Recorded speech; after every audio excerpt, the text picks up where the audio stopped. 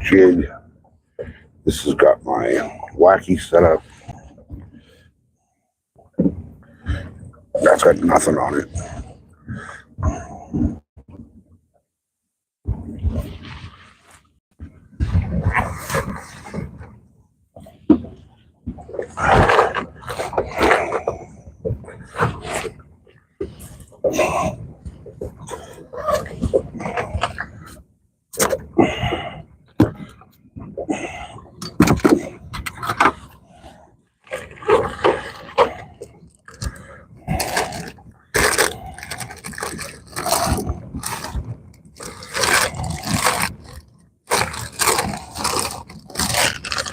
I'm going to try this Senko I've never tried before. What's going on, guys? Welcome in. We're just getting started here. I'm not even all the way set up. Still trying to get a wacky rig set up here. And then we're going to be going for some lunker lake record bass. Hopefully y'all enjoy the ride. You hang out and we can get some bass today. The carp are jumping around like crazy. I'm thinking what I'm going to do is I'm going to start down on the other end of the lake today. And quite possibly, if I can get lucky, hit that lake record. So, tray tables in their upright positions, seat backs forward, put your seat belts on. Let's go hit the other end of the lake. Whisker Biscuit. Hey, Whisker Biscuit, can you do me a favor? Is my audio good? Can you hear me? I've been having issues with the microphones lately.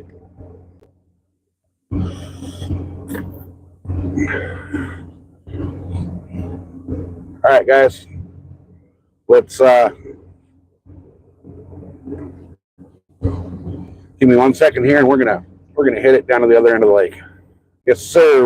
Audio's good. Thank you, sir. Appreciate you. There's been carp rolling out here like mad today. There is no lake record carp on record here.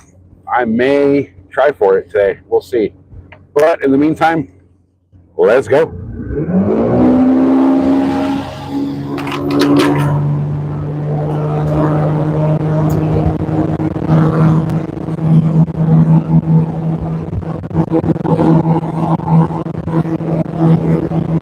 Yes, sir. The lake is calm and glassy and beautiful today.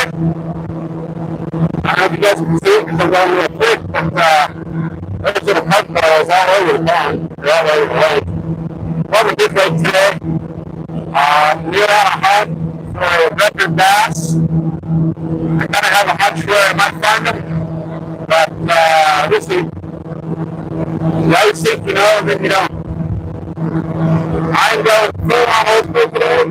I am not even going to turn on the electronics. I haven't even plugged in the fish finder.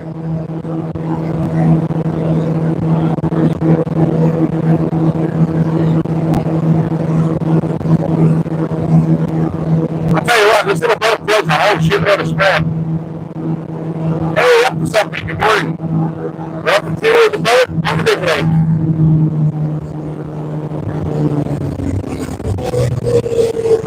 We've just got so much activity up on top, but the vast majority of it, I'm dead sure, is going to be the carp.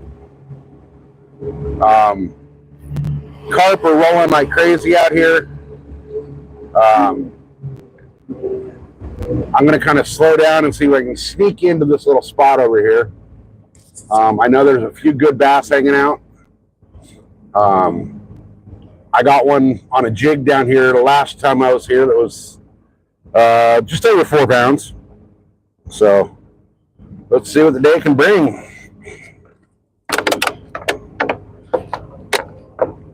Let's see if I can get in here all nice and quiet. I'm going to kind of throttle back, stealth my way in. I'm seeing just so much activity right here. I told myself I wasn't going to plug in the electronics today, but I might. just so much activity I'm seeing. I might just see what's going on.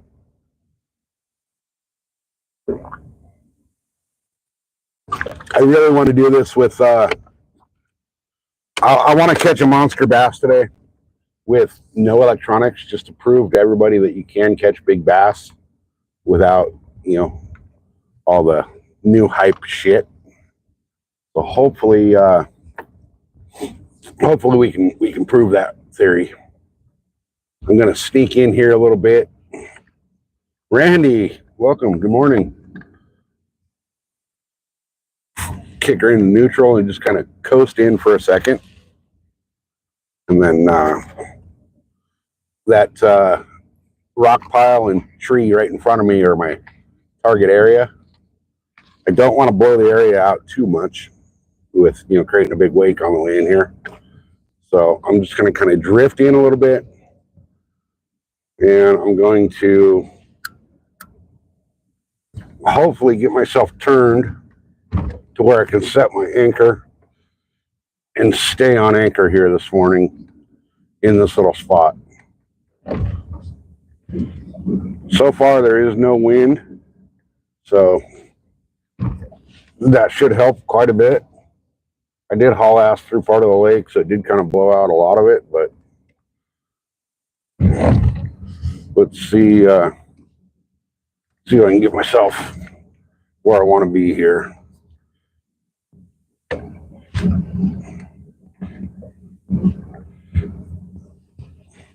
Nope, the best fish finder out there is the old brain pan, as they say. And, you know, they say forward-facing sunglasses are your best sonar. So we'll see. We're going to put that theory to the test today. Alan, I am on my home lake, and due to the fact that this lake does not get a lot of pressure, I'm not going to announce the name of it. Just because I'm on a lunker hunt here, and I don't want to blow out the spot and have a bunch of people show up. All right, ladies and gentlemen, let me drop the anchor and see if we can stay on it.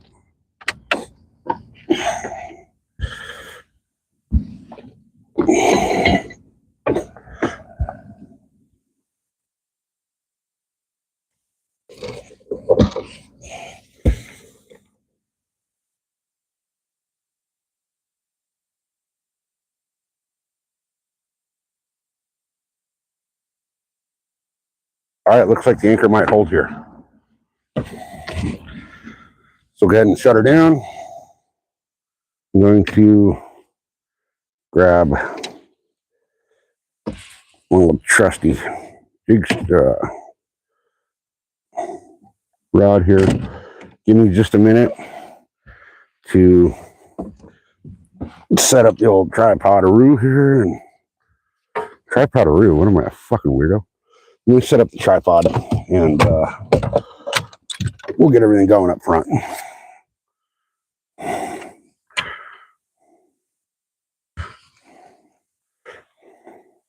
I'm going to try to set this up a little bit different today so that I can see chat a little better. So let me grab my phone here. I might have drifted in a little closer than I wanted to.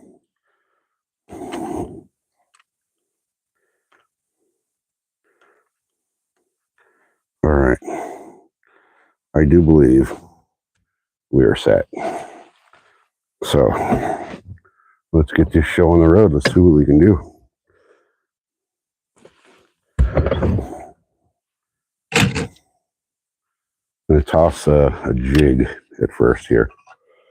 I know that I caught a nice lunker over here on a black blue jig last time I was here. So let me see if I can repeat that. The boat kind of spun a little bit weird, but that's okay.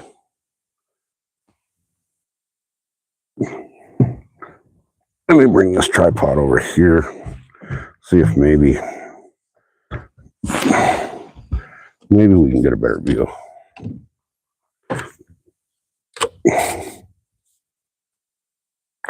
Drop that leg down a little bit, see what happens. There we go. All right. So, won't be the best view, but it's better than what I had, I think. I know there's been some big fish hanging out in this corner over here. Hey, Hooked, what's up? Welcome in.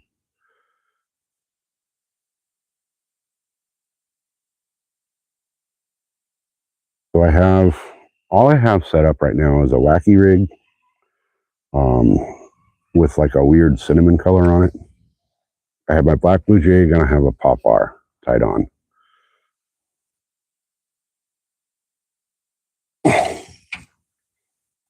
So I'm hoping that I didn't tie the donkey rig up yet. I should, but we'll see what we can get here on the jig first. And then, unfortunately, someone was not careful last time we were on the boat and stepped on a few of my rods and broke them. So I'm down to my 3 good rods that I really like, fish and an ugly stick.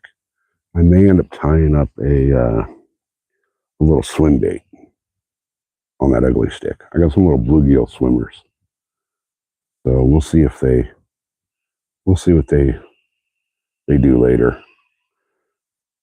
Right now I just want to get the skunk off the boat and then see what we can do after that. Because once the skunk's off, then the day starts.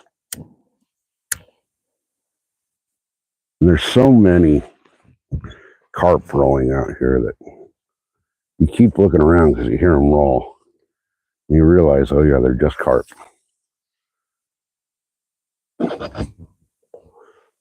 So hopefully we can get something going quick here. I did catch a pretty good lunker last time I was in this spot. So we'll see if I can get her again. It may be onto the black blue jig though. But we'll see. We'll see what we can do. I don't know if you guys just saw that right out there, but there's that roll right there. That was a carp. So I'm casting right into the area there with the trees. Yeah, this is a great little area. This whole north shoreline of this lake is really good. A lot of good structure, a lot of good cover.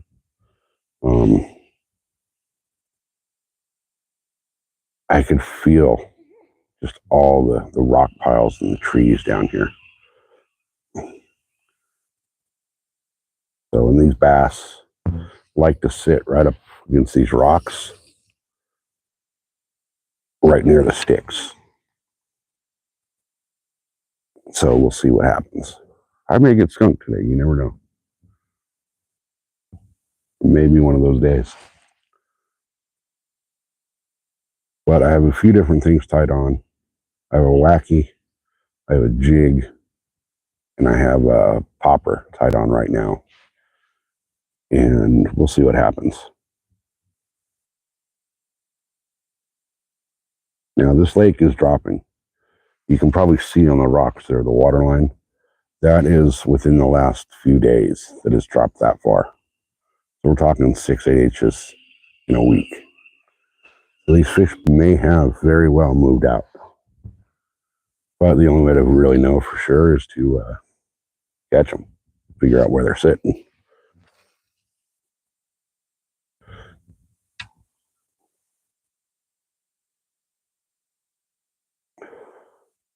Thought I got tapped over there. I was hitting a weed.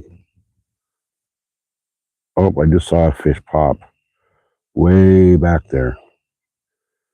And that was a bass that hit top water. I may, I don't know if I can get this jig all the way over there or not. I may throw a top water back through there and run it through and see what I can do. Worst case scenario, if I don't get anything here in the next little while, what I'm going to do is go to my confidence rig and see what I can get off of that. Because, we all have those rigs that we throw that we know work for us. The donkey rig is my confidence rig. So I will throw that here in a little bit if I don't get anything else. And there's little bass popping all around over on the rocks behind me, or kind of in front of me, behind the camera.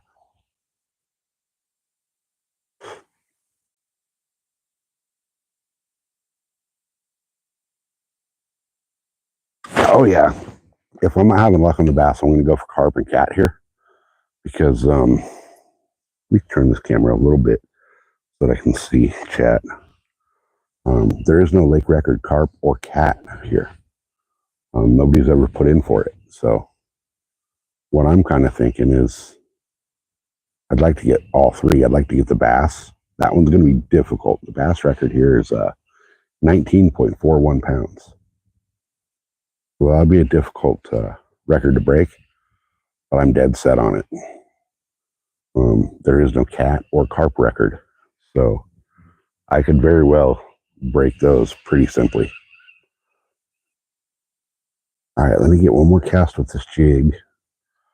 Right over here, I want to bounce it off this rock over there. Oops. Not there, not there, not there. Oh, good. Threw it right between the sticks. I almost lost it. This is my last black blue jig that I have. I got a bunch more in order, but all right, let me see if I can get this where I wanted it. That was kind of there, but that went up over the rock. There we go. I just popped it down the front side of the rock. So we'll see what we can get. Treasure Hunter Neil, welcome in. Catching with Cruz, welcome in.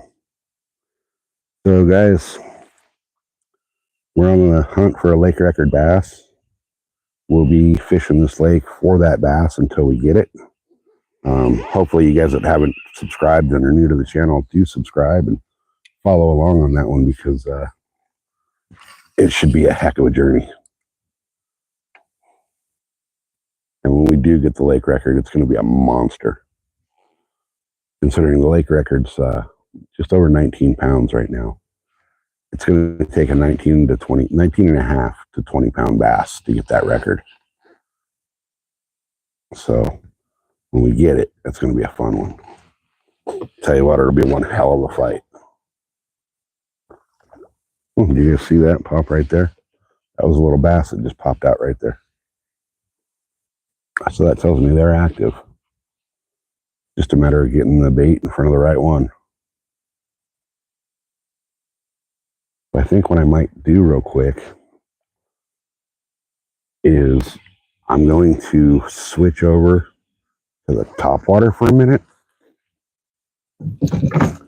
and see if maybe we can't get big old girl to bite the popper.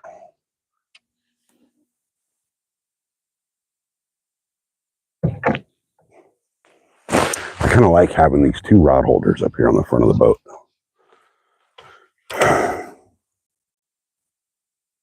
Makes it easy to transition between baits. That's a little farther off of the weed pile that I wanted, but we'll see. Man, I just hear fish boiling everywhere. You'll probably see them on camera, but a lot of it's the carp. There's just so many carp in this lake. I feel like I should switch over and put a bread ball on and just let it float out there. You know, just kind of dead stick a bread ball while I'm fishing bass. I may actually do that here in a second.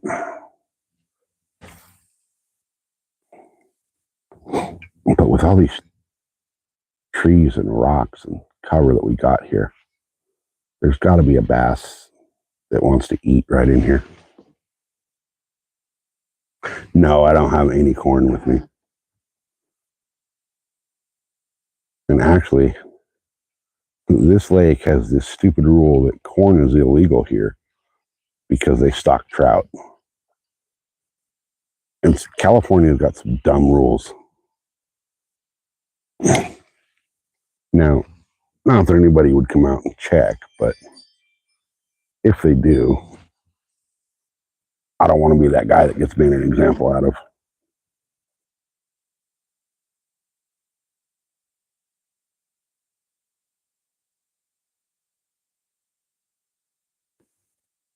There's just so much activity on the lake. You would think the bass would be going crazy.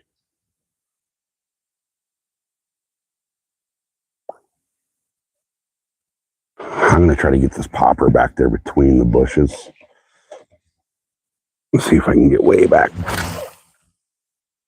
Ooh, that was a nice, perfect spot right between the bush. It wasn't as far as I wanted it. I wanted it closer to the rocks back there, but maybe we'll pull a bass in. Who knows? I do know that this area is loaded with fish. I've caught quite a few of my bigger bass down in this part of the lake. Most of them come on swim baits and jigs. I like coming out here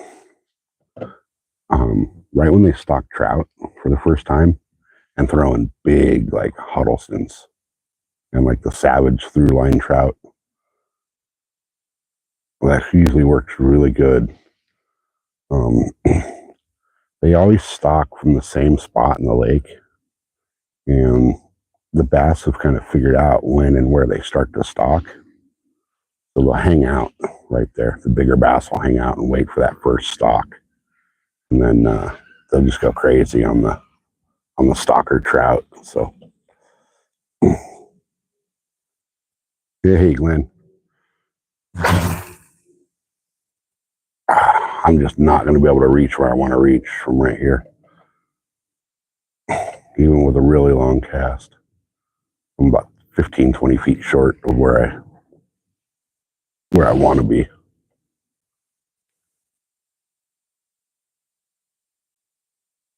But that's okay. We'll get on them eventually. So hopefully we can get a nice big old 13 plus pound bass today. My goal is the lake record, but I'll settle for something in the teens for the day. I know these bass are here. I know with the water clarity being as bad as it is and the lake dropping as quick as it is, it's going to put a damper on them. But you ain't going to catch them if you ain't going to try for them, right?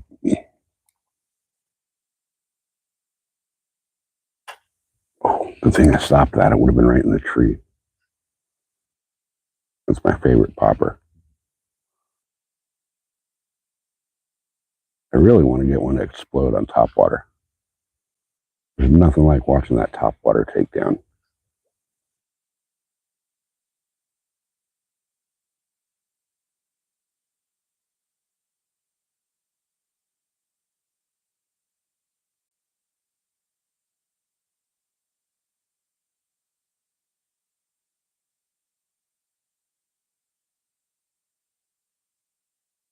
Yeah, trout, the stalker trout, man, it's like, because they stock them and some of the rules they come up with because of it just pisses me off.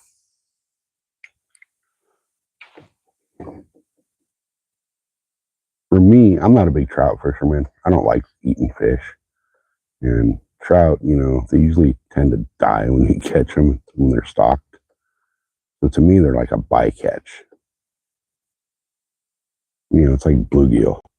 You don't really want them, but you end up catching them.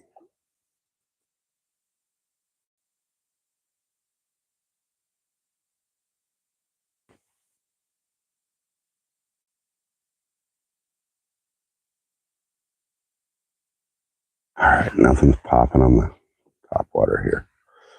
Let me see if, I'm going to try just to try it. I'm going to throw this out kind of deep. See if maybe the bass are sitting out deep.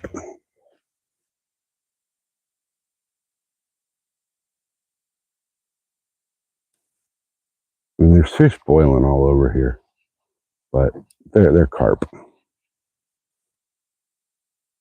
There's a lot of them were real small. I know there's big carp in here, but the ones that keep popping the surface here are pretty small.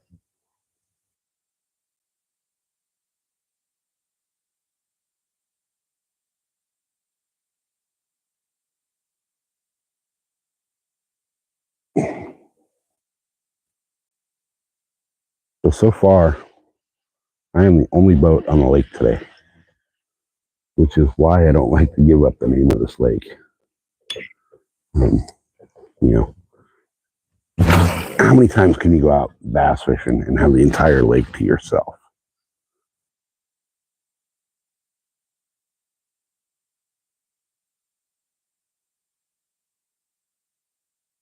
I'm almost wondering if because of the carp rolling so much like they do, that the commotion they cause on the top water has shut the bass off to it.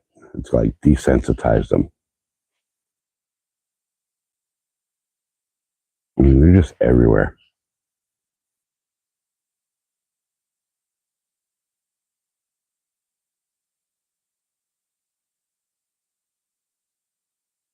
There's just so many freaking carp in here.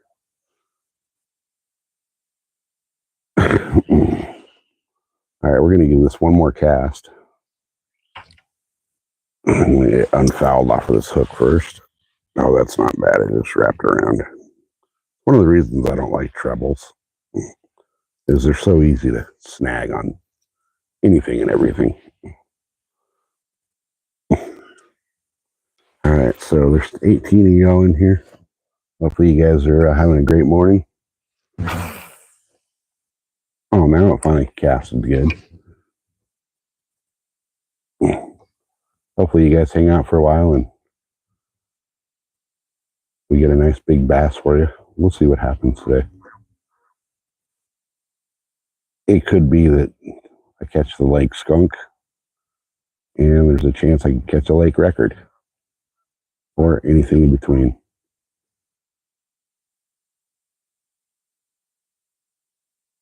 The amount of fish popping over here is crazy. I almost want to throw out there and see if maybe that is a bass chasing something. I keep hearing them. I haven't seen them over here. I keep hearing it, but it doesn't quite sound the same as the carp roll. So I'm going to run this top water through here and see what happens. Because these bass here in this lake have been known to hang out offshore as well. And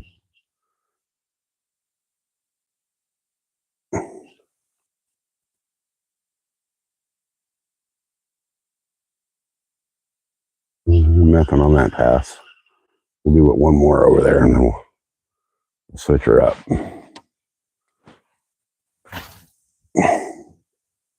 That wasn't a great cast, but did my chat freeze again? Stupid chat. Mike Johnson, welcome in. I will not tell this lake's name on live YouTube.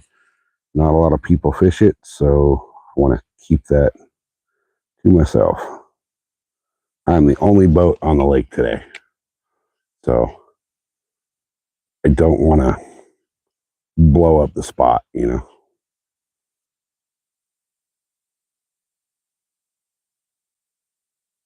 It's kind of a little well-known yet like secret lake out here. Not a lot of people fish it. They don't realize the potential that's in this lake. So I want to kind of keep it that way for a while if I can. We have a lake that out here that's I might lose that. We have a lake out here that's undergoing some dam repairs. So they've shut it down, the boat launch, because they had to lower the lake so much to work on the dam. And that has put a lot of pressure on the other lakes out here. And so far, this lake hasn't seen any of that extra pressure. So, not a lot of people fish it, and I want to keep it that way.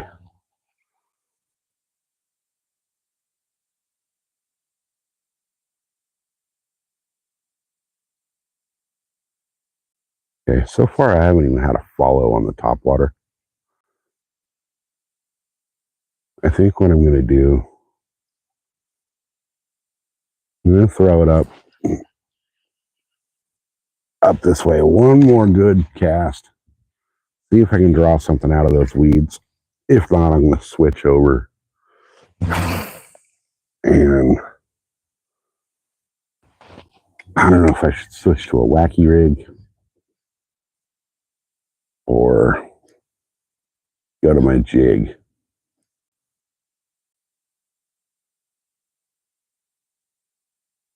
No, I haven't tied on my donkey rig yet.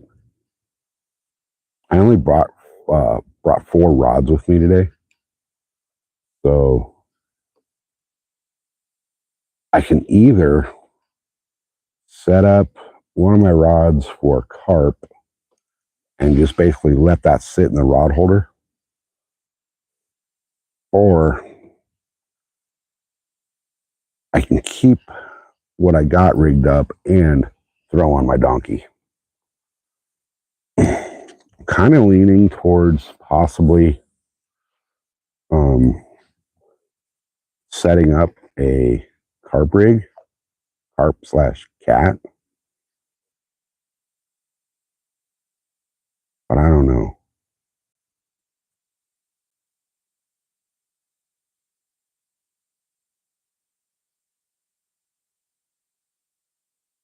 I don't think my big old bass that's been sitting down here is going to bite right now.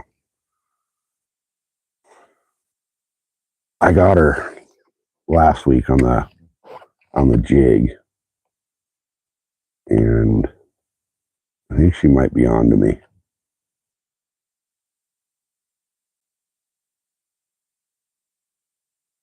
Hopefully I can get her to come out and play. She's about 4.5 pounds right here, just under. So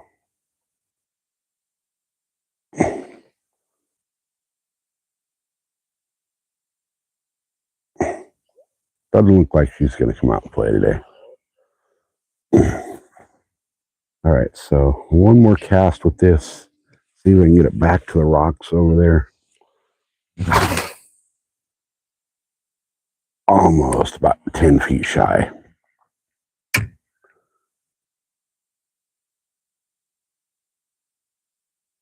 These bass over here are really weird. Sometimes they'll sit right against the rocks, and other times they'll be nowhere around the rocks. They'll be on a bunch of these offshore brush piles.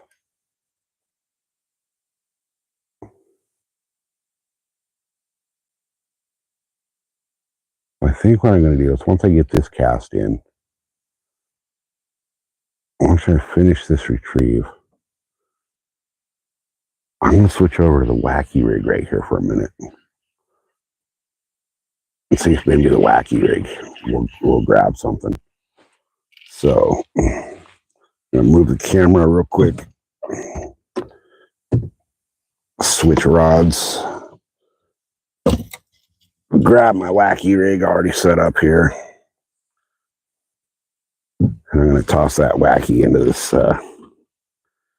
little hole. I'm actually staying on anchor today, so that's pretty good. I've been having issues staying on anchor in this lake. So, all right.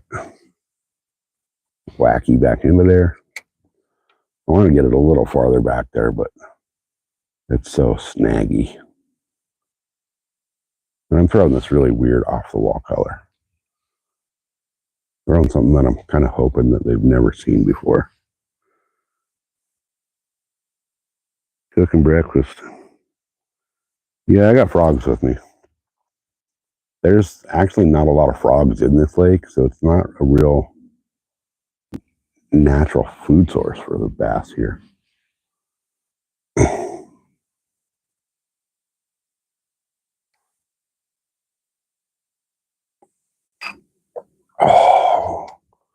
got so lucky right there. I stopped that cast. It would have been wrapped into that tree.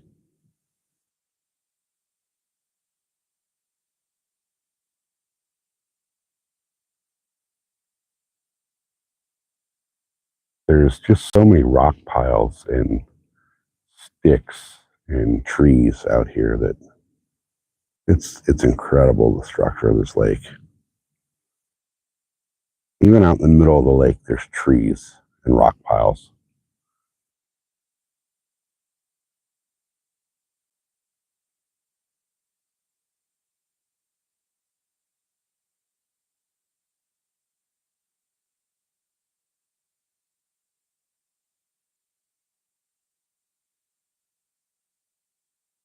I really want a underwater lure camera.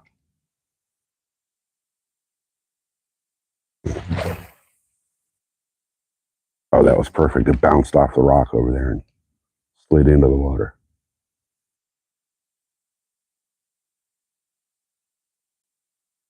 I want to tie on so many things here, but I can only fish one at a time.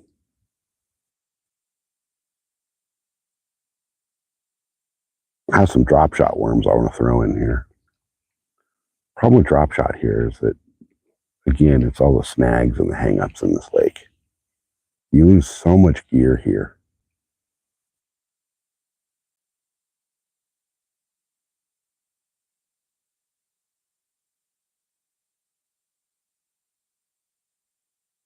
I'm almost starting to convince myself that this little spot that I'm in is more of an afternoon spot.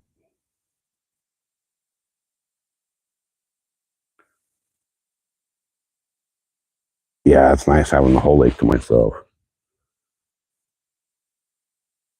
Sorry guys, my chat, I don't know what it is. It keeps just freezing up. I don't know if it's like a YouTube issue or a me issue. But I'll look over at chat and it'll be on a message from like 10 minutes ago. And I think that nobody's actually chatting and I miss a bunch of, ooh, gosh, right into the tree. In the tree. Man, I got it back, thank God. But what I was saying is I miss a bunch of the chat because it freezes.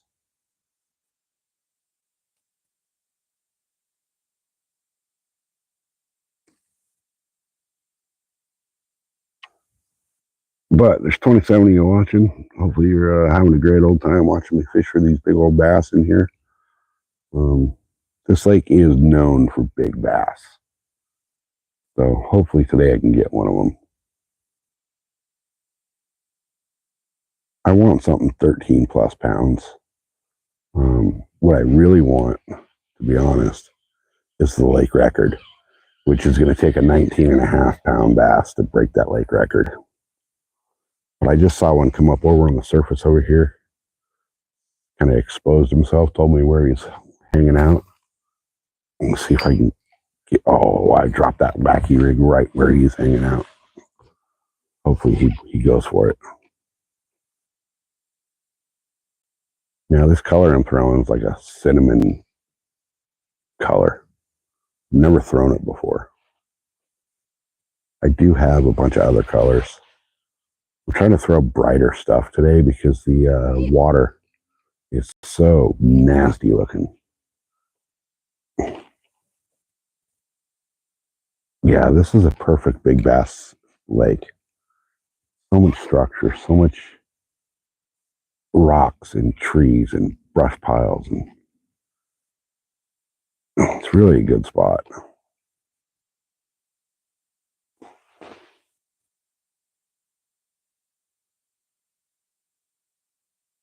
I really think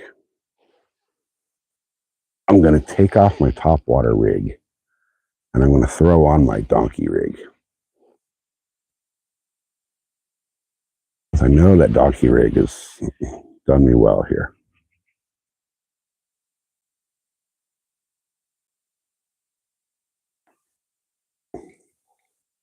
I told myself I wasn't going to use the electronics today.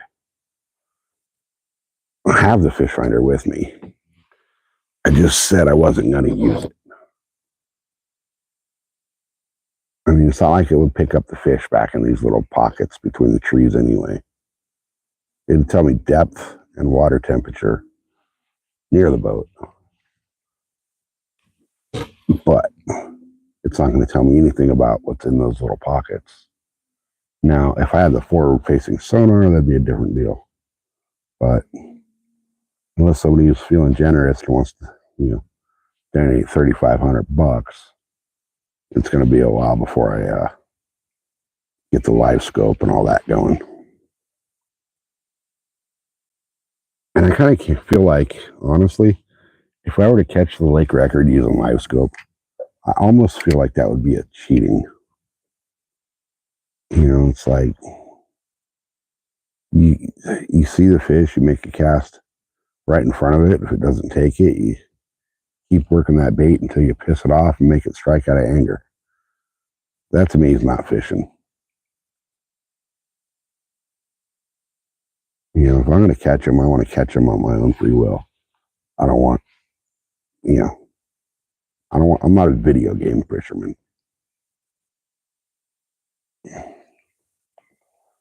I've always been taught that the best equipment to find the fish is a good old brain pan. And the best forward-facing sonar are your eyeballs. You can look around, learn where the fish like to hang out, and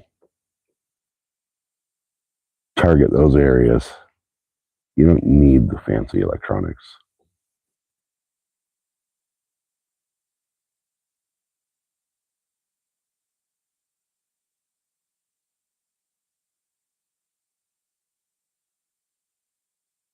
Now, with this water being so absolutely zero visibility, I'm hoping that colors that stand out rather than blend in will do pretty well.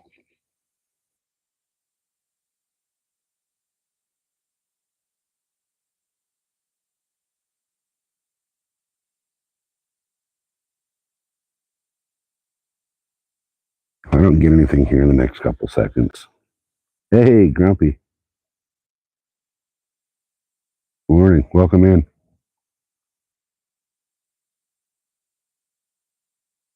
If I don't get anything here in the next little bit, what I'm going to do is I'm going to sit here for a minute. I'm going to retie. I'll tie my top water rig. I'll take my top water off, and I'll tie that up on the donkey rig on that rod. I'll throw the donkey rig a little bit. And I think what I'm going to do, to be completely honest, is I'm going to start dead sticking a carp rod. Carp/cat. There is zero wind right now, zero current. The only real current we get in this lake is the wind-driven current. So I don't really need to go super elaborate with the carp setup. I think actually, to be honest, you guys, I'm going to do that right now. I'm going to set up the carp, and I'm going to, I'll set that up on my ugly stick.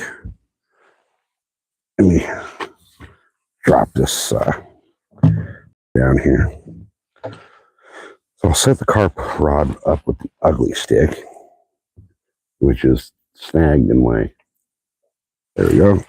Then once I get that set up, I'm going to set up the top water rod that I have going on with my donkey rig. So let's get a carp setup going.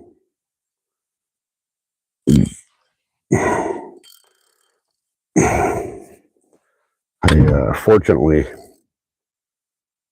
already had some bread in the boat that I can use. So we'll see if the carp out here will eat some white bread. I know that at the pond by the house, I have caught more fish off white bread than any other bait in that pond.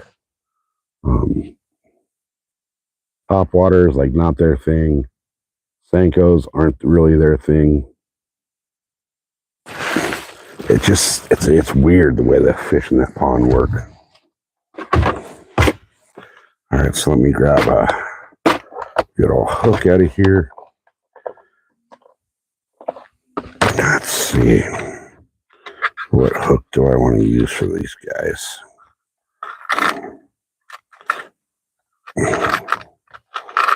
I got a big ass, thick.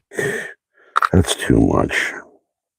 I'll go with one of these smaller little circle hooks that I got for the carp. So I'll be putting a smaller bait on there anyway. So we'll rig it up for carp / cat and see what we can do. I'm not even going to put weight. I'm just going to go with a straight hook and a bread ball. And I'm going to tie off my Palomar knot. That's my Palomar is my go-to knot for everything. If I'm tying a hook, it's going to be a Palomar. Unless for some reason I can't because of the rig. But 99% of the time, I will be tying that Palomar. Where did I put? The pliers are right there. That boat's such a fucking mess right now. It's like I clean it out, then I come out and fish, and I make a total freaking mess. And I say, oh, I'm going to clean it up when I get home. And then usually I'm pretty good about it. Last time I got home and didn't really feel it. I was freaking starving. And then I got in the house and started doing a few other things and totally forgot to clean out the boat. So let me see. Let me throw some bait out there, some bread, and see what happens to it. Let's see if anything actually bites on it. But now at the pond, bluegill go absolutely crazy on the bread balls. And once they start just annihilating the bread balls that I'm throwing out for the bluegill, the bass come in and just hammer the bluegill. I don't think that works in this lake. I haven't seen anything bite the bread off the top here. So, all right, let me get this bread ball out there.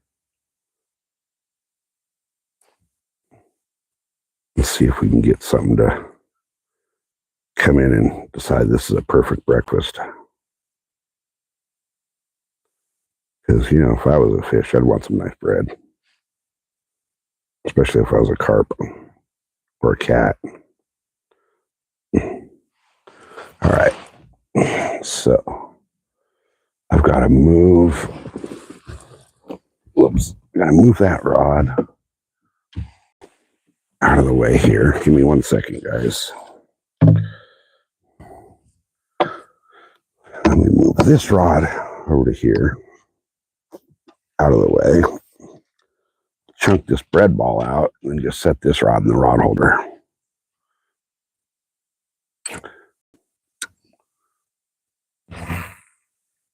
All right.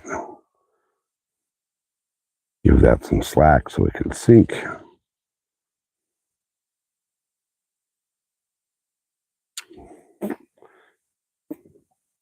And that rod is in the holder. I'm gonna back off that drag just in case.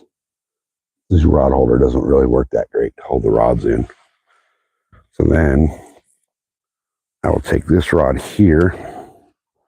I'm going to take the topwater rig off of it. And I'm going to tie on my donkey rig. Because the donkey rig, hey, 570. So the Mrs. SoCal is unfortunately at work. So I'm out here flying solo on the boat today. I got lucky today. Usually when I come out on the boat, I bring my dad with me. And he broke 2 of my rods last week. So, he broke one of mine and one of his. So unfortunately, he did go buy himself a new rod, but he didn't buy any line to go on the reel. So he gets to sit the day out today, which means I can actually focus on fishing. So I'm going to tie this donkey rig up, guys. It's going to take me a good minute here to tie this because it requires 2 of everything. So get that tied up and then throw it on some good old-fashioned 12-pound P-line here. So what I'm going to do is I'm going to tie my leaders on first, I think.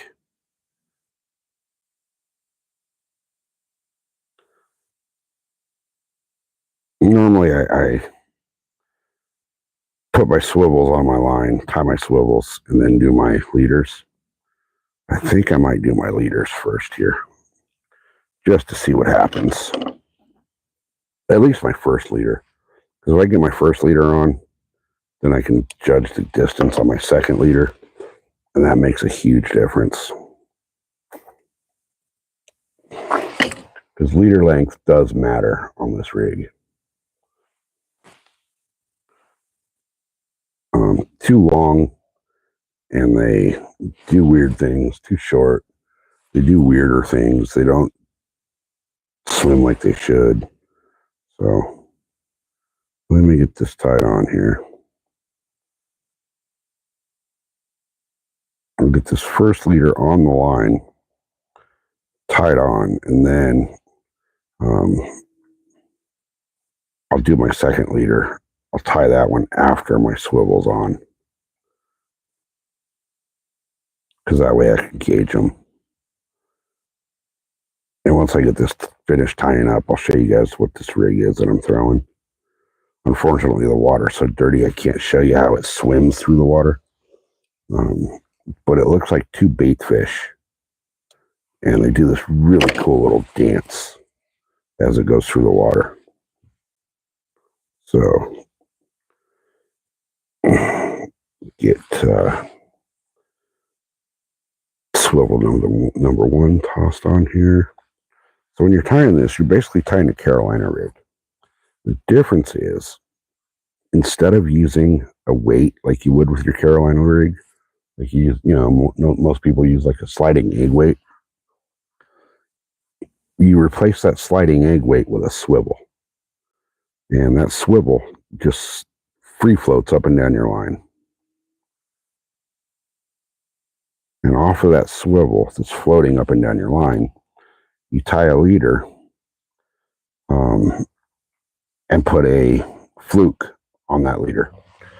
And then once you get that main line, that first swivel all taken care of, then what you're going to do is you're going to take another leader and you're going to tie up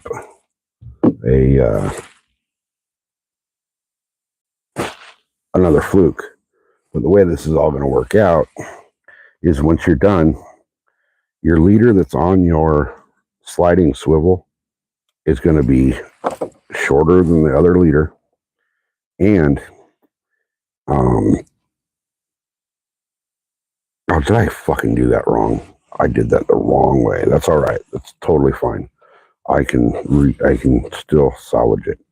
I tied the leader on the wrong freaking swivel.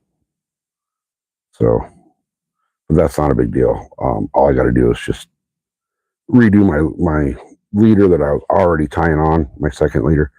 But what you'll do, your leader that goes on your main line on the swivel that just slides is going to be shorter than the swivel from where you're basically doing your Carolina rig. And you're going to make those so that your flukes, once they're all hooked up, sit nose to tail on that line. why did that not tie?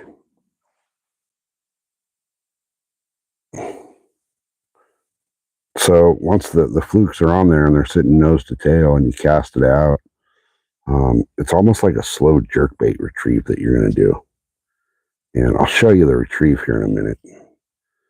But the little freaking ballet that these flukes do down in the water is just phenomenal.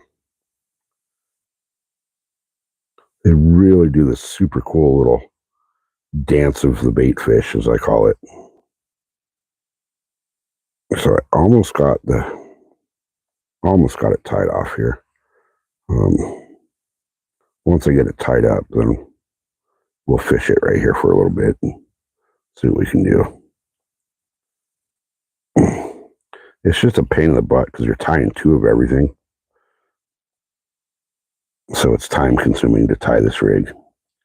You can pre-tie your leaders and just, end up doing basically one knot once you're on the water. But I decided to not pre-tie everything today and just do it on the fly. So let me get this second hook tied on. Once I get that tied on, I'll be able to throw my flukes on and show you guys what this looks like. I'm sure a lot of you that have watched me fish this rig before know what it is, know what I'm tying. So this is definitely one of my go-to rigs. It works phenomenal once it's done right. Problem is, the way I'm doing this, it's really hard to get your leaders exactly right. All right. So let me see where they sit. That one's a little bit too long. Okay. So what I'm going to do is I'm going to shorten that one up just a hair.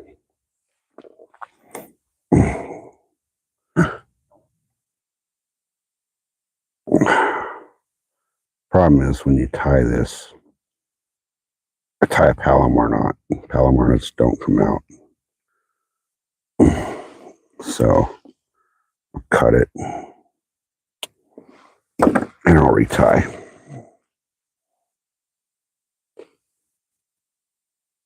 And I might have cut it a little short. Gosh dang it. Maybe not.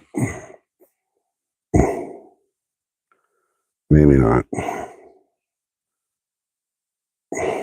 I might be able to salvage it with a different knot.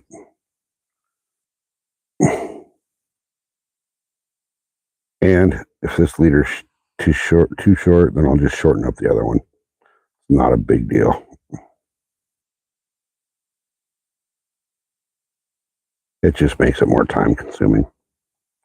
This is why I recommend if you're going to throw this, you pre-tie and have your leaders already tied before you get out here. That way you save a little bit of time when you're out on the lake. Because this is, like you guys would see, this is a time consuming rig to tie up. But it generally works pretty flipping good. Not always, nothing's ever a guarantee, but I've had really good success on this. So let me see where these sit. Okay, they'll sit just about a little long. I'm going to shorten my first leader up just a hair, just so that my flukes are sitting a little more off than they would be right now. You want them sitting nose to tail or as close to it as possible without overlapping each other.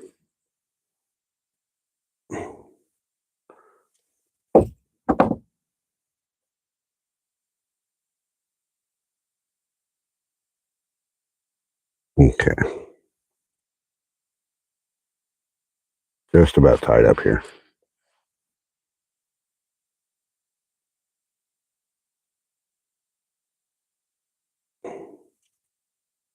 Man, it is freaking hot out here today. It's supposed to be in the triple digits today out here. I do have the bimini top for some shade, but it makes it really tough to fish with the bimini top up. All right, guys, let's go in.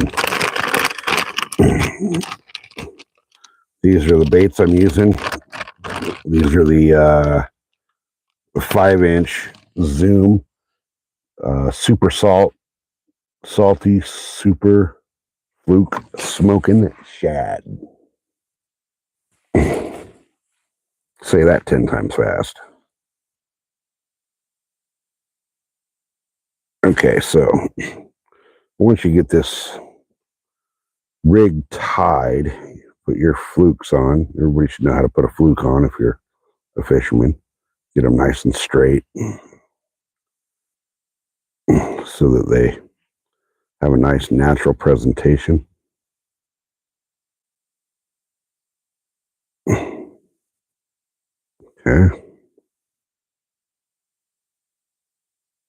And then let me get this second fluke on here. This is going to be a little short, but oh, good grief. Now, the one thing I will recommend with this rig is if you're fishing braid, tie on a leader of either mono or fluoro to your braid, and then tie your rig off of that. The braid, for some reason with this rig, seems to tangle. And this is pretty much a tangle-free rig, but the braid, something about it, just likes to catch up and tangle into everything. So, didn't quite get that one through the right way. There we go. That's, nope. Go down the middle, you stupid hook. There we go. Okay. So now, here's the donkey rig after it's tied. So you see how those flukes just kind of sit nose to tail? And you got your two swivels right here.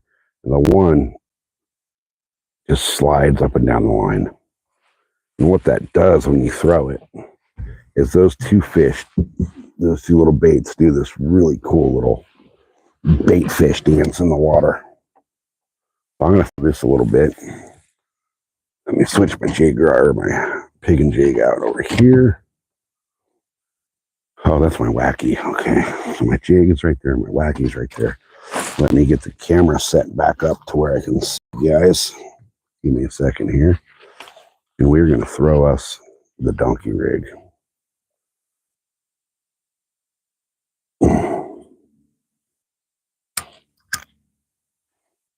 This is one of my favorite rigs to throw.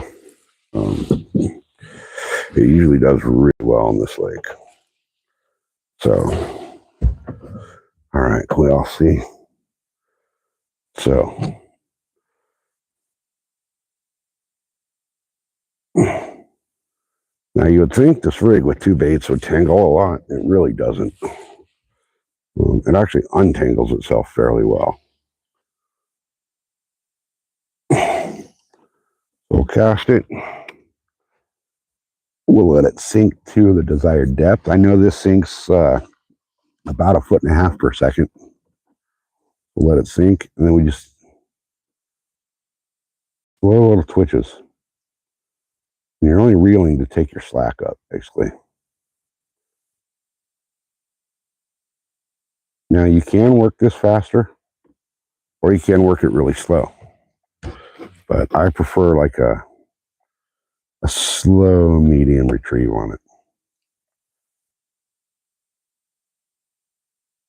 And let's see if I can get this back into this little hole.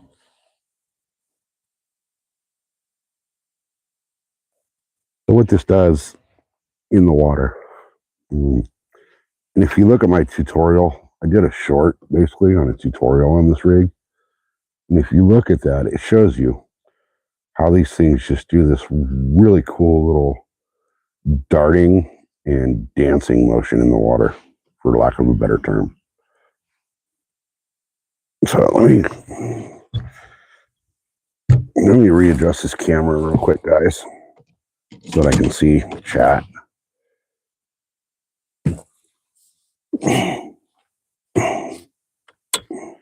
All right. There we go. Now I can kind of see chat. Hey, fun mix time. What's up? No, it's felt. My hat. Gosh, my freaking chat just freezes up all the time. Leafy, what's happening, brother? Good to see you guys. You know what, Leafy, you've been here long enough that let me give you a wrench there, bud. All right. So there's 34 of y'all watching. Hopefully I can catch a fish for you guys, and if we can do it right, we'll catch a lake record. I really want that lake record out of here. That lake record in this lake is 19.41 pounds. So it's going to take a big fish to break that record.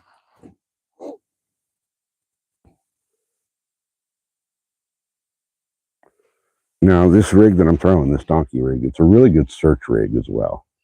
You can cover a lot of water with it pretty quick.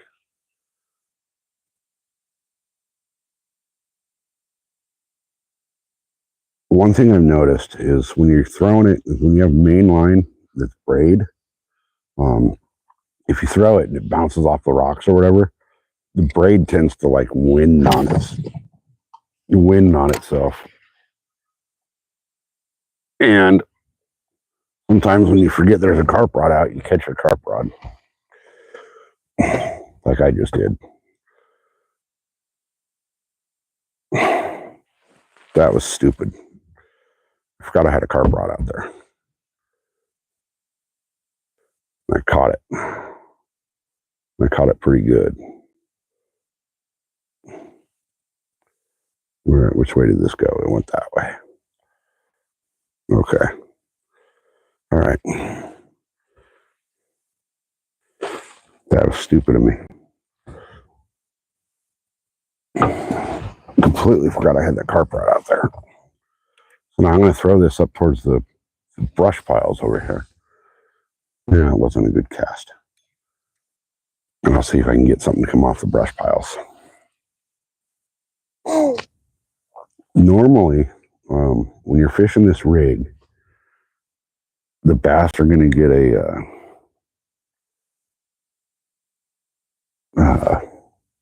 they're gonna hit the trailing fluke.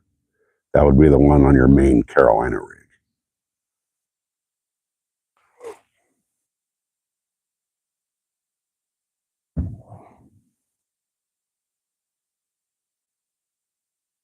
So far, so good. Been a good day. Yeah, the water's super calm out here so far.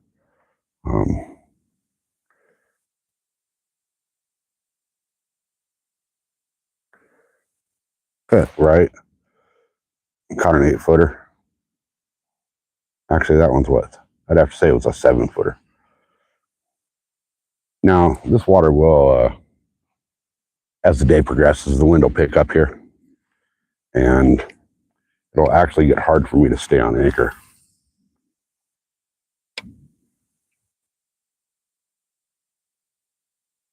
So far, I've been stuck right here on anchor, which is pretty good. I think I am going to make a move here in a minute. Doesn't seem like anything's happening right here. So I might make a little bit of a move. There's another area that I want to hit that I've got some nice bass out of. Now, normally this side of the lake is where the bigger bass are, but the biggest one I've caught lately came on the other side of the lake. So I'll throw this a couple more times right here, then I'll move on to the other end of the lake, or the other side of the area that I want to fish here, and see what we can do.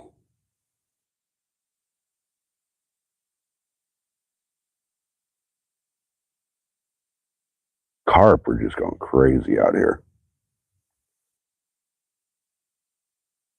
Unfortunately, they don't want to bite my bread.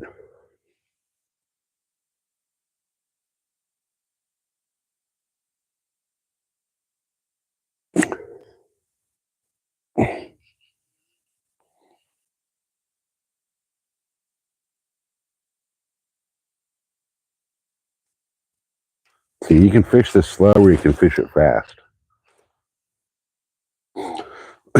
I kind of fish it like a medium slow. I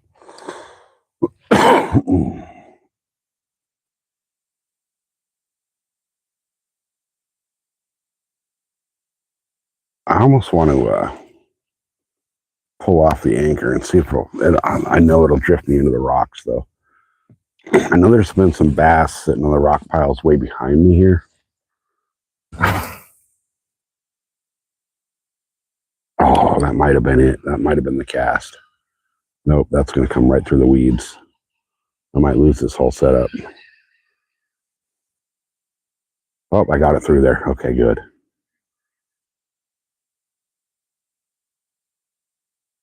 So this setup, if you rig it or if you work it fast, they'll tangle up. But when they do, you just grab one and pull, and it'll untangle. But it'll also stay up top a little more when you work it faster. Okay, so that's going to come right past that brush pile. There's a brush pile and a rock over there. This rig will come right by it, and hopefully if there's something on it, on that brush pile, it'll hit this rig.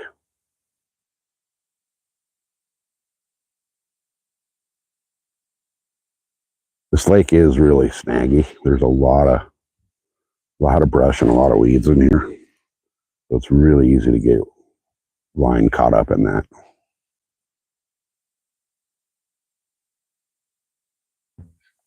Did my chat freeze again? Yes, it did. California.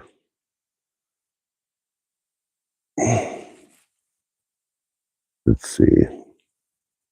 Size reels, I think it's the 25. Is it 25 or is it the 3000?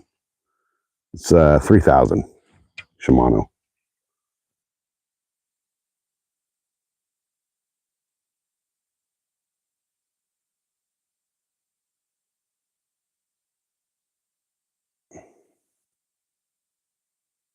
You know, I've been told that a couple of times, and I always thought they were full of shit, that I should be a narrator.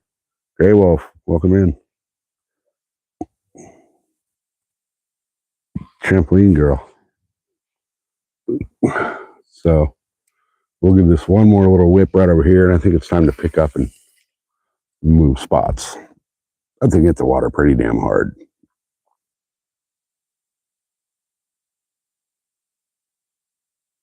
I think I'm going to go fish the...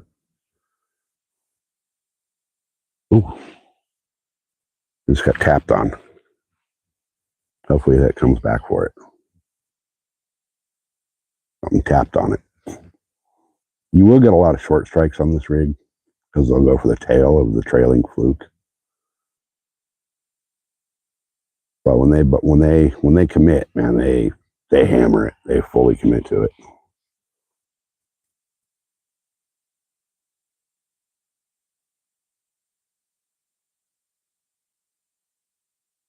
All right. Oh, that was right between all those sticks.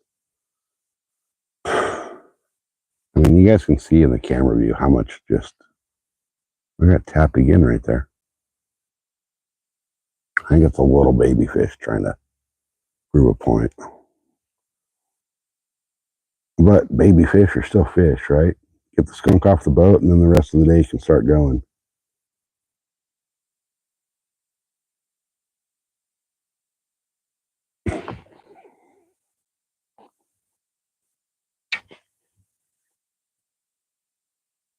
Let me throw this back over there one more time.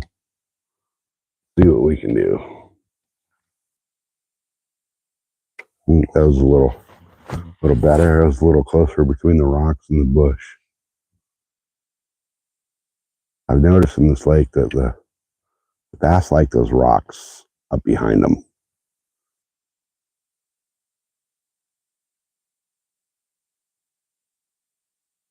It's like they feel secure with that rock pile behind them. Plus, it gives them a great ambush point.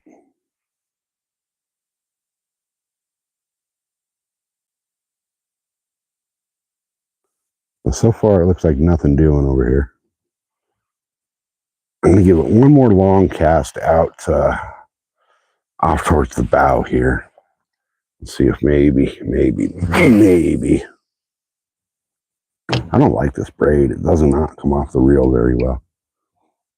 See if maybe I can entice something into biting up here, up this way. If not, we'll make a pretty decent move and go fish another little spot here.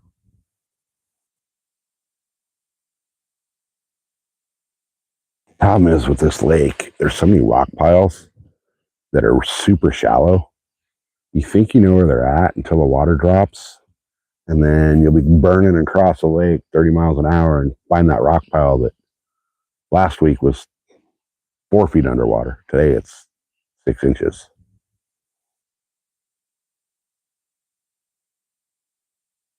I actually have a picture of me somewhere that looks like I'm actually standing on the water in the middle of the lake. But it was a rock that was about 1/16 of an inch underwater, to where I could stand on that rock, and my flip-flops looked like they were literally on top of the water. It was actually a pretty cool picture. All right, so we've got nothing going right here. We're gonna pack it up right here and move on to another spot and see if we can find something up the road a little bit.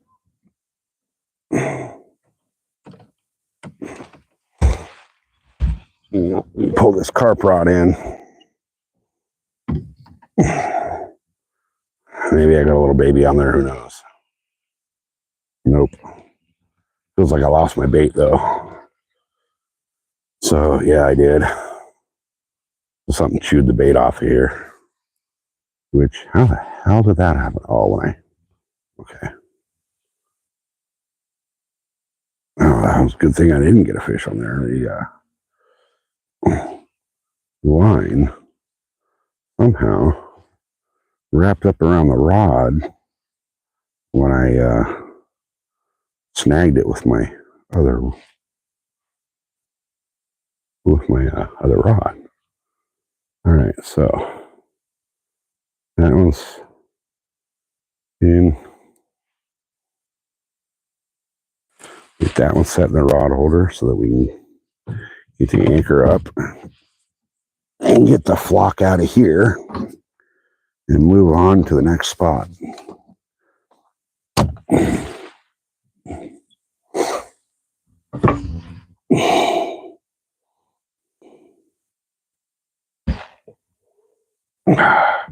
This lake is so weird. It's like 90% of the time your ankle will drag. 5% of the time it'll keep you there. And then 5% of the time you'll lose an anchor because it'll get stuck in something. So, all right, let me take the phone out of the holder here. Put it in the other holder while we're making our move. Get the tripod out of the way here. All right, give me a second, guys. Let me get this in here, flip the camera around so you don't got to look at my ugly ass. All right.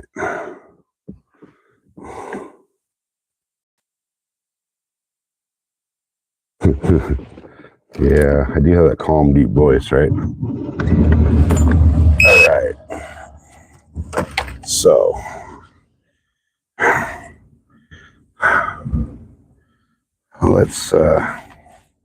let's get this show on the road. All right, everybody, seat backs in their upright positions, tray tables up in their locked position. Hands and feet inside the vehicle at all times. We're going to make a little move. and see what we can get in a different spot. Here we go.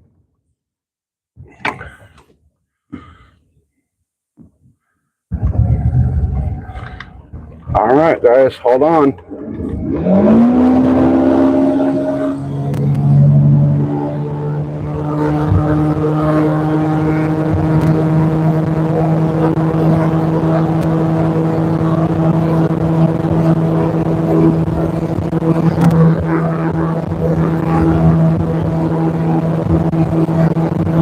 We're gonna make a pretty big move here.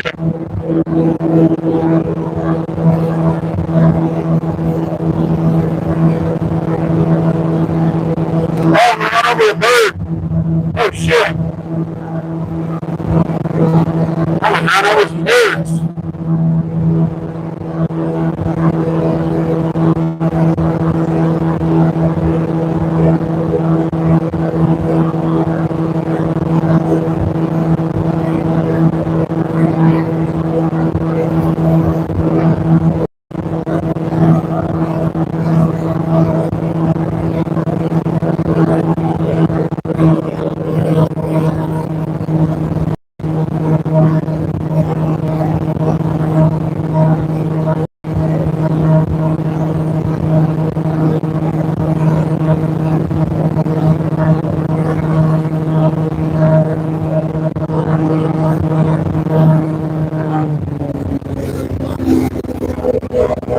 There's a kayak over there, so what I'm gonna do is I'm gonna slow way down and give them a wide berth so my rake doesn't blow them out.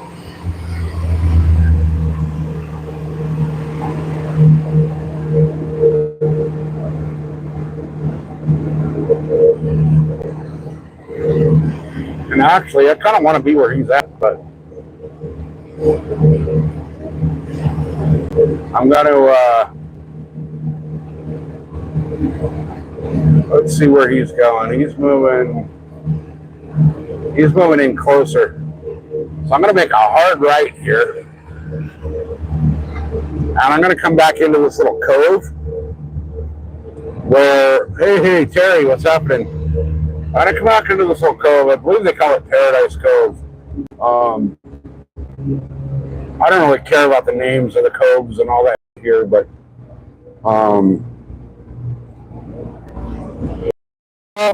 to troll on this lake would be, for lack of a better term, kind of stupid, because you're going to catch more trees and rocks. There's so many snags and so many hang-ups here that I'm going to lose a lot of gear. So we're going to come back into this little cove where I did see, started the live, I was over here tying some stuff up, and I did see quite a bit of activity with fish. So I'm going to see if I can get a nice, good little anchorage here. Let's see what we can do. If I can get set just right, we'll be okay. That will slow you down.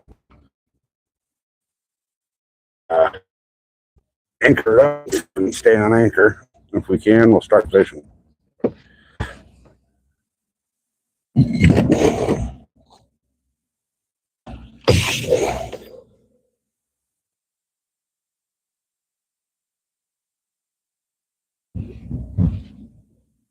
All right.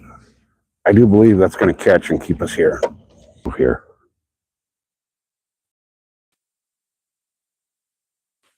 I had 5 bars of service. Now all of a sudden it just keeps crapping out the stream. So we're going to make we're going to get this cast back in and we'll make a quick little move. Oh, it looks like they're moving the boat launch. More cast, and then we're gonna move because service is just not what it should be over here. Hopefully they're moving that ramp so it's easier to launch here. Wake you out. Up here, I'd never see that once in a while, but I'm used to it because I use ocean kayak. Oh yeah. Yep. Yeah, I try to keep it mellow. There was a lot, you know. Yeah, I'm up here once, twice a week. Yeah, I'm up here quite a bit. Had some issues with the boat lately, so I haven't been out as much as I wanted to, but Well, there's a lot of rocks starting to show up. there's a lot. Especially over, when you come out the ramp, you used to be able to make that right. There's rocks that are 2 feet out of the water now that weren't there a month ago. Oh, yeah, I see some nice crop marks on one. That's probably from me. It's a gnarly one. That might be from me. All right, well, good luck to you. Yeah, you too. I think I'm going to head back down towards Geezer in that area. I'm going to shake down this way. I'm going to go find. Nice. Oh, yeah, I think I know what you're talking. Yeah, right next to the water. Beautiful. Yeah. Well, I'll do my best not to blow you out when I go by. Oh, don't worry about it. Don't bother me at all.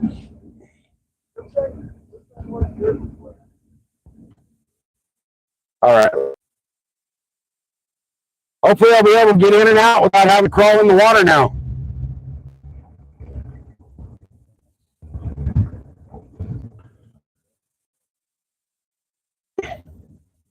Then I ran the flukes a little deeper and still nothing, so I think they're still hiding up in the rocks and the trees.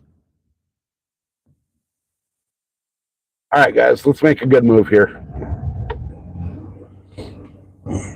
For some reason the stream kept crapping out back over there, so we'll go back down here, see what we can do. There's I don't know why it is this end of the lake I get really crappy service, so I think what I might do though, oh, my monster drink's still cold, beautiful. I think what I might do is go kind of back down where I was and try to hit the other side a little bit. So there's a bunch of rock piles, there's a bunch of good structure down there. So maybe I'll hit some of that and see what I can do.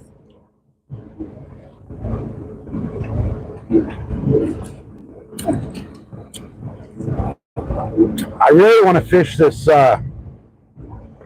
There's this cove over here where everybody says they do really good on bass and catfish, but I'm looking for the lake record bass and the lake record cat and the lake record carp.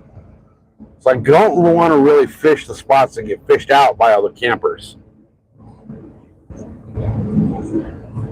And then I can't really put the hammer down right here because the lake speed limit on this lake is technically 10 miles an hour. And the rangers are over here at the boat ramp moving the dock around. The courtesy dock they have to dock your boat up while you're loading and unloading. The water levels dropped so far that dock was actually so far up that when I launched the boat this morning, my trailer was past the dock before my boat actually started floating up off the trailer.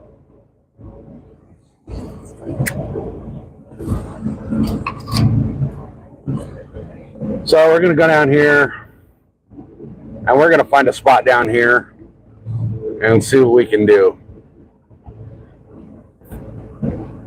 This guy up here was saying that it was good this morning and it just shut down, but that doesn't matter to me. When it shuts down, that just means you got to fish it different and fish it harder.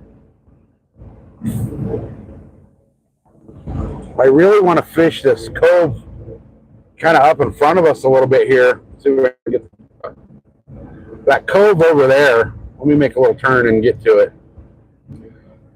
There's been some good bass hanging out along the rocks over there, but with the water level dropping as much as I got the hiccups from that monster drink. With the water dropping the way it's been dropping, there's so many rocks and stuff in here that I don't want to take the boat into it because last time I took the boat in there, I actually hit a rock. And that's the last thing I want to do. So, yeah, Whisker Biscuit. The views of this place are phenomenal. The mountains that you're looking in front of us, there's a road that goes way back up into those mountains. It's hard to see on camera. You probably can't even see it on camera. But the road leads up into a spot where I'm going to be deer hunting this year.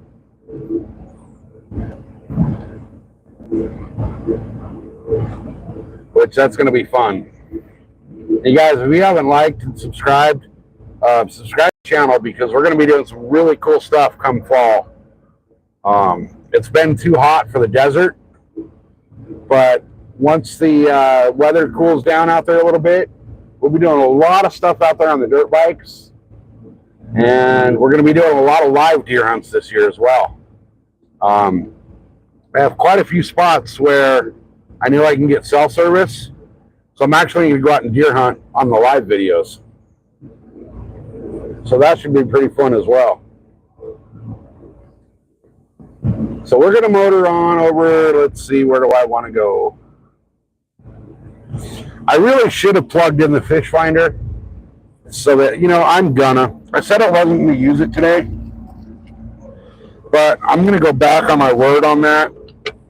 And only because I want water depth and I want water temperatures, because that's going to help me know where to look for the fish. Without it, I'm flying blind. But we're going to come over here a little bit, and we're going to see if we can sneak into this spot down here and see what we can get on the donkey rig and maybe a jig over here. I'm going to make a wide turn and get a little different angle when I come into there. So, no, I don't want to accept anything. I don't want to register it. I'll do that later. All right. So let's look and see. So our water temperature is 76 degrees right here. Yeah, hopefully the boat ramp problem is solved, because that ramp issue here, man, it's a freaking circus. Now we're showing a bunch of fish on the fish finder here, but I'm pretty sure the fish we're seeing are panfish, because they're small and they're in herds. So we're going to come over here. We're going to fish this. Let me hit the brakes here. See if we can get the spinning me the wrong way. So we'll back up and we'll come in at a different angle on it and see what we can do over in this little corner here. We're in 17 feet of water right here. So that's really all I care about, is the water temperature and the depth. I like the structure aspect of the fish finder. I like seeing where the fish are, but it doesn't tell you what's what.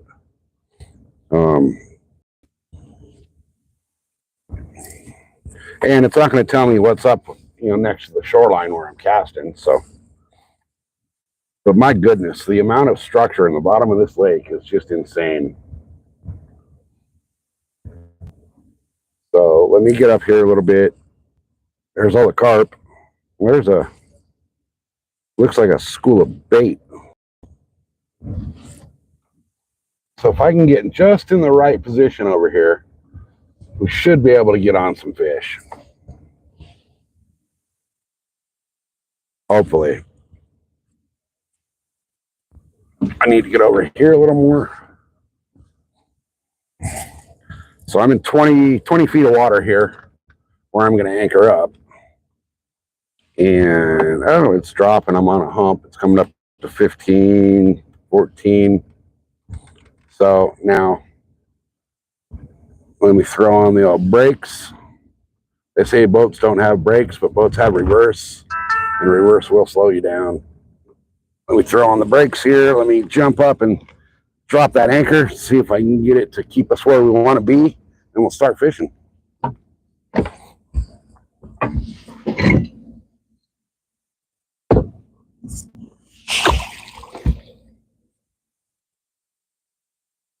All right. Anchor is down. And the boat is spinning in the wrong direction from where I wanted it to be, but that's all right. It might just spin all the way around, and if not, here's what I'm going to try to do. I'm going to try and turn the bow. There we go.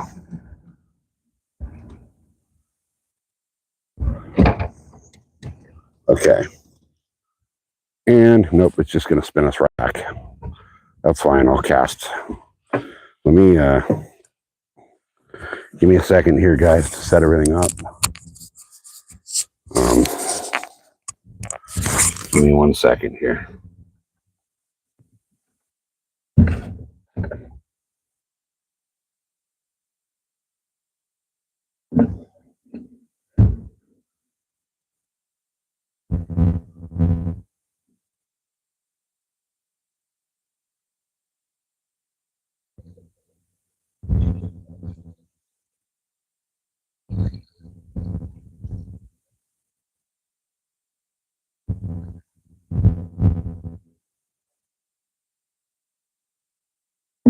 All right, so I think the way the camera, or the way the boat's sitting, I think for what I'm going to do for now, guys, I'm going to fish the back of the boat.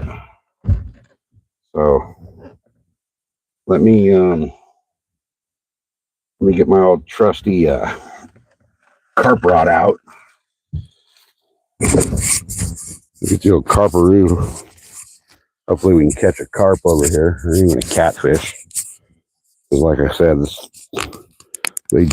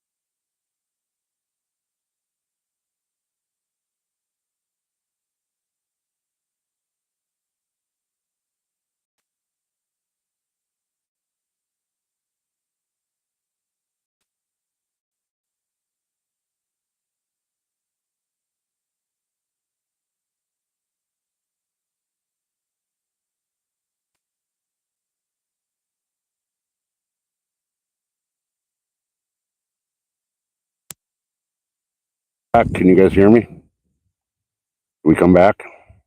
Anyone? Yes? No? Yes? Can you guys hear me at all? Audio's good. Okay, cool. I think when I moved the mic, I think I might have hit the button. So let me try this again without hitting the button. This clip on this microphone just sucks. All right, we still good? Noda, welcome in. All right, hopefully. Hey, Munchie, welcome back. Hopefully we can get something out of this little hole over here. That kayaker where I was up at the other end, and the signal kept crapping out on me up there for some stupid reason. There's a guy up there I was talking to on a kayak that said he's been getting them out of the rocks, which confirmed my theory that they've been sitting right up against the rock piles. So we'll see if we can get something going here.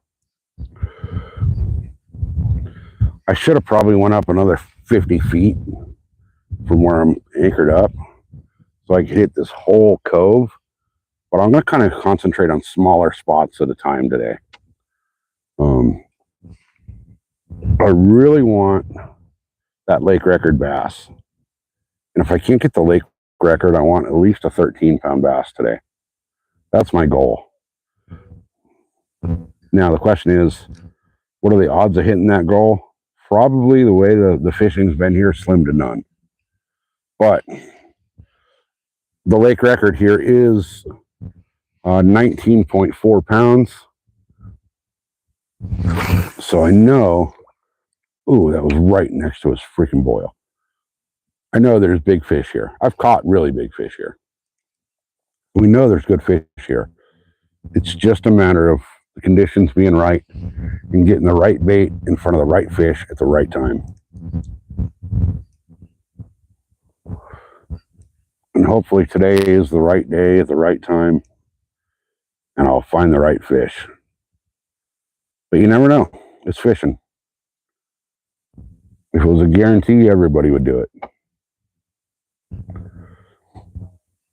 I'm fishing my Berkeley shock rod today, well, my donkey rig. And last time I fished this rod, I had an issue with the line where the line was actually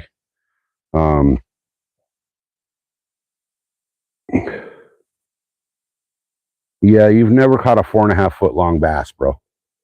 A 4.5 foot long bass would be a state record, or I'd actually be a world record, and it would shatter the world record.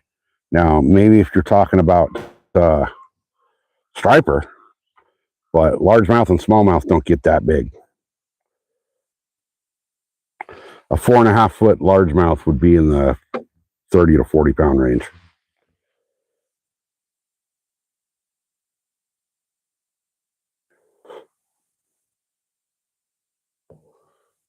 Oh, see, there's bass popping way over there. So we'll see if we can get this donkey rig back into the areas where these bass are hanging out. I'm going to try this rock pile over here. And this reel just doesn't cast far enough. I need to be in about another 10 feet.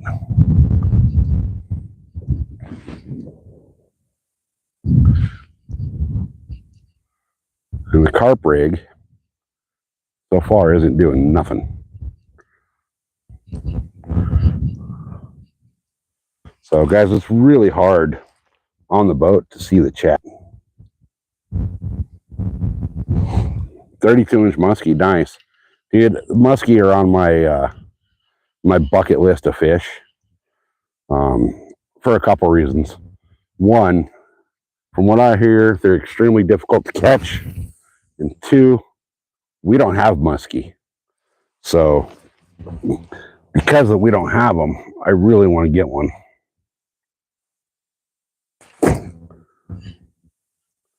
Muskie and walleye. And, you know, a lot of people are bored with walleye fishing, but when you don't have a certain species, it puts a whole new edge on it when you go fish for them.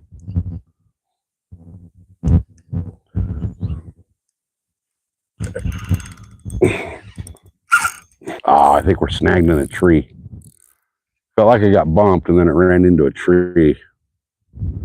We'll see what happens here. I'm going to let him.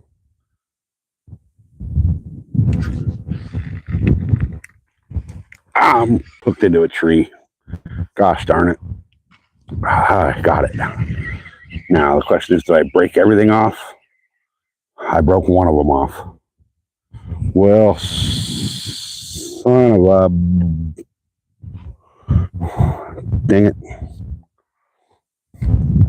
So it felt like I got whacked and then it wrapped into that tree. So I'm going to throw the single fluke back in there and see what happens. I landed in the exact same spot too.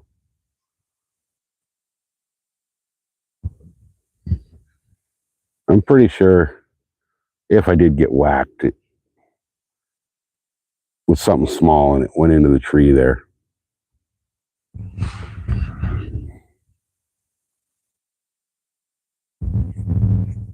Hey, Oak Ridge, welcome in.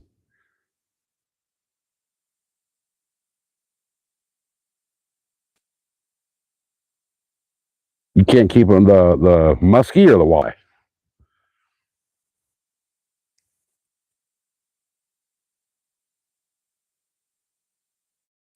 Okay, I'm definitely into a tree down there. Last thing I wanted to have to do was retie this donkey rig. It's such a pain in the butt to retie. You got to do two of everything. But the fact that I only lost one fluke and a hook and some line means that it won't be that much of a pain in the butt to retie.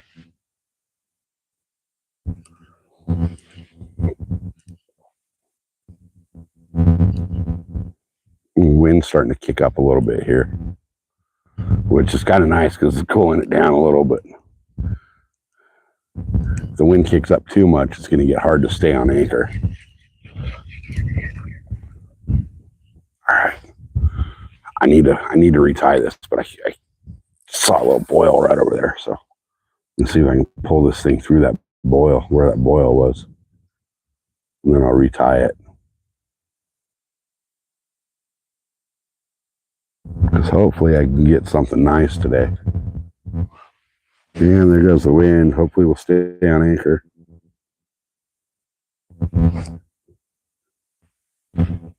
Oh, come on, anchor, catch.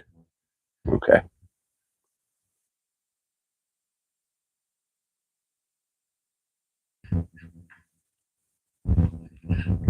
Oh, there's just fish popping everywhere here. And I think it's the little baby carp. All right, let me give me a second, guys. I gotta retie this rig.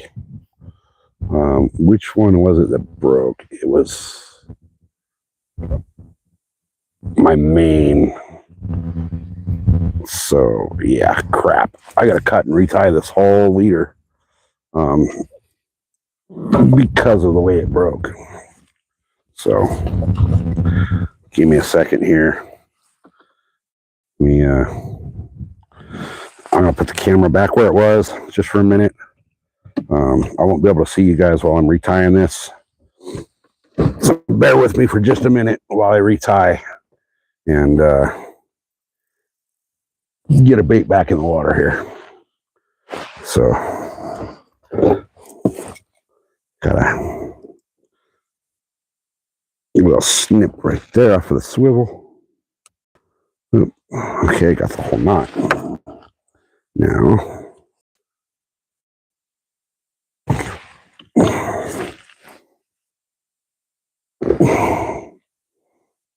so the problem with this rig is that it takes two of everything to make it. Thankfully, I only lost one right now.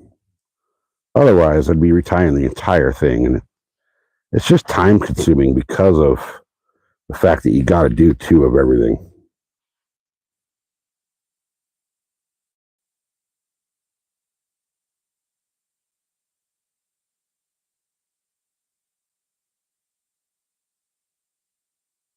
Okay, come on, there we go.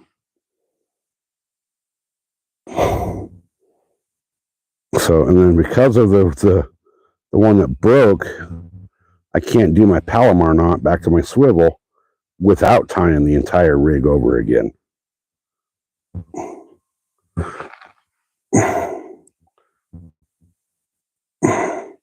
All right, come on, you stupid knot. Cooperate. Oh, give me a break here.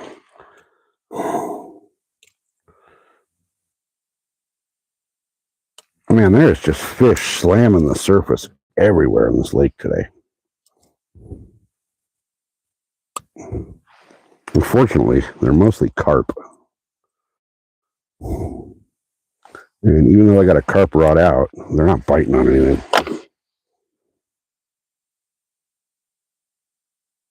Oh, you stupid. This is probably a spam call, you guys. Watch.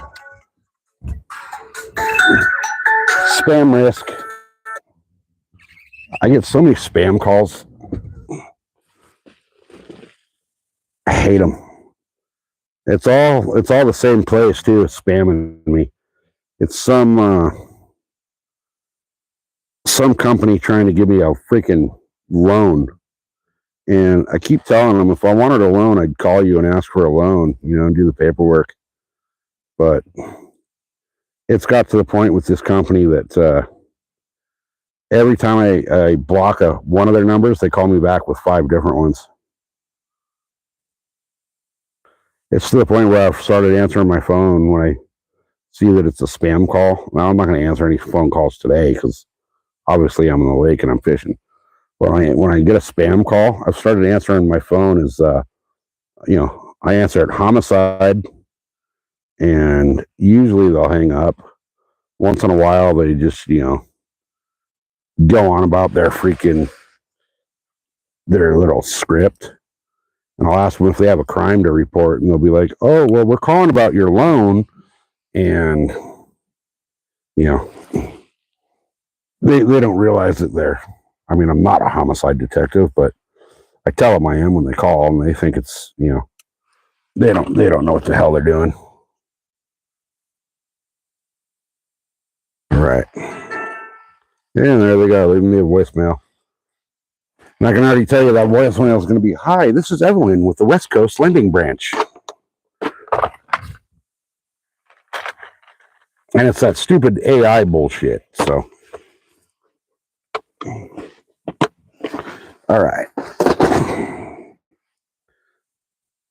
Let me get this thing tied on. We're almost there.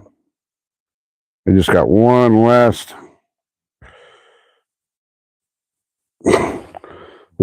hook to tie on here. And we will be back on the water fishing.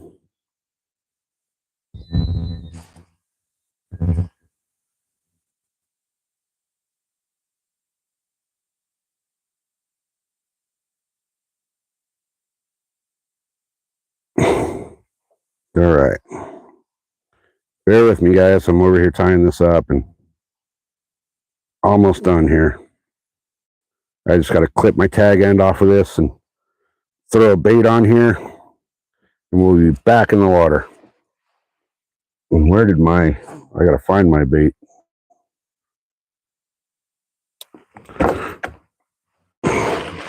Where did my flukes go? There it is. I have one fluke left in this pack. Thank God I ordered the family pack when I ordered them. I got 10 packs of the smoking shad, 10 packs of the bait fish color, which are very similar colors, but smoky shad's been really doing well for me on this lake. So we've got our fluke rig back up. Got it nice and straight. And we'll make sure they're sitting properly. It's a half an inch off, but I'm okay with that. So let me get back up here where I can start fishing again.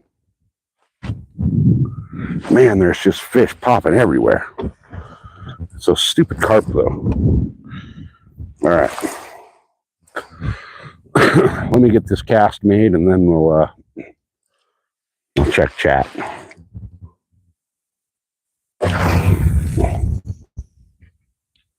Oh, really? Okay. I got lucky there. I cast a little bit too far and it landed in a tree. But it came out. All right.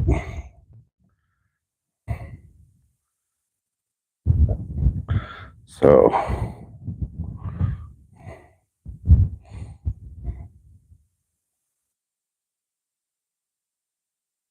Ooh, I think I just got tapped.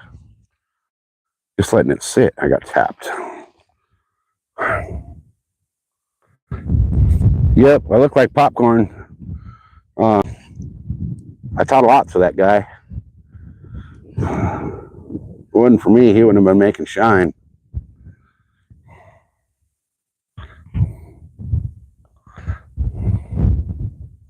A lot of fish jumping the boat ramp, yeah. So they finally moved the dock over here. I was watching them move the dock a little bit ago. The dock at the boat ramp here has been damn near out of the water. So launching the boat was almost impossible this morning. Nope, not in that tree. Oh, fuck, that was so close. If I wouldn't have stopped that cast, I would have lost both of those. They would have wrapped around that tree. So let's see. My chat keeps freezing.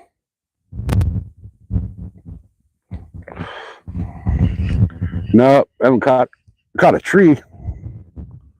I got hit, and whatever hit me, wrapped me into a tree and broke off the fluke that I got him on. But the guy I was talking to in the kayak up there on the other end a little while ago was saying that he said he was out here like 4 days a week. And I've seen him out here quite a few times. And he was saying that it's just the last few days, it's just absolutely shut off. So it went from triple digits every day for like 2 weeks to actually cooling down into the high 80s, low 90s. And then it hit triple digits again a few days ago. I think that's really screwing with the fishing. On top of the fact that the lake has dropped a good 6 to 8 inches in the last 2 weeks. Not even 2 weeks, a week. So you can see the water lines on the rocks back there. And those water lines were completely different the other day when I was here. So ever see the Loch Ness? Yeah, I've actually caught the Loch Ness monster. Caught him on garlic scented power bait on an ultralight rod. It took me about an hour and a half to get him in. It was a great fight. So the inlet to this lake is one little stream, and that stream dries up during the summer. So until we get rain, this lake will not rise again. So, and it'll keep dropping all through the summer. Hopefully we get some rain pretty quick and it fills up, because when it fills up, these bass in this lake come back into the flooded areas. So, and now that it's been so low, I got a really good idea of what a lot of these areas look like, without water on them. So a lot of the shoreline spots here, you can really see the structure really well. So the only foreskin walker I ever saw, Munchie, was your mom. Come on, man. We don't need comments like that in the chat here. We're not here for that kind of shit, bro. We're here for hanging out and fishing, having a good old time, not questionable comments. You know better than that. I just cannot get these fish to freaking bite.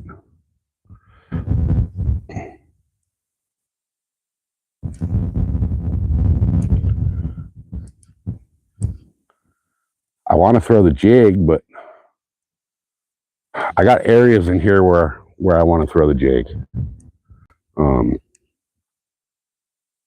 There's some certain structure I want to hit with a jig. And how hot is the water temperature? It is 80 degrees on the surface here. So it's pretty warm. You would think the catfish and, you know, some of the bass would be loving that warmer water, but this is more of a cold water lake, believe it or not.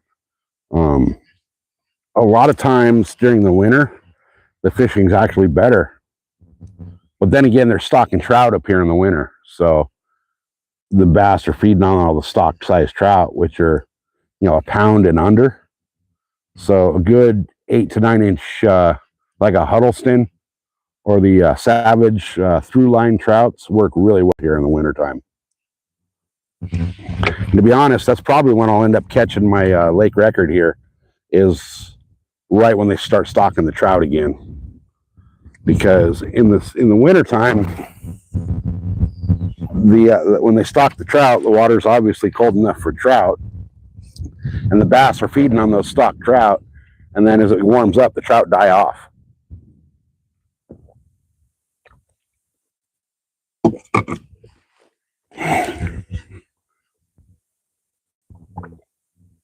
But the fact that I haven't caught anything on the donkey rig yet really tells me that the fishing's not that great here lately.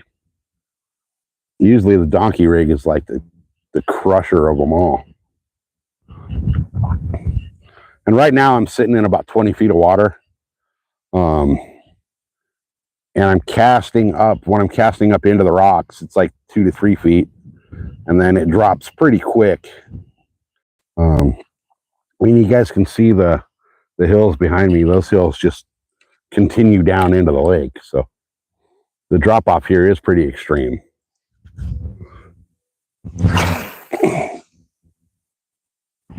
I'm not liking the way this braid casts. So I usually use the Power Pro, the Spectra, and I got a Bass Pro Shop gift card. So I bought a whole bunch of the Bass Pro Shop brand braid because it was like $10 a spool for 30-pound braid. And I'll tell you what, it's trash. It's absolute trash. It doesn't cast for nothing. And I think their 30-pound is actually equal to about the 10-pound Power Pro.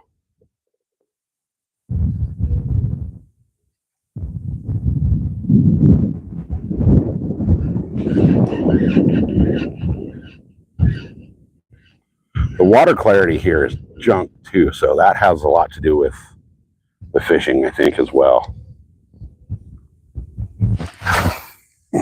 Oh, wind caught that. Braid already sails in the wind, but I think this stuff, this braid like somehow catches the wind even worse. The Savage rod, no, this rod that I'm fishing right here is the Berkeley Lightning shock rod. The Lightning rod in the Berkeley line flies under the radar. I have my other regular Berkeley Lightning rod over here. They're about a $50 rod, and they have outperformed, you know, like my St. Croix, my G Loomis, my Phoenix. This rod right here, the shock, is specifically engineered for braid. So it's a great braided line rod, but it's also, I don't like the reel seat on it. The handle on the reel seat's just a little bulky for my liking. My other lightning rod's over, I can't reach it right now, but my other lightning rod is super lightweight and super comfortable in the hand. But this one, Seems to work a little better for the heavier baits. Now the water's so bad. So what happened here is they turned on the aerators. They have some aerators up on the other end of the lake by the dam. And they tend to turn them on when the water temperature starts getting a little higher, you know, to oxygenate the water a little better. When they turned on the aerators, it created an algae bloom because they didn't do it properly in the stages they should have done it. And they waited too long. So it kind of really, it churned up all the sediment and crap that was around the aerators and caused a lot of algae. So the water here looks like baby shit green. It's not clear at all. And it's warm. The water here is really warm right now. It's 80 degrees surface temperature. So, you know, it probably drops 5 degrees down a few feet. But for an 80-degree surface temperature, that's warm for a lake, especially a lake of this size.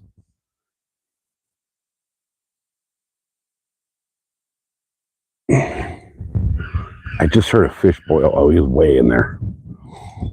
He's way up on the shore. Okay. That tells me where they're sitting, though. Let me see if I can get this all the way out there. Nope. I'll bet you if I threw this rig on my other reel, it'd be a whole different story. I'd be able to cast it an extra 60 feet. I really think it's this braid that's giving me such a fit.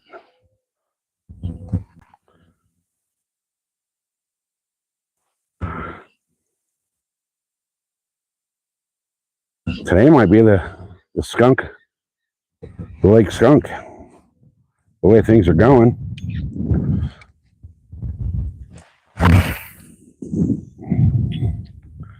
Now that landed right on the edge of the rock. Another 2 inches, it would have been on the rock.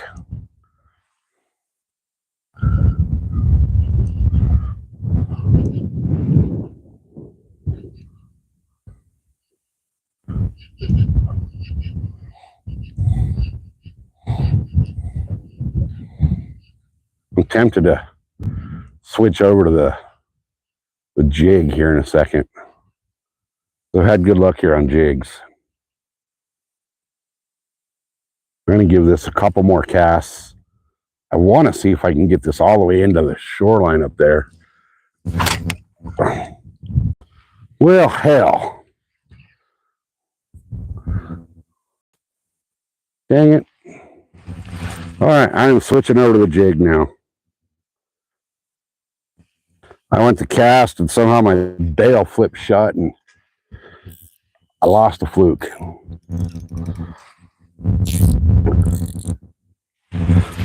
Lost the whole freaking fluke. So, let me move the camera.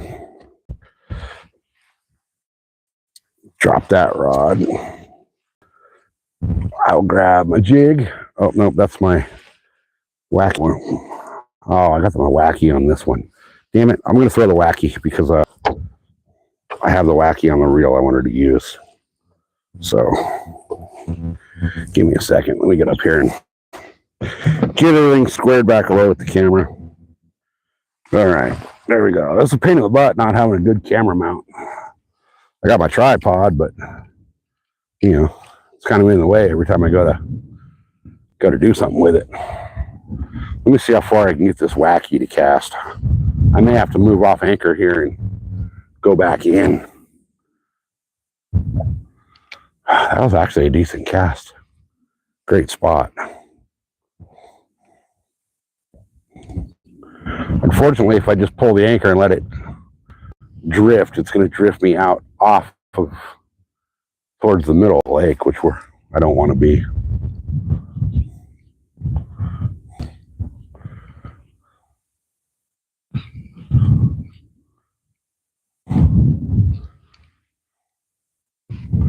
All right. Cast this back over this way one more time. And then I think I should probably move spots a little bit. Oh, that was my fault. I hit the freaking line with my finger.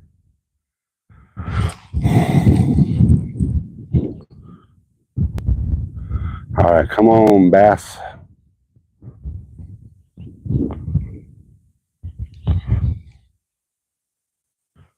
I need one of these bass to bite and break that skunk.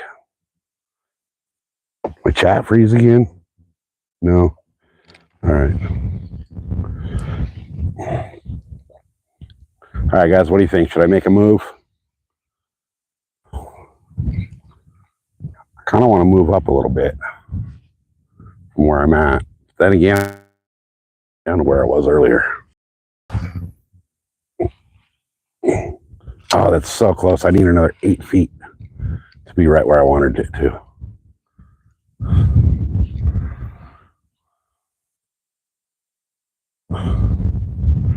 Let me see if I can get this thing to cast that extra 8 feet.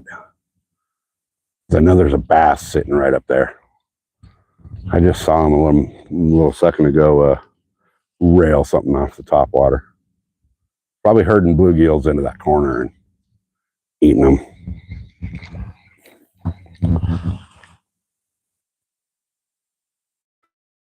All right. Here we go. Come on, bass. My freaking braid just snapped. Look at that. My braid, this Bass Pro Shop braid, just actually snapped in half on my cast. Lost another bait because of this cheap, shitty Bass Pro Shop brand braid. I'm not happy with it. All right, let me turn the camera around here. I'm gonna, you know what I'm gonna do? I'm gonna go for something completely different, and I'm gonna tie on a little swim bait bluegill and see if maybe they're wanting to eat some bluegill. And holy cow, those pliers are hot. God, those are hot. So yeah, guys, this my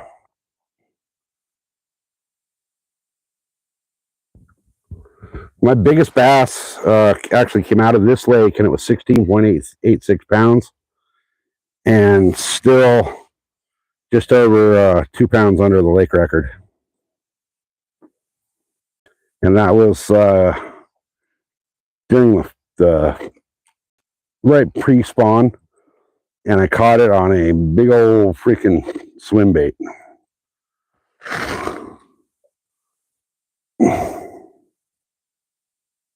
All right, there we go.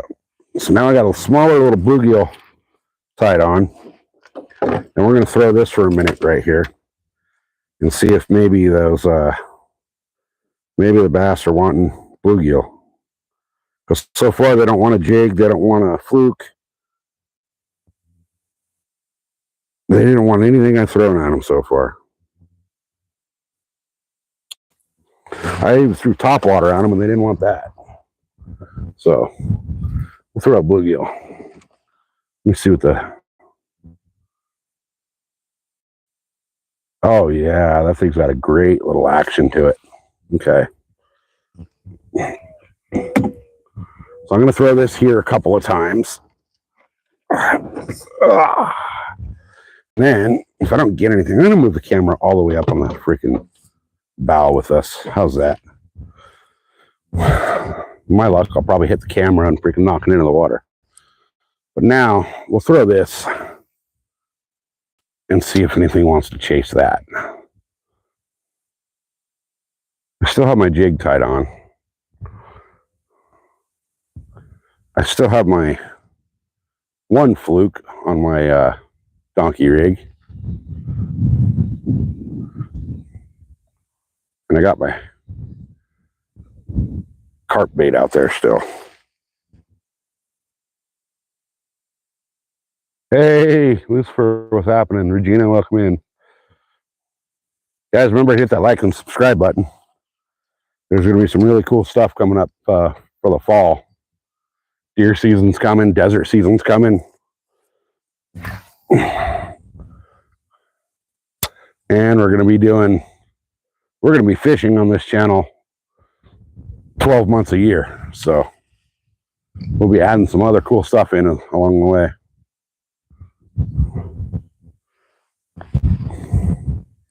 So now this is my regular Berkeley lightning rod. And I love this thing. This thing is so comfortable in the hand. It's a 7-foot medium heavy. And this thing has brought in some nice big fish.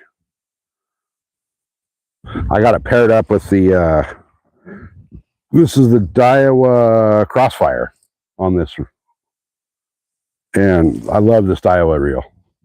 Absolutely love this reel. This will cast a bait pretty damn far. And it's got the power to yank the trees out of the water that you catch.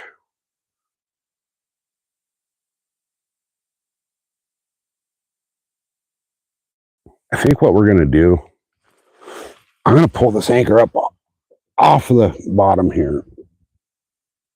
Oh, maybe I'm going to have to use 2 hands. That anchor may be stuck. I may lose an anchor the way that felt.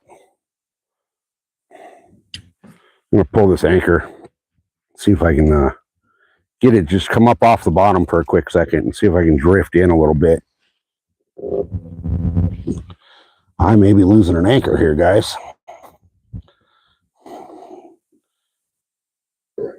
Oh, no, there it goes.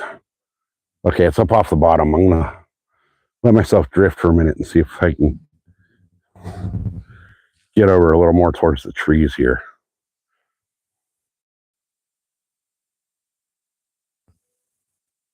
And now that I pull the anchor up, I'm not going to drift. You got to be joking me. Well, oh, there we go.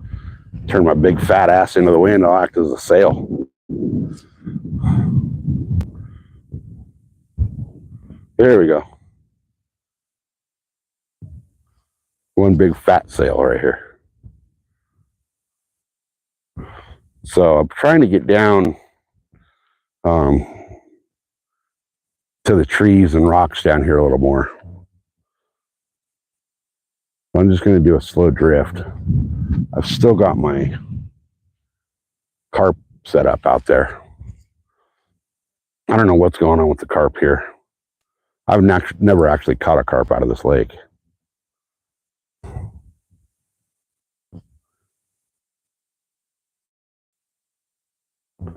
All right, I'm almost to where I want to stop again. I am drifting a little bit in, so that could help me. So, give it just a couple more feet here and I'll throw on the brakes. All right. Parking brake is set.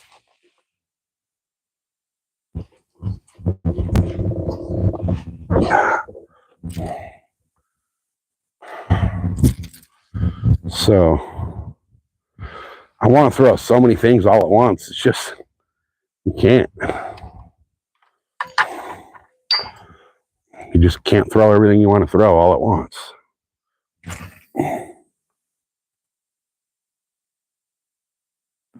Hoping this bluegill will get something going for me. I don't think so, though, the way things are going. I'm starting to get that feeling that today is going to be the day I catch the lake skunk.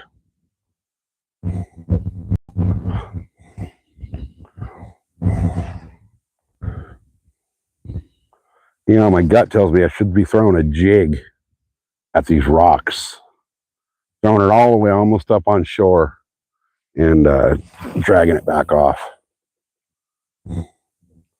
So I think what I'm going to do is, I have my jig on my other rod. I think I'll give this, I'll finish this presentation on this bait. And then I'll grab my other rod, and it's already got the jig tied on. I'll throw that jig up there where I saw the bass earlier. Hopefully get the lake skunk taken care of, and then we can get serious about it.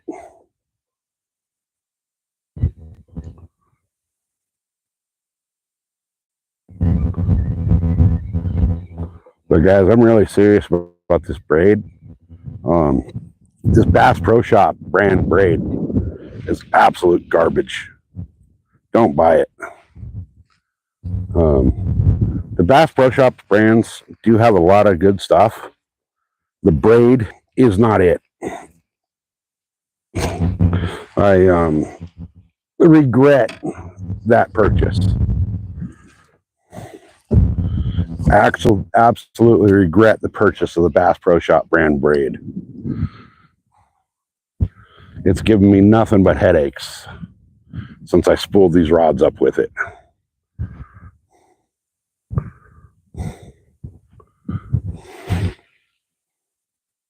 Now, let me reset my little weed guard here.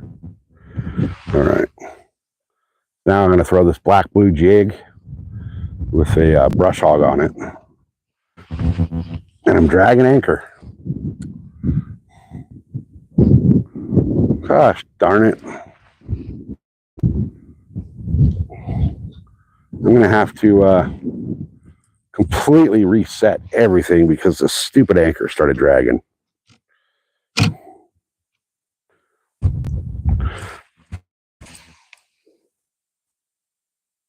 I can see my anchor rope like chattering, which means that it's dragging. And the sad part is I have an anchor on an 18-foot boat that's supposed to hold a 45-foot boat. So I got to reel in the carp rod. I got to move everything because that darn anchor won't stay where it's supposed to. I think it dragged. Oh, there you go. I got it back. Felt like it dragged it into a weed pile and I was going to lose it. I lost my bait, but I'd rather lose my bait than my hook, considering my bait on this rod's just bread. So now that we got the anchor in, we got everything in the rod holders. Spin this rod around so it sits all the way down there. I'm going to move the camera once again. And we're going to go for a little boat ride to another spot and see what we can do over there. So, let me grab my...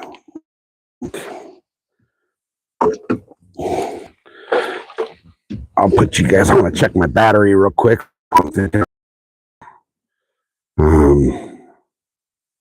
My battery power doesn't show me. Come on, you stupid thing. Why doesn't it not want to show me my battery power? 46%. We're good for now.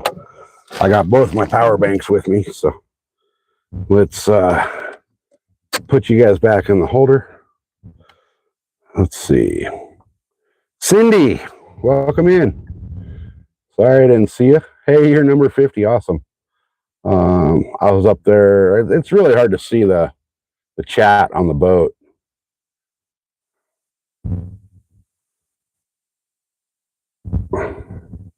All right, let's get this party moving. What do you say? Let's go. We don't want to go into the rock piles in front of us because they're about an inch deep right there. Turn the camera so you guys don't got to look at my ugly ass. And I'm going to go find a spot where I know I've caught fish that I know I get signal.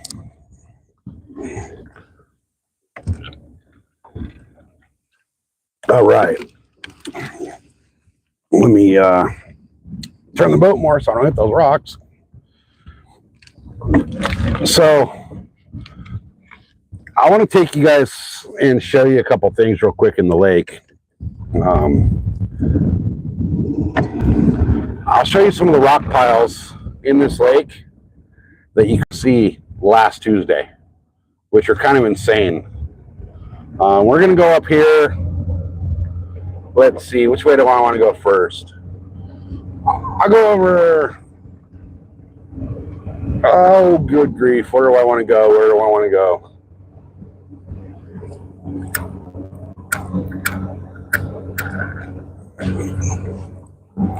I'm going crazy. That's where I'm going.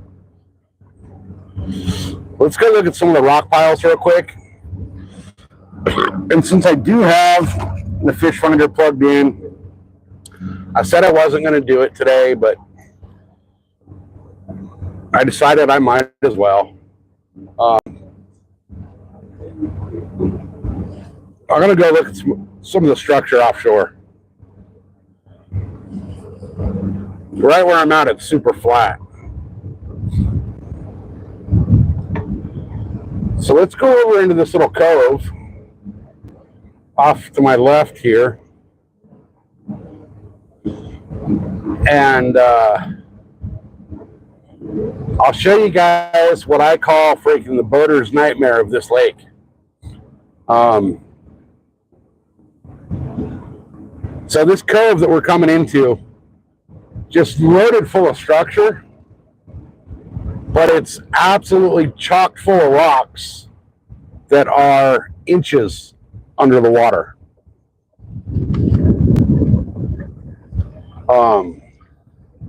I'd really like to get in there and fish it, but I'm not going to go there in this boat because last time I went through there, I hit a rock. So I'm not going to do that to myself again.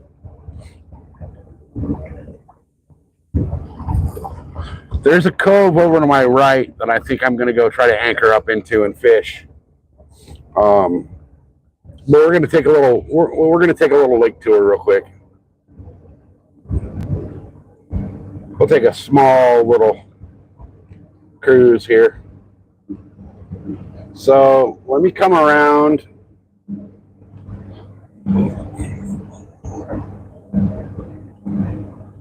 Let me come around here a little bit, and I'll show you guys how this looks like it should just be such a perfect area, but why it's such a dangerous area. So, well, let me get turned here. So you can see these rocks as I make the turn here. You see those rocks that are right there? All up around those rocks is more rock piles that are just barely sticking off of the water now. That one right dead center in front of us, a month ago was underwater. There's that one right there, right in the middle of the camera now, that's like maybe a foot out of the water. That was in the water a week and a half ago. And then a bunch of these other rocks, you can see the water lines on them. But a bunch of these rock piles, as the water levels change, the rock piles expose themselves. And it is very, very easy to put your boat on a rock pile that's in the middle of this lake.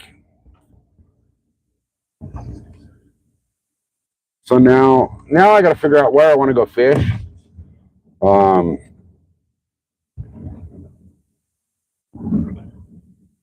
Without running the boat into a rock.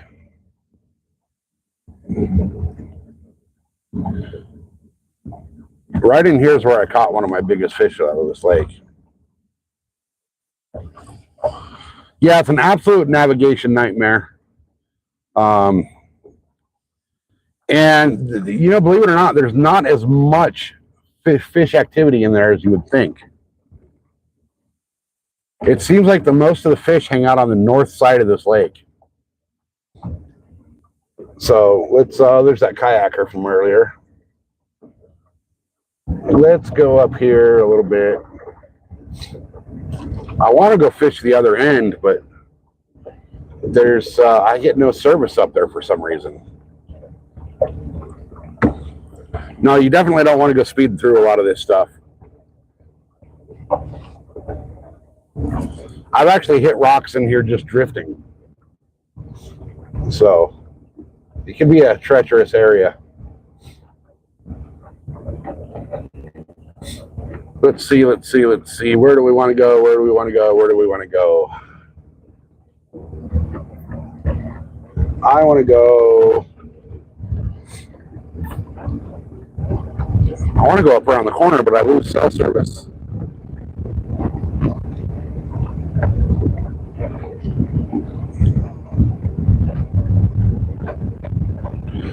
So the way the structure is here, this other side, let me turn the boat so you can kind of see it. This side to the left that we're just kind of at gets a lot of shore fishing pressure, but this side over here, if you can see that on camera, how the rock and the hills just drop straight into the lake. They continue dropping straight into the lake like that.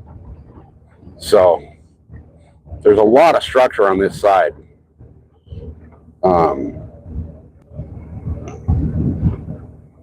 There's a lot of structure on the other side as well, but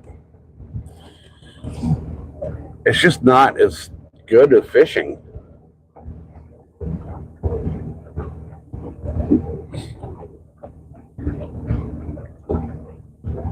Like these coves, let me get over here, I'll show you these coves. And these couple coves right here are like one of the only spots to really shore fish. So they just get hammered.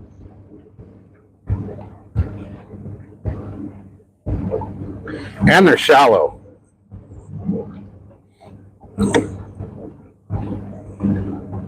We got massive rock pile underneath us. We're in the middle of the lake. We got a rock pile underneath us that comes up to 7 feet.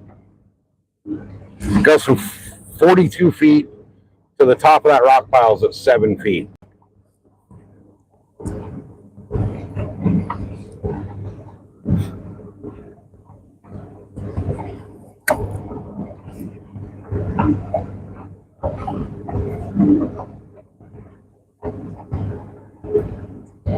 And then maybe we'll run up by the dam. Gosh, I don't know. I lost service last time I was up there. I really want to run up and fish this cove they call Paradise Cove. But I tried it earlier today and I lost cell service.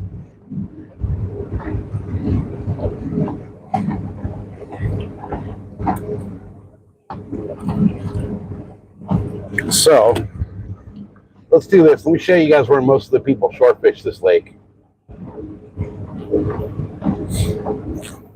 And they've actually caught some big bass offshore here. Belinda, I am on a secret lake that not many people know about. And yes, I have caught many a big bass in this lake, just not today. So you guys see this area we're coming up to here. This is where the majority of the people shore fish. And we're coming up to a spot now where it all of a sudden just went from 30 feet to 6. So I got to get the heck out of there before I beach the boat. And now here's another rock pile right below us that goes up to 5 feet. Hey, Josie, welcome. Welcome in. We're over here at the secret lake on the boat, catching absolutely nothing other than the lake skunk.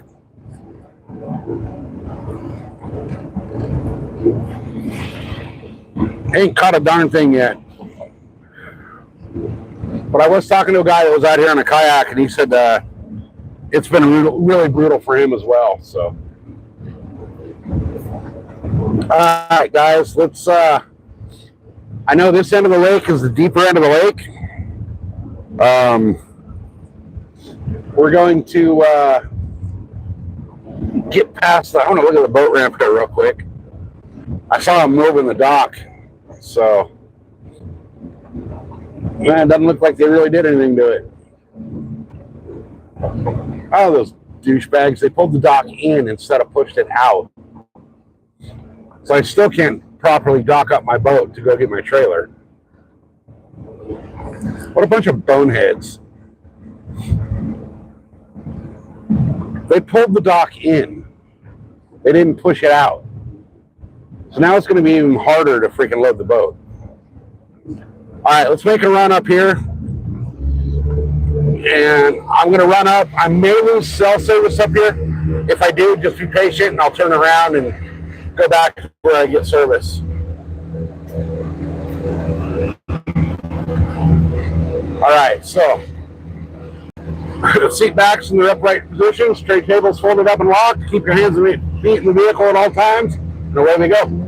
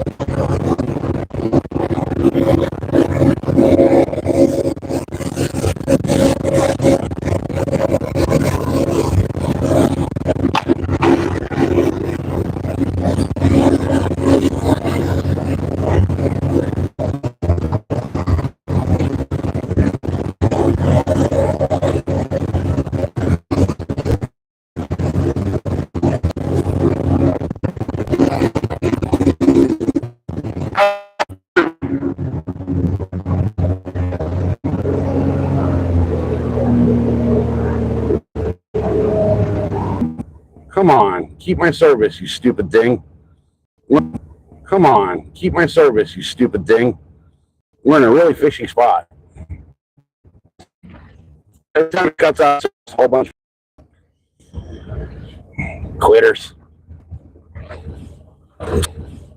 So we're currently in 30 feet of water. And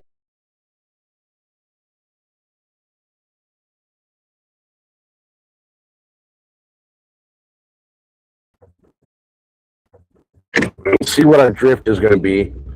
I might just see what our drift is going to be. I might just drift this a little bit.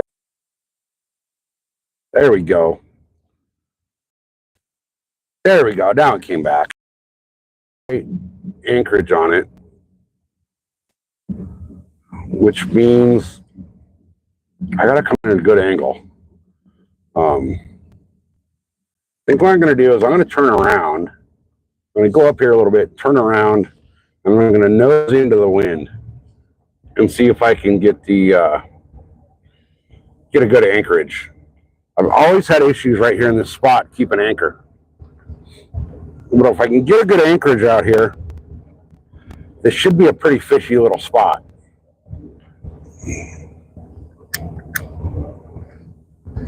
So I hate when it buffers because as soon as it starts to buffer, a lot of people just take off and leave.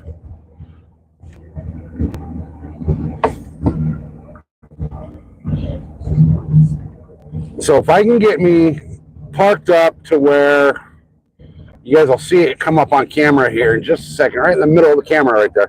If I can get me parked up to where I can get a good anchor set on that.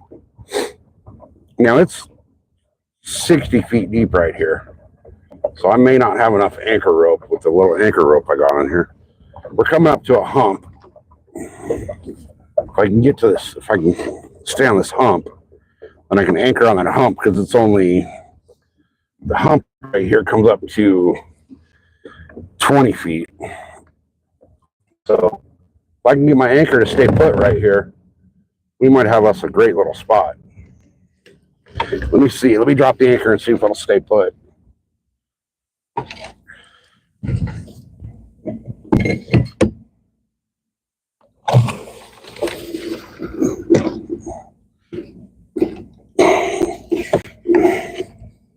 Oh, come on, you stupid anchor rope.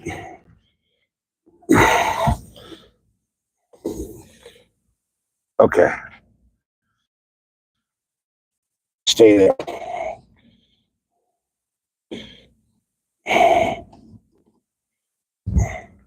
I think we're going to be able to stay here.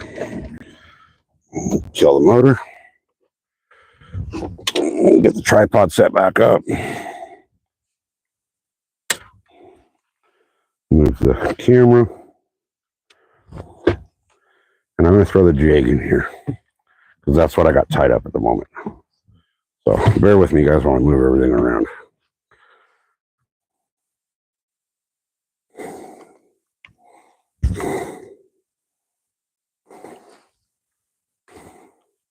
Oh, come on, stupid thing. Cooperate.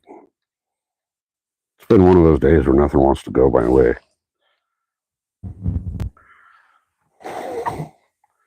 I think the anchor's holding us. I really need to switch the seats around on this boat. All right. You're half asleep. You and me both, Josie.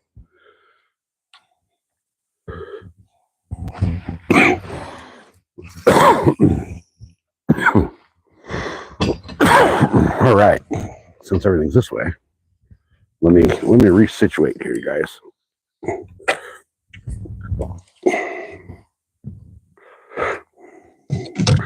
Resituate.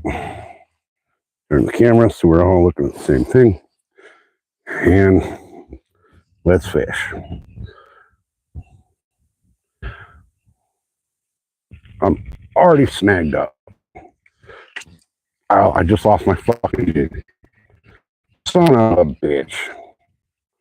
That was my last black blue jig that I had. I just lost it. Talk about frustrating. I really want to send this line back to Bass Pro. I think somebody screwed up in their labeling. There is no way in hell that this is 30-pound braid. There's no way.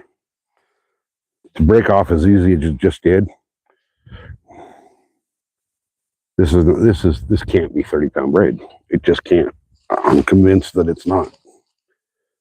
All right, I gotta move the camera again while I reset everything again. This is starting to really piss me off. I'm going to recommend that you never, ever, ever buy braid from Bass Pro in the Bass Pro brand.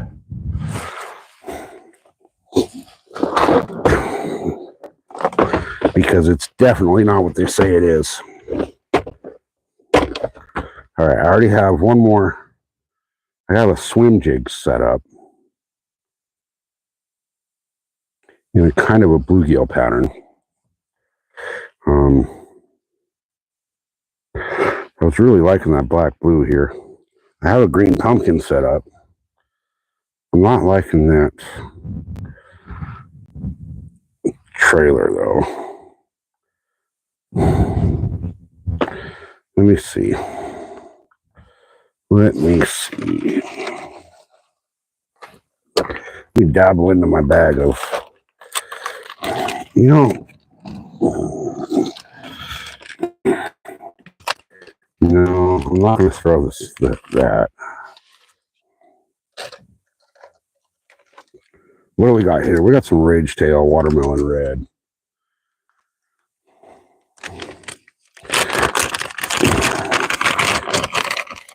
I'll throw that on the bluegill pattern and see what we can do with that.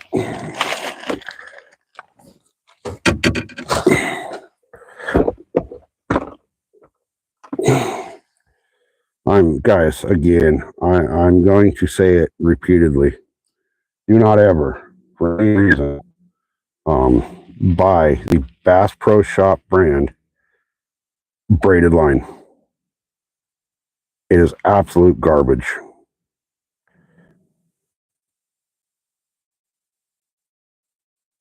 All right, so we got a jig. We got our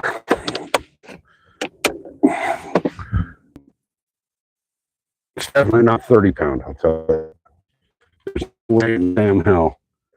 30-pound line. Try to convince me of. It's not 30-pound line. I had a gift card for Bass Pro. I bought a bunch of their line, and unfortunately, buying the Bass Pro brand line has cost me more money in lures and jigs than I paid for all the line.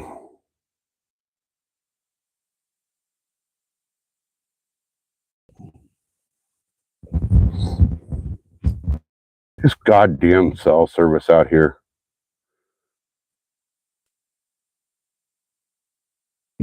All right. So I am fishing 30-pound. Well, what they claim to be 30-pound. I don't believe it's 30-pound at all. I don't buy that for a second. So we're going to bring you guys back up here. And we are going to toss this little bluegill looking swim jig right up into there. Right up into them rocks. And we're going to see if we can keep this one for a minute.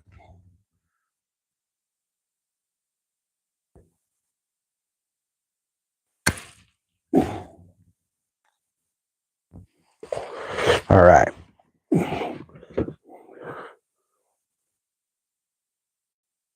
So, chat stopped way back there. Sorry, guys. I got to scroll through. There's no way I'll be able to keep up with chat the way it keeps freezing on me. We're just going to sit here and we're going to fish for a nice big bass. It's getting really hot out here. Like uncomfortably hot. I'd put the bimini up, but that only covers the freaking cabin area and doesn't do anything for me up here on the bow.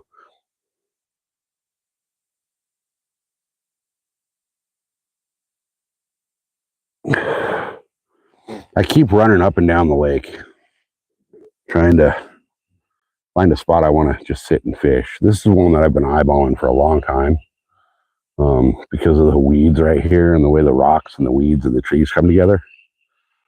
But I've never been able to get a good anchor set right here. That's not where I wanted that. Let's swim that back. So it does drop really, really quickly right here. We're sitting over, you can see how close we are to the shoreline. We're sitting over 35 feet of water right here. So there's a big shelf that drops right here. I'm hoping that there will be some good fish sitting here, especially with all these weeds that they have to hide in. You'd think this would be a really fishy area.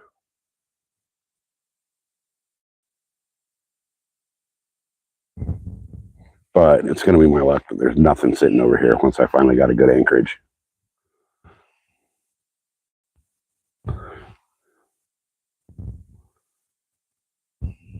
It just seems like somehow today the fish has been really slow. Really slow. So I'm going to see if I can get this to bounce off that bigger rock up there. Perfect. Hit the rock and slid right down into the water right there. And there was a fish that just railed something inside the weed ball. So I need to get this back into those weeds somehow without losing it.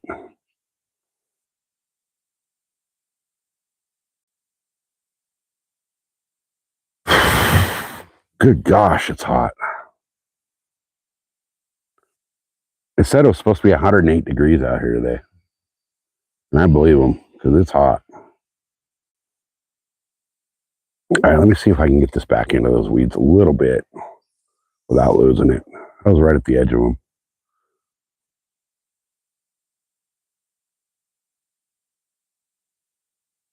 All right, it finally hit bottom, so it's about 18 feet deep right there.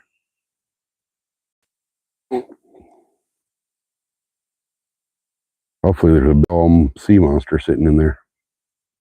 that wants this jig. I should have threw the swim jig on and just used it as a regular jig because it's got the rattles on it.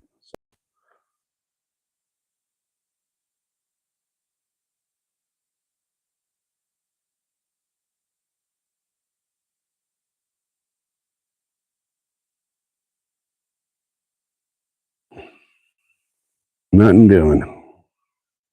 I know there's bass back in there, but I can't really get back in there without losing this thing. I mean, it's a jig. It's supposed to be fairly weedless, but I don't want to just straight up lose it, you know. Let me see if I can.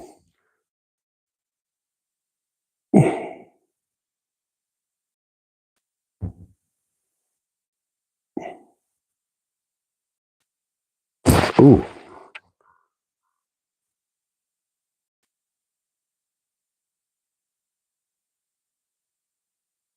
Now, here's the funny thing is I see your comment about the Bass Pro Rod.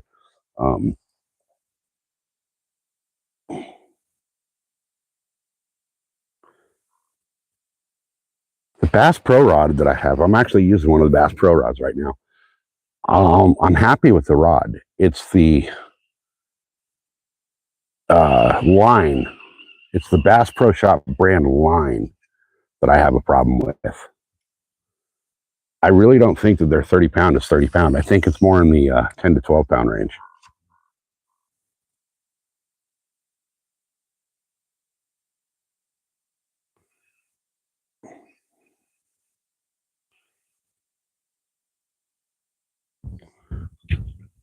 Let me see if I can get this up against the rocks over there. That was a nice cast. All right. And I think I'm dragging anchor again.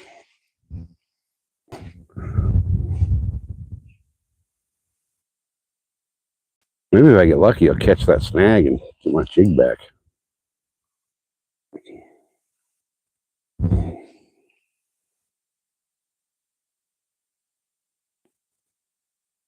I dragged anchor a few feet. That's all right, though, because it gives me another little lane to cast into over here. I mean, you would think there would be bass sitting right in here. But who knows? With my luck, they've all moved offshore somewhere. Hey, Cindy, welcome in. Glad to see you. Hopefully you and Travis are going to be able to get out and fish tonight.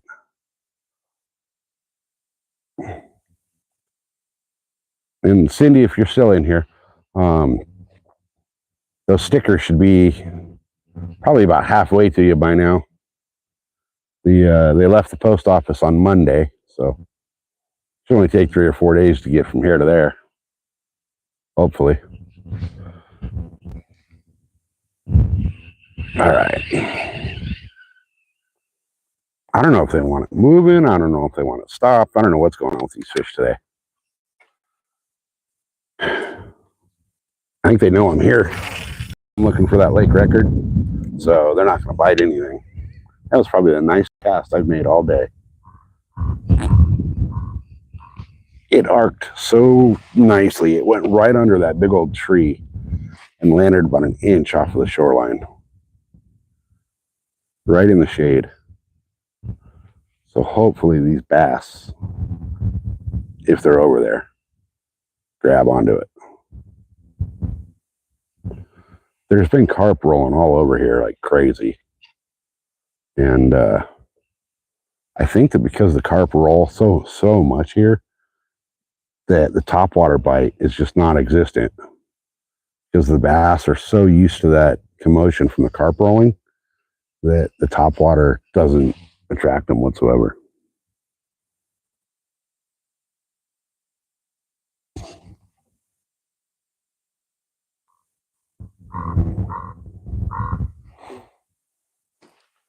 Oh, and we're going to lose another jig. Oh, no, I got it out. Okay, good. Good. That one didn't get stuck. Guys, I apologize, but something's going on with the chat. I don't know. Cindy, do you have the same problem with chat where once in a while it'll just awesome. It'll all of a sudden start just stop scrolling the chat on you, and you're like stuck at a message from like 10 minutes ago. I don't know if that's a YouTube wide thing or if that's just like a me thing.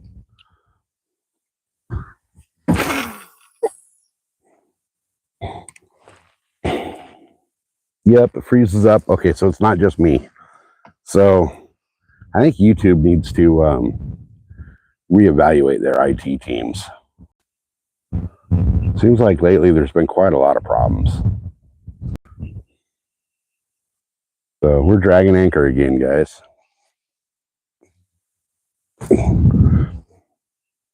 There we go, it just caught. Oh, maybe not. I guess I'm so fat that I just act as a sail and I drag the anchor along with me. So every time the wind picks up a little bit here.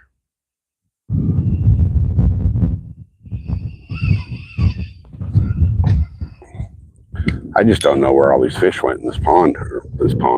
So I used to fish in the little pond. I don't know where all the fish went in this lake. They're not in their normal spots. I'm really wondering how much the water dropping the way it has and getting as warm as it has is really affecting them. Let me drop some more line out here off this anchor and see if I can get it to catch. There it goes. It feels like it just snagged onto something. It's getting to that point in time of the day where I'm going to lose a freaking another one. I'm going to lose another damn jig.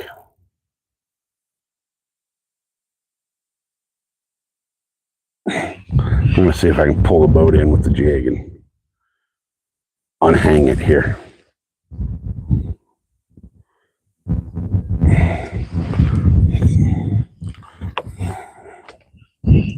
But it is this Bass Pro Shop line, so I'll probably end up snapping it.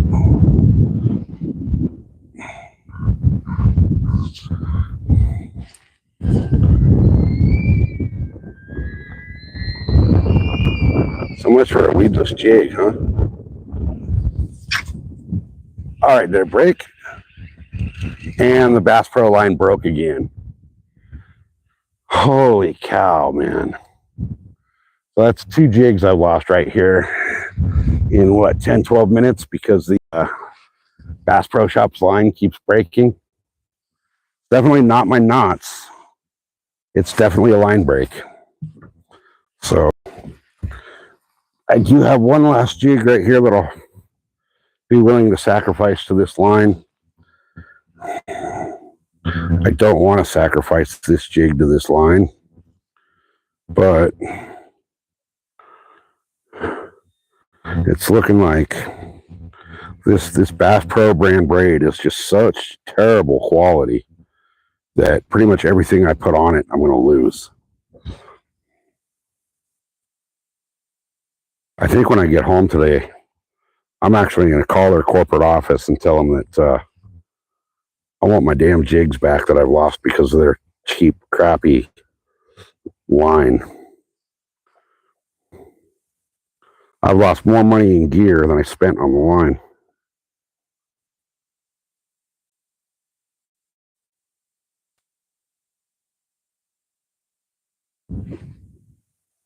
Now, if it was my knots coming out or something, I can understand that. You know, that would be operator error. But it's the actual line breaking where it shouldn't be breaking.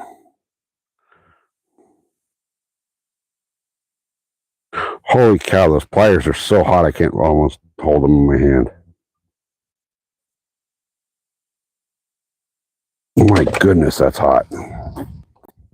Okay, so we've moved a good 40, 50 feet from where we started. And we're still moving. I can hear the anchor dragging. So let's toss this jig back over there. This is a swim jig. So we'll toss it back over into the shadows there, and we're gonna see what we can get on it.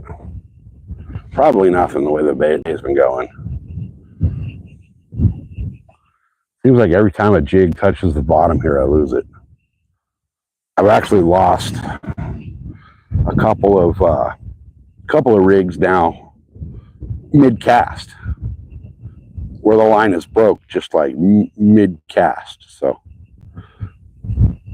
I really need to. I got to go into town, I guess, and pick up some Spectra and throw some good line back on my reels. Unfortunately, I use the Bass Pro stuff on all of my reels, and I keep losing gear to line breaks.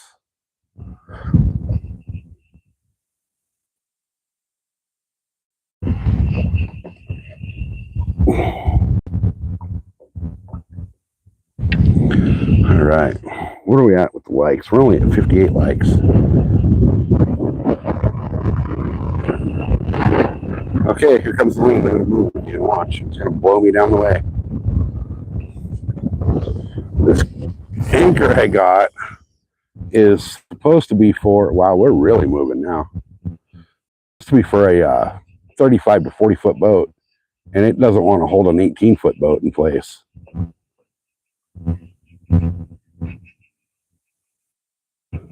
Gosh, we're really cruising now.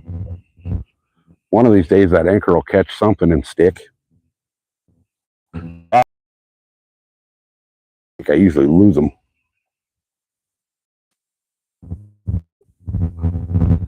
Come on, anchor. Hold me where I'm supposed to be. I'm just drifting at this point.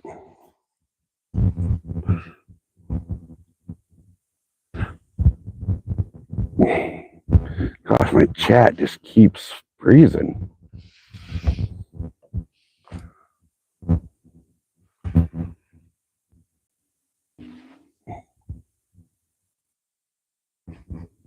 Come on, anchor. You're not doing your job. You're fired. I'm getting so frustrated with it today with the amount of line breaks I'm having, and the anchor not holding. I'm like half tempted to just say screw it and call it a day, but I didn't come all the way out here for that.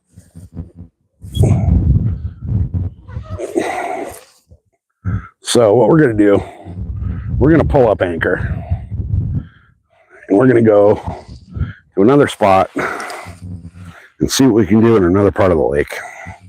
Because this is just getting absolutely ridiculous with this anchor not staying.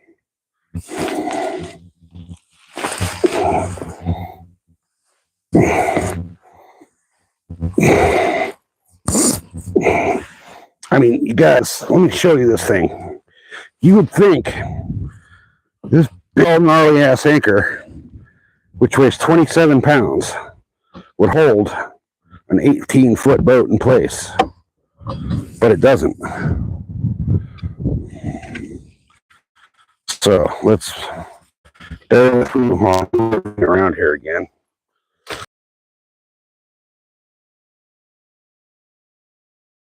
%, so I guess I better plug it in for the power bank.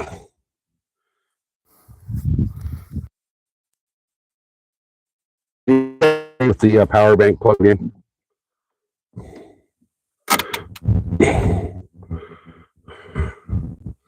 Anyone? Bueller? Fry. All right. Did I lose audio or am I still there? Anyone? Hello? Audio? Can you hear me or no? Yes? No? Maybe? Anybody?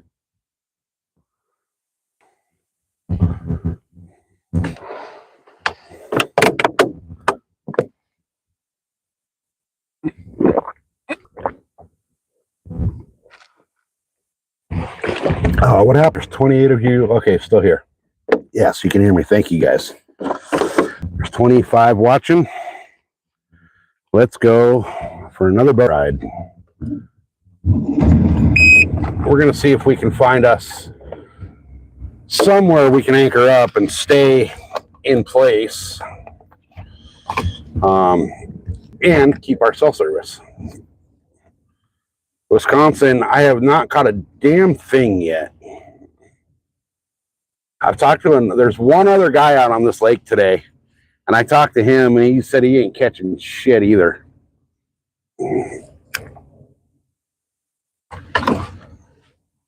I'm kind of thinking that with the water dropping the way it's dropping,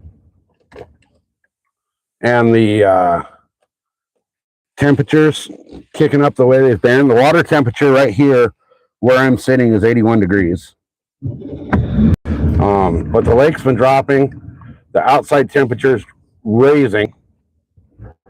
So it's 100 and hey, Rod, it's 100 and holy hell out here right now. I want to put the bimini top up, but it does me no good while I fish because it does not shade anywhere that I'm at. Always sitting in the helm and I'm in the shade. But if I put the bimini up and I'm fishing off the bow or the stern, I'm right back into the sun, so it's pointless. Hey guys, tray tables in their upright and locked positions, seat backs up and locked in. Keep your hands in your vehicle.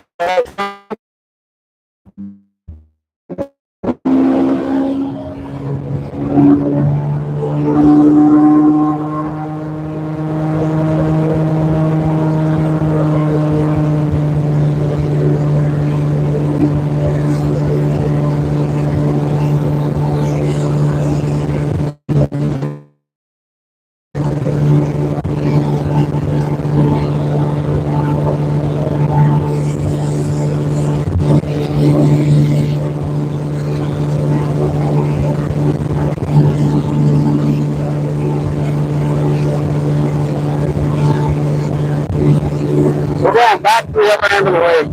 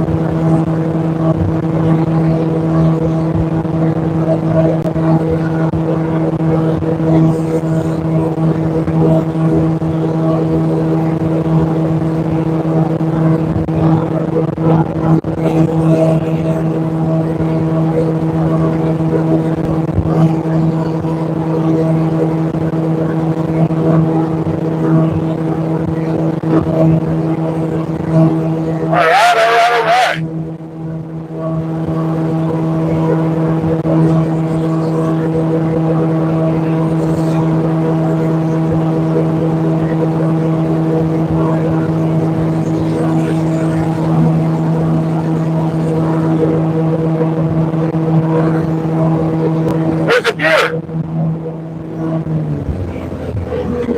There's two fucking deer. No way. There's fucking deer out here. Holy crap, where's my rifle when I need it? 3 of them. Holy shit. Okay, guys, I'm going to slow down and stop so you guys can see this because nobody will ever believe this. I'm going to zoom in. You see that rock right in the middle of the screen, that little one right at the edge of the water line there? You see the deer walking from right to left? I would have never believed, if I didn't see it with my own eyes and you guys didn't see it on camera, I would have never believed there's freaking deer out here right now. There's a third one that walked off to the right up in the tree, up in the bush over there. I want to see how far in I can get before they spook. But they're just cruising. That is so freaking cool. So up here a little ways, I know it is. I got to keep an eye on the depth over here. I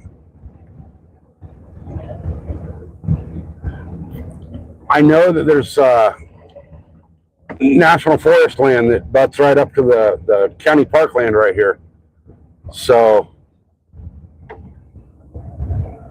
now that I know where the deer are coming down to the water over here, I got a new spot on my hunting map. Unfortunately, they're far enough away that they both look like does. Let me see if I can get, there you go. See the bird that just took off? It's right there in the middle of the camera. The other one is tucked back into the brush a little bit. That looks like that's a doe. I'm getting into let's see how close I can get before they take off. There's a couple does. I saw another one up there. Let me turn so we can get them back in camera. I can't tell if that's a doe or a little spike.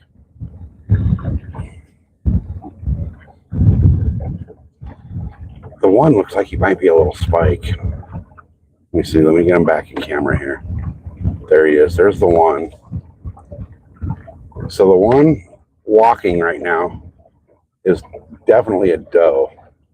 The other one over there in the brush, I can't tell if he's a little spike or not. I'm going to have to stop here because I'm in 2.5 feet of water right here. Now they're both does. Let me get the boat to turn. I'm going to have to trim the motor up a little bit.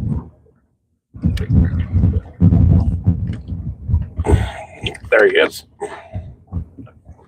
He's right there looking right at me. Or she. How cool is that? So guys, that is the California mule deers. We can get him back in camera here. There it is, scratching his ear. Oh, I'm in like a foot of water. Oh, come on. They're looking at me. They don't seem to mind that I'm here. They're chilling. Let me get backed around a little bit to where I'm about to run aground right here. But I have a perfect broadside shot on both of them, man.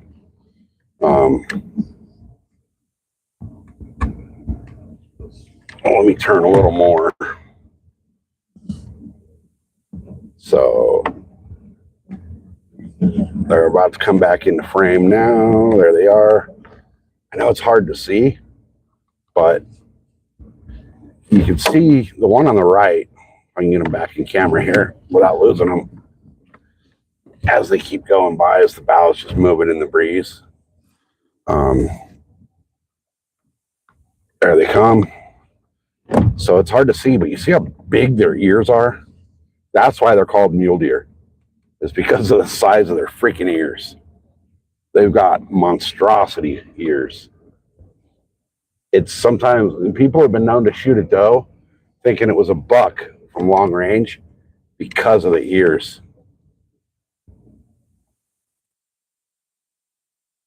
And they're starting to make their way away from the water here. I'm in 2 feet of water right here. That is super cool though, to know that they're cruising. This is where they're coming to the water at this lake. That's good to know. So you're absolutely right. Come hunting season, they'll be freaking gone. And yes, I would love to see some bass now.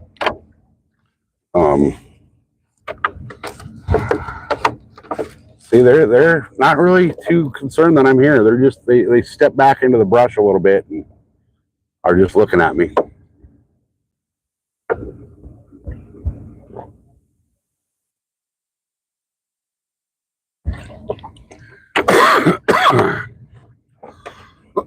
There was a third, and I don't know where the third one went. But they blend in pretty damn well. So, all right, let's get back over to where I was trying to get to. Sorry, guys, I got distracted by Bambi. Tasty little son bitches. So now that I'm moving out away from the shoreline, they're coming back to the shoreline. And for this part, what time is it? It's 11:40. Okay. I would think they'd already bedded down, but that tells me that in the heat of the day out here, still cruising. So where am I at now? I'm about 6 feet of water. I can trim the motor back down to where she should be. That was kind of cool. Holy smokes. The other shoreline's got about a freaking million turkeys on it. I need to figure out how to get into here during bow season.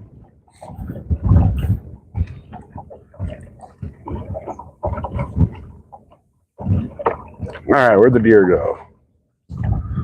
Oh, they're chilling. Okay. They're just chilling. They don't care that I'm here. As I got close, they kind of walked back, but now they're coming back as I'm moving. They're coming back into the water. So we're going to go anchor up right over here and see if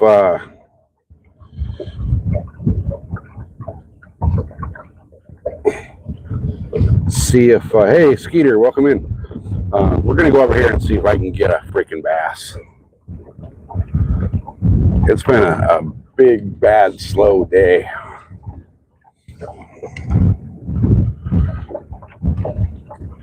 I'm going to try to come into here a little bit. Again, we're in 10 feet of water right here. So what I'll do is I'll get right here, throw on the brakes,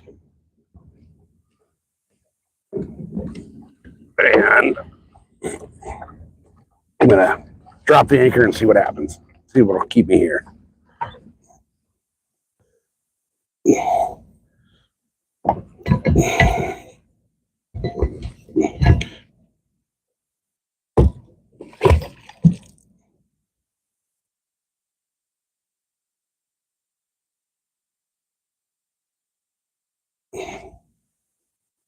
All right.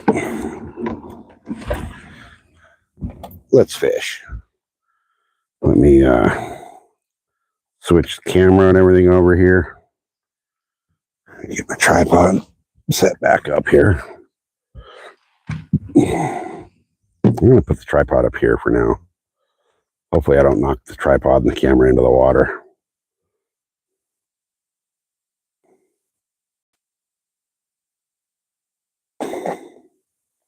All right. I lost my black blue jig, which is my jig that I have the most confidence with in this lake. I don't have any more, but all right, let's go. I'll throw this bluegill looking one and just hope and pray something will bite it. Get it up over by those rocks. Well, that's not as far as I wanted it, but better than nothing. It is so ridiculously hot out here today, you guys. I'm just sitting here on the boat and I'm sweating.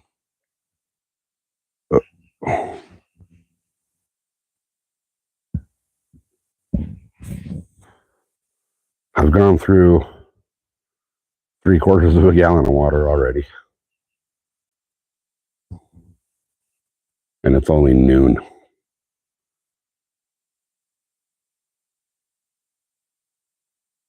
All right, those deer are right back up at the water line.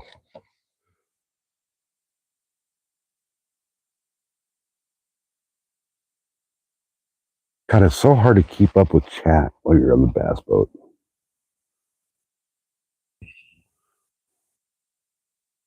Sorry about that, guys.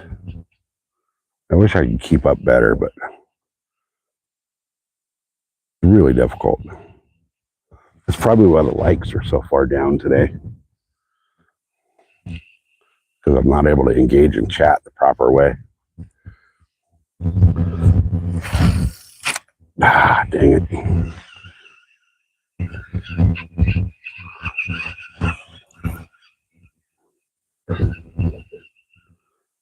We're on the road to 1,000 subscribers, though, so I don't know if we'll hit it today, but hopefully we get pretty close. Skirt tangled all up in this jig. We got caught up around the rattles. It was my fault for a bad cast.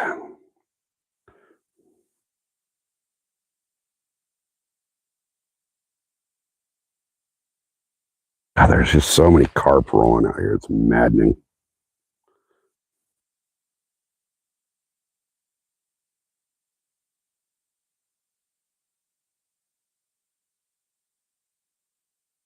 All right. Now I know earlier this morning when I was down here, there was a bass that was sitting over in these rocks that was just crushing everything that hit the water. Bugs and dragonflies and all kinds of stuff. It's probably full. I'm not going to want to eat, but we'll see if we can get them. I'm on this little inside pocket here in this little cove, surrounded by stick ups and trees and all kinds of stuff. So hopefully we can entice a bass to come out and play.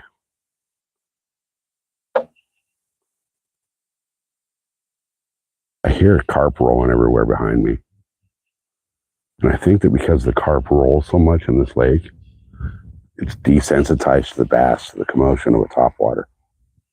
Like they really don't care about topwater baits. All right, let me get this back out there and see if I can get that little bass that was over there to bite. Oh, that might be it. Oh, 2 feet shy, but gosh, these carp are just going mad.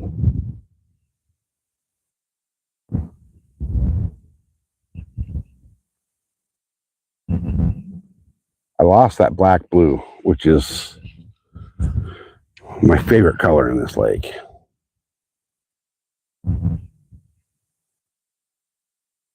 I lost it to a snag that I shouldn't have lost it to because this Bass Pro braid is just such garbage.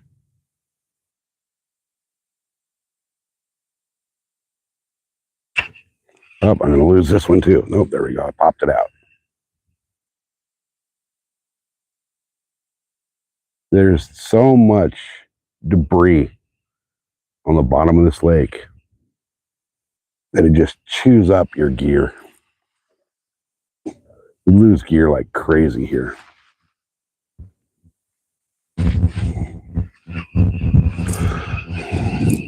Guys, I am sorry. It's really hard for me to see chat.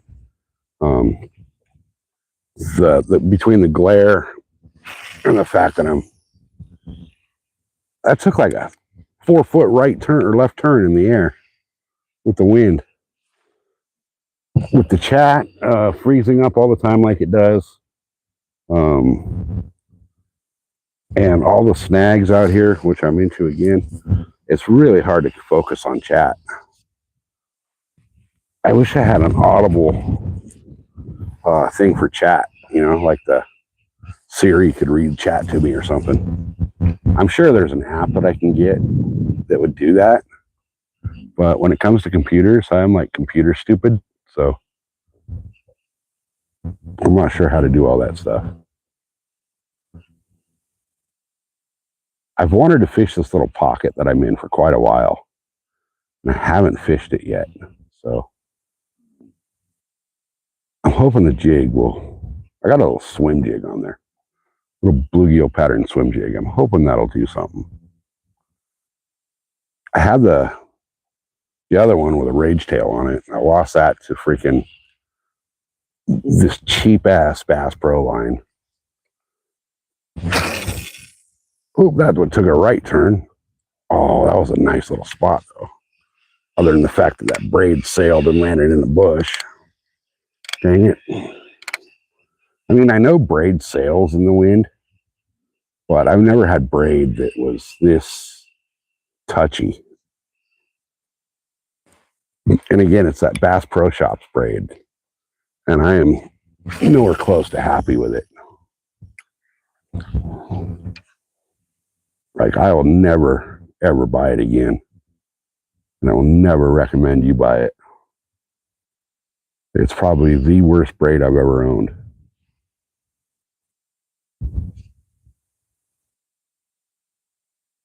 Hoping that jigs are usually pretty good here in this lake.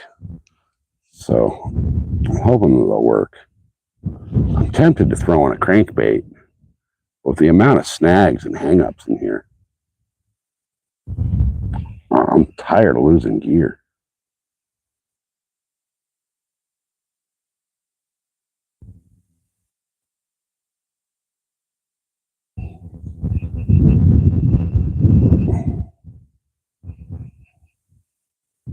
I'm afraid that today's going to be the day I catch the lake skunk.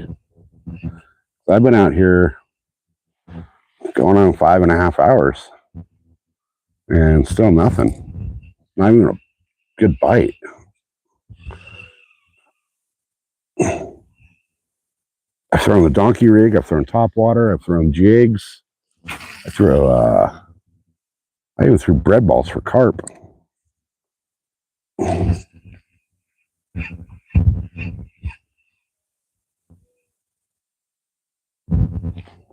Like, as many carp that roll out here, you would think they would be feeding, but apparently they don't eat bread balls here.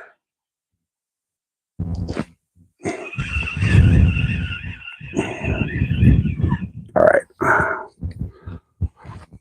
And there's one just popped right there. I should really throw this jig on my other rod. I know that reel on that other rod is just way better casting.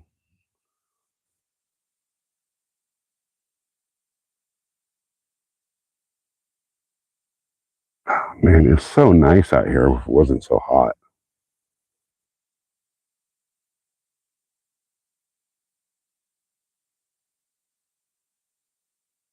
I just don't understand why they're not chasing anything today.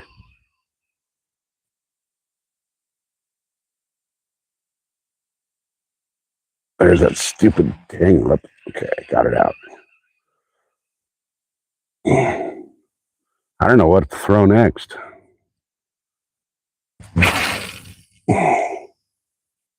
There we go. Hopefully that's the cast I needed.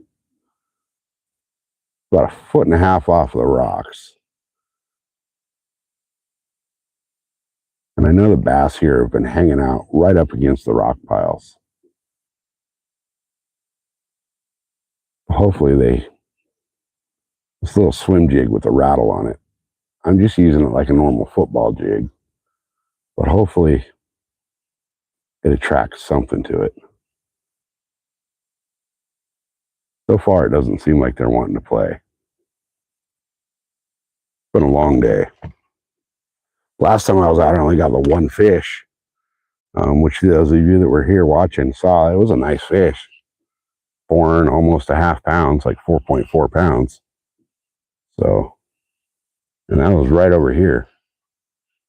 There is decent fish in this pond. Or in this, I keep saying pond. I'm so used to fishing the pond in the backyard lately that I keep saying pond. I'm at the big lake in the boat, not the pond.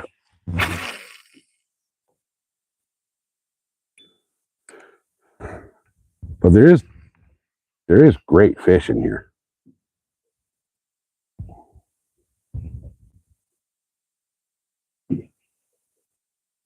I don't know if I should switch over to like just a Texas rigged brush hog. See what I can get with that.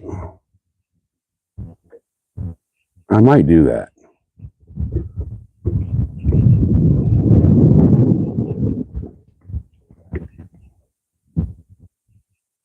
Because I did catch that last bigger bass that I got out of here, the 4-pounder, 4.5-pounder. Came on a black blue jig with a brush hog trailer. So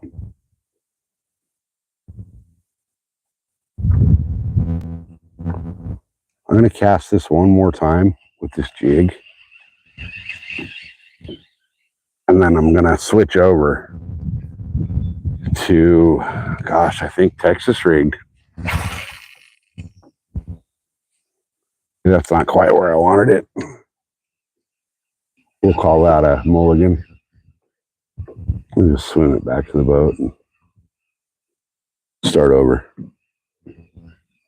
I want these jigs right up against these rock piles because that's where these bass have been hanging out typically. So if I can get this to go where I want it to, there we go. Oh, that's 6 inches off the rocks. Now I'm going to fish this back really slow. Real slow and see if something will nab it.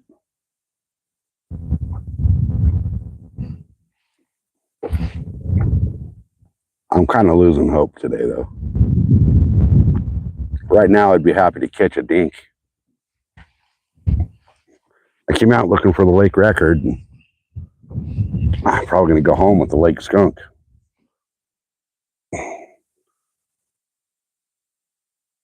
All right.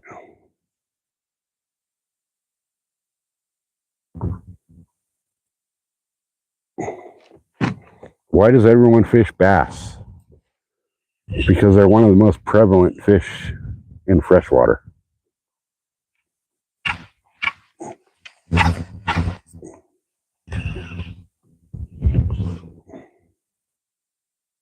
They do fight great.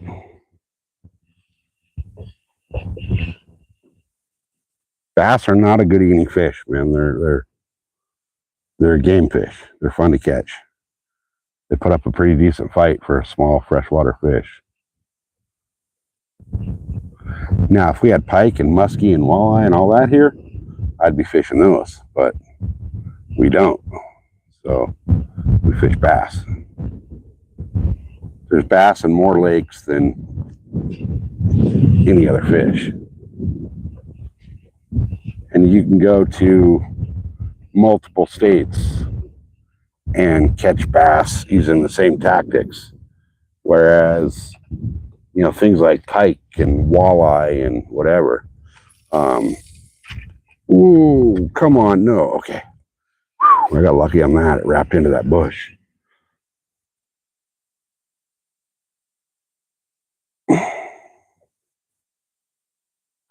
Well,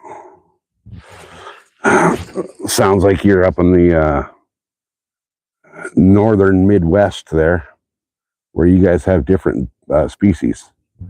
You go south, and the most prevalent fish is bass. That's why people fish for them.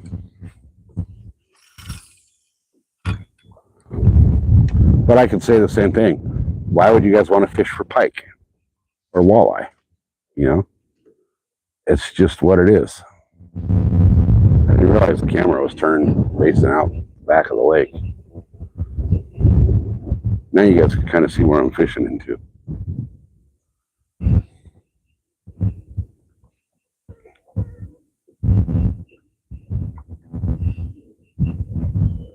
Yeah, see, you're up in northern Canada where you guys have a much different variety of fish species. I'm down here on the Mexican border where bass is what we have, so that's what we fish. Now, if I was up there in Canada where we had pike and muskie and walleye and all that, then I'd be fishing for those. If I was out in the ocean where the tuna are at, I'd be fishing tuna. Which I really need to get out and fish some tuna. They're hammering the bluefin and the yellowtail right now. I need to get out and get one. It's been way too long. It's just become my boat's not big enough to get out there, and it's become prohibitively expensive to get on the charters. You're going to spend upwards of $700 for a tuna trip, and it's going to be on a boat with 40 to 50 people.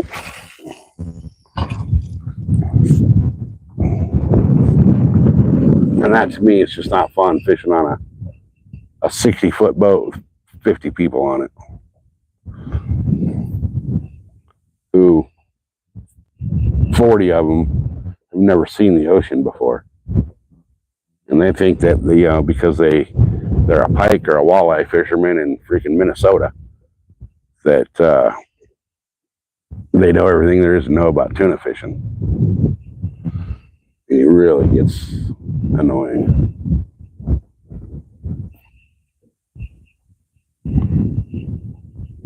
Okay, I just don't get where these fish have gone today. I fished shallow, I fished deep. I fished rocks, I fished brush. I don't know what the heck they're doing. I don't think they know what they're doing. Carp are rolling everywhere. Like right there, that carp just rolled 10 feet off the back of the boat.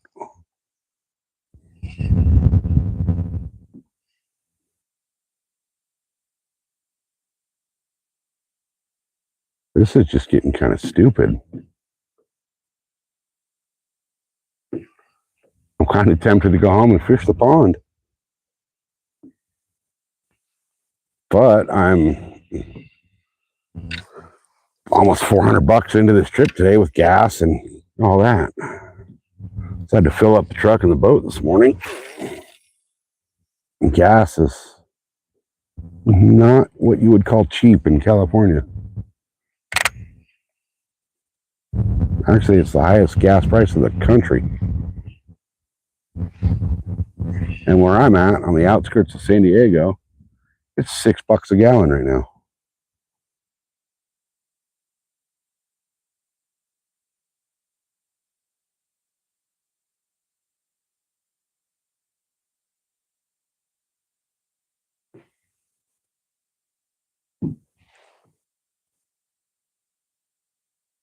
I just don't think they're biting.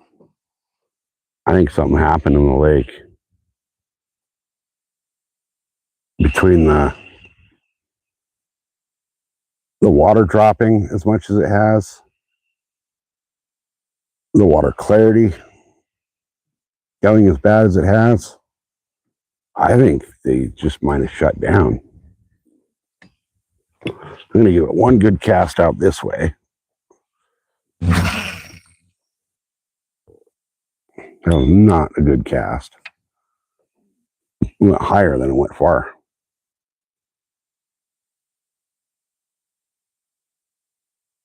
And we're going to move on. This whole side of this lake is supposed to be like really good for bass. They call this the North Shoreline, but it's just been trashed the last couple times I come out.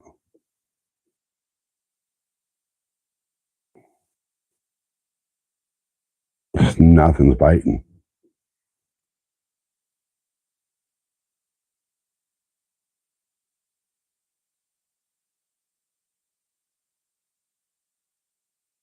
See, to me, all fish taste like crap. Ocean fishing, man, it's a whole different animal.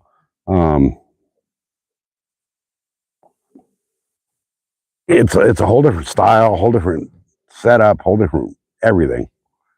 And when you get hooked onto an ocean fish, you're going for a ride. You know, I see all these people, oh, I caught a monster pike. That monster pike is going to feel like bait after you've caught a big tuna. All right, jig is not working. So let me throw something different.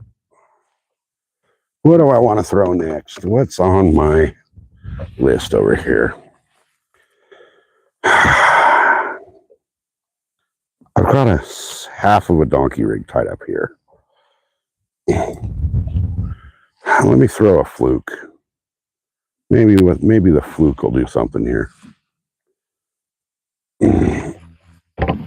I should tie up another leader and make it a full donkey rig, but we'll just throw one fluke and see what happens.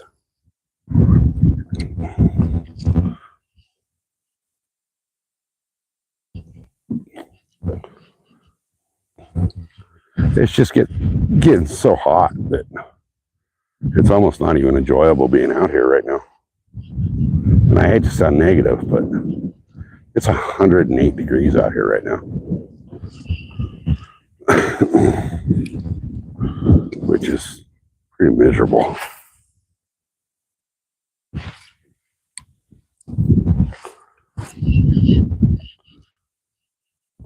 There's just nothing biting in this little cove.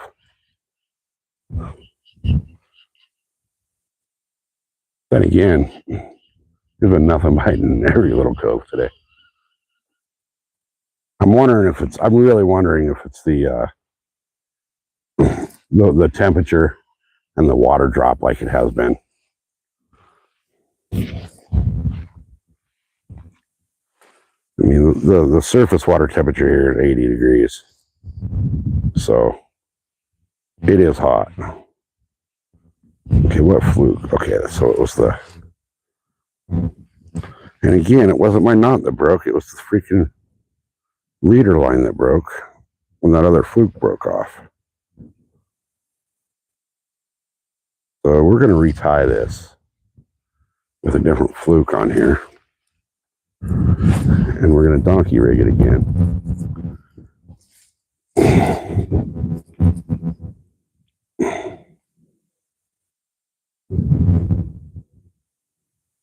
So what I'm going to do is I'm going to retie this real quick. And then I'm going to make another move. So let me bring the camera back down here while I retie. And it is just flipping, roasting hot. Absolutely scorching hot out here. Where is the other that? Found my braid shears. They're not as hot as the pliers are. The pliers are metal. These got a plastic handle, so they don't collect the heat like the braid shears do. All right. Tie up my leader here, and then I will go to measure for my hook.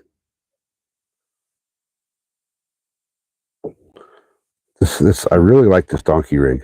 I just don't like having to tie it all the time because it's two of everything.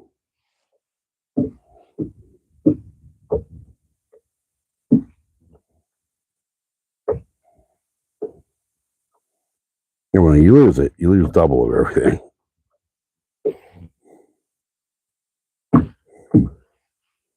And, you know, baits and hooks and line, and it's not getting any cheaper. All right. My eyes aren't getting any better. Knots are getting harder and harder to see. There we go. There we go. There's a good knot. Now, gotta measure out my leader line. Let's see, make sure I got the right one. That is my sliding leader. Yes. So that needs to be a bit shorter. Okay. And then go into my box of hooks over here and grab a hook. And then got to find my bait, and we're good. I think when I get this tied up, I'm going to go try to find another spot. All right, where are my flukes? There's my flukes. And there's is that a bait fish? Nope, that's a smoking shad right up on top of the package there. I need my hook first.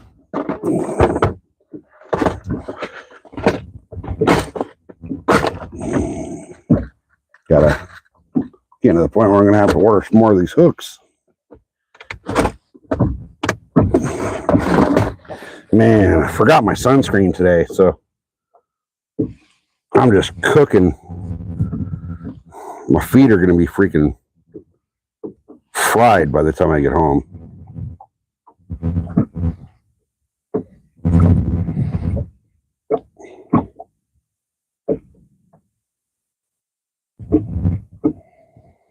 I can feel my legs getting burnt.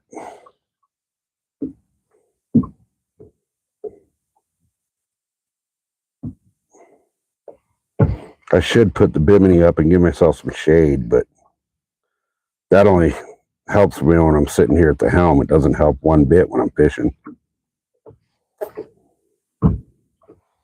Okay.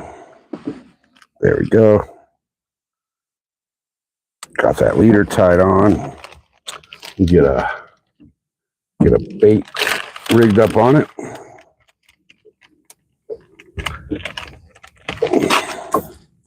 You know, it's funny. I always have people tell me, throw chatterbaits in that lake. Chatterbaits don't really work here because of the fact that there's not a lot of grass. Chatterbaits are really good for like pulling through grass and stuff. But here, the bottom structure is not conducive to the chatterbait. And I've actually never caught a fish on a chatterbait here. All right. That's rigged up. Pop that barely through there. Okay. Double check my leaders. And that's just about perfect. So, while we do, oops, don't want to catch the seat. Okay. I think it's time to make another move. Oh, that one's all jacked up. There we go. All right, let me throw this one time over here. I'll probably lose it from the stick ups. Let me throw this one time over here. Then I think it's time to make a move because I haven't caught anything over here. Might be time to get out of this spot.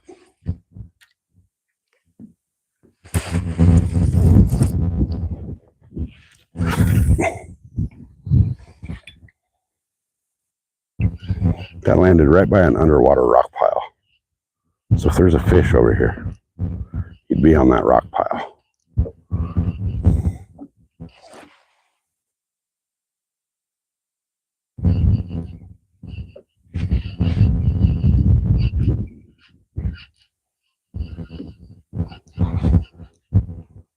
Ooh.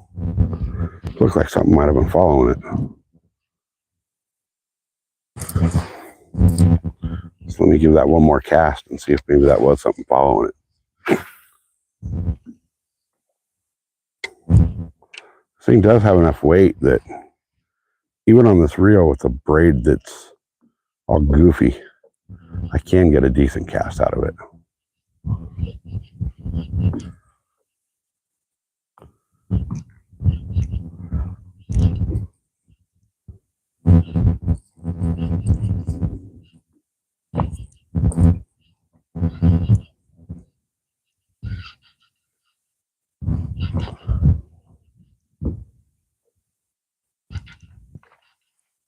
A big old carp rolling.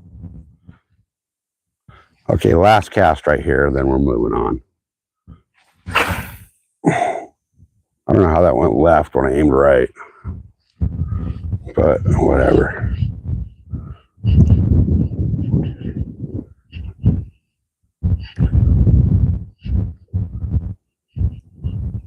So when you're throwing this rig,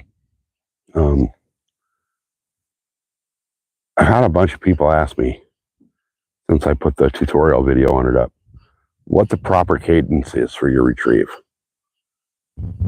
And there really isn't. Each place you go is going to be different. The bass and the carp and the cat and the walleye and the pike, whatever, they're all going to chase baits at a different speed and whatever. My cadence with this varies. If I can get it to cast where I want it to, there we go. What I'll do is once it hits the water, I will let it sit for just a second. Let me scoot over here where you guys can kind of see the rod as well. I'll let it soak down to the depth I want. And then I'll just kind of 1, 2, pause, 1, pause, 1, 2, 3, 4, 5, pause, 1, 1, 2, pause, 1, 1, 2, 3, 4, 5, 6, 7, 8, and pause. And then just 1, 1, 2, 1, 2. I don't really have a set pattern. I just twitch it like you would think a bait fish fleeing prey would want to be swimming.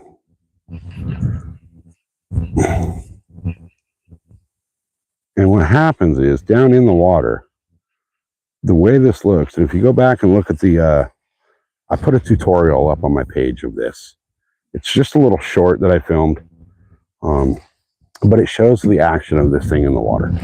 I would grab the camera and show you right now on the live what this thing looks like in the water. But the water clarity here is such trash at the moment that once this thing hits 2 inches below the water line, you can't see it. So it'd be kind of worthless to try to show you guys something that you couldn't see anyway. So anyway, what we're going to do, we're going to pull up anchor and move spots, because right here, absolutely nothing is happening. I'm going to actually take this carp rod out of the holder, get it out of the way. So let me pull the anchor. We'll move spots and we'll see what we can get going.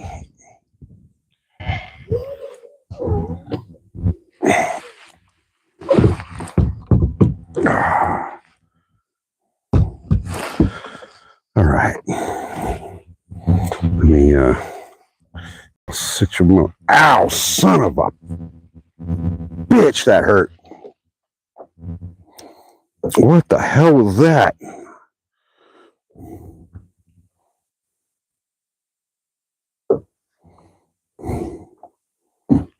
I just stuck my hand in my pocket and got stabbed by something. There's a goddamn hook in there.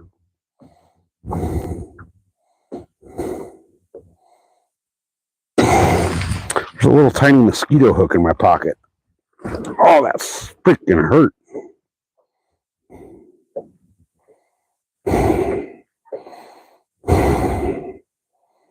How did I get a mosquito hook in my pocket? And how did I get it in my pocket that bad?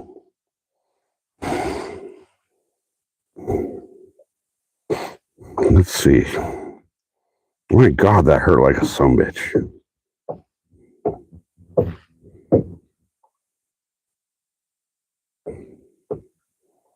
I might have to cut that out of my pocket. No, maybe I can pull it all the way through. I'm wearing board shorts and they got like that little mesh stuff in the pocket. And it's caught up in that.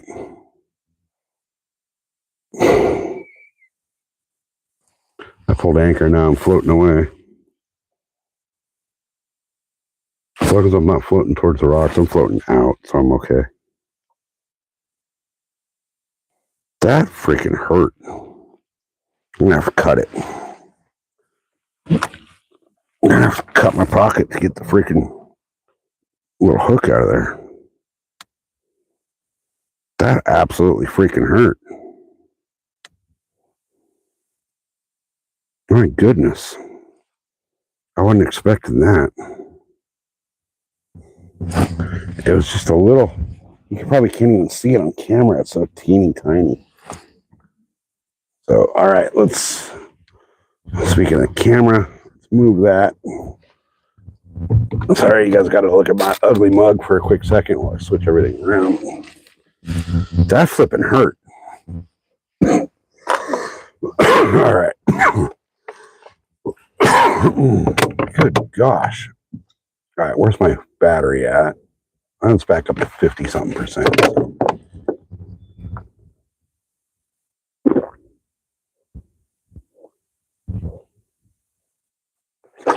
All right, my chat froze again way back there when. Hey, JBT, welcome in. All right. Let's go find a new spot on this lake that might have a fish. Because it seems like all my normal spots on this lake don't have any fish. So I am on I'm damn near out through my first gallon of water. I have 2 with me. So I'll probably go through both gallons if I stay out all day.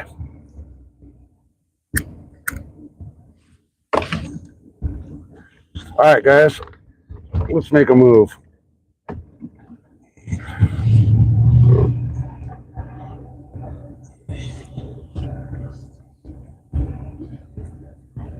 Huh.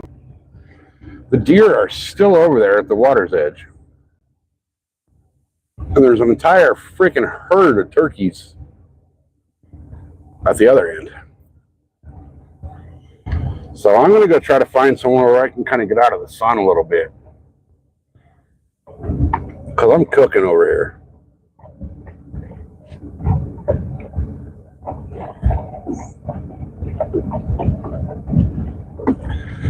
Unfortunately, right now it's dead at noon, so there ain't going to be any shade anywhere. But I'll tell you what, just turning into the wind and that wind is freaking beautiful.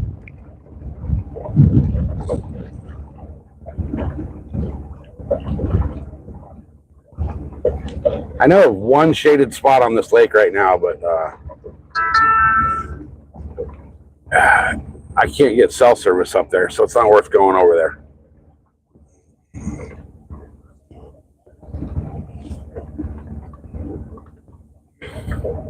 I've fished this north shoreline the whole day.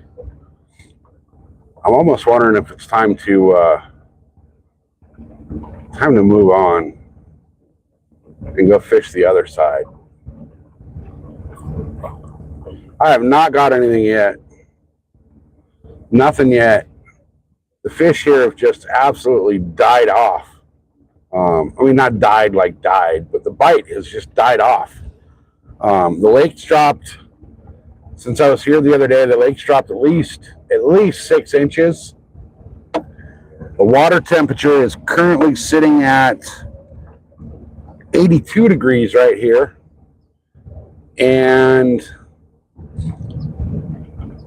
the outside temperature is about 106.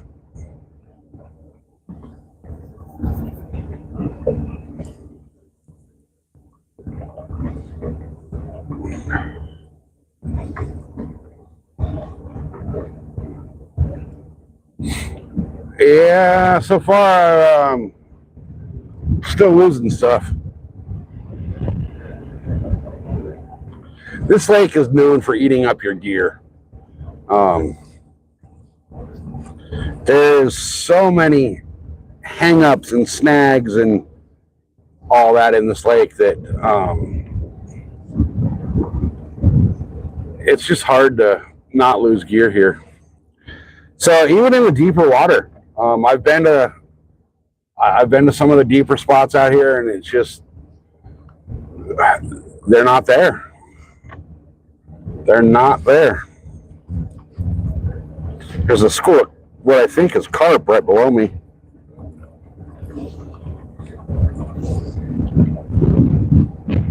But I want to go fish up here a little bit in this brush pile and see if I can get anything out of here.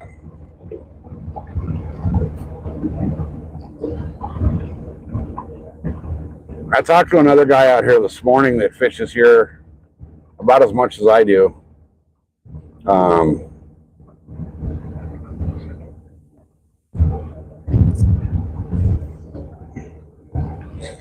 And he said he's been having a really tough time as well lately. So, dude, I'm telling you, man, with that freaking Bass Pro braid, I'm sick of it. I'm running the 30-pound Bass Pro braid right now, and no shit, I think it's probably 10-pound to be at the most.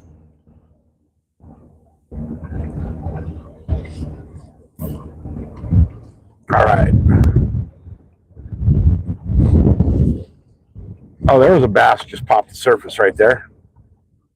So if I can get locked in right here, which is kind of where I wanted to be, I'm gonna have to come back around to this and hit it at a different angle to get where I want, I think.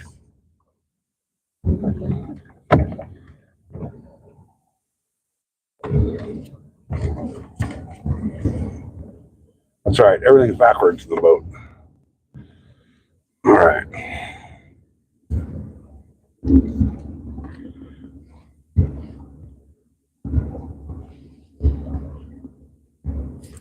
God, my feet are burning up.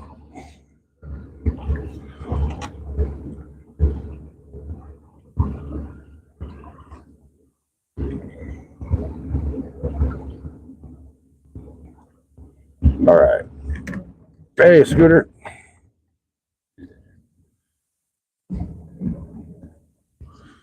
Oh, man, it is pretty much dental floss. The crap they're trying to pass off is 30-pound. Okay, I'm going to try this little spot right here for a minute. I've caught some nice fish in here. And then if we don't get anything here, we're going to go up the way a little bit. We throw on the water brakes. Let me get over here a little more. Get myself a little better position. Throw on the water brakes, aka reverse. And I'm going to drop the anchor here, and then I'll set the camera and everything up. I gotta hurry because I'm going to start twisting.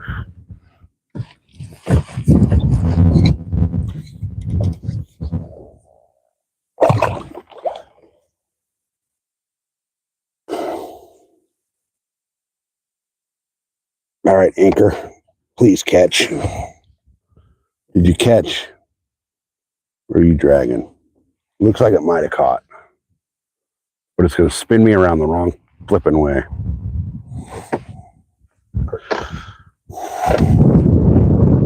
Gosh dang it.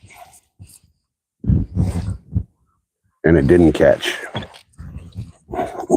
Or did it? Did it just finally catch? Okay. Finally caught, but it blew me 15 feet out from where I wanted to be. Actually, no, it's not caught. It's dragging along the bottom. So I'm going to have to totally freaking reposition again because this anchor is a hunk of junk. It's meant for a 35 to 40 foot ocean boat, and it won't hold an 18-foot bass boat.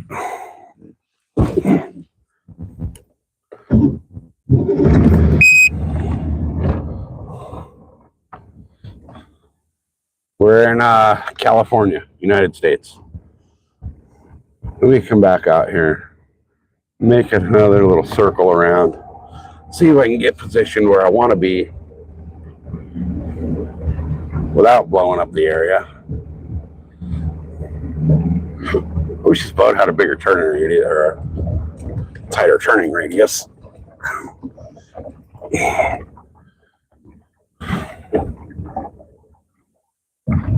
All right. Yeah, I usually fish the Power Pro, the Spectra Power Pro. I really had great luck and success with that. So, but I had a gift card for Bass Pro, and I bought their cheap ass line, and I ruined a good gift card by buying their cheap ass line. Let me see if I can do it this time without getting it wrapped up around my feet.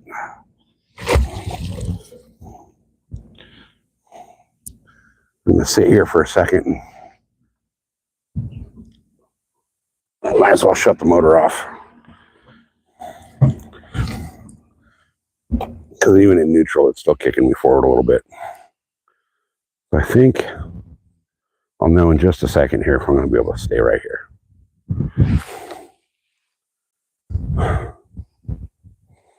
See, you can see I'm using this thin little rope for anchor line. It's actually a tuna cord, but it helps you to see what's going on with your anchor. You can see if it's actually caught because it'll get tight and stay still. And if it's dragging, you get a bunch of chatter on the rope.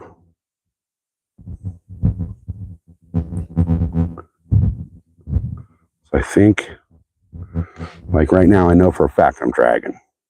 I think I might have just caught.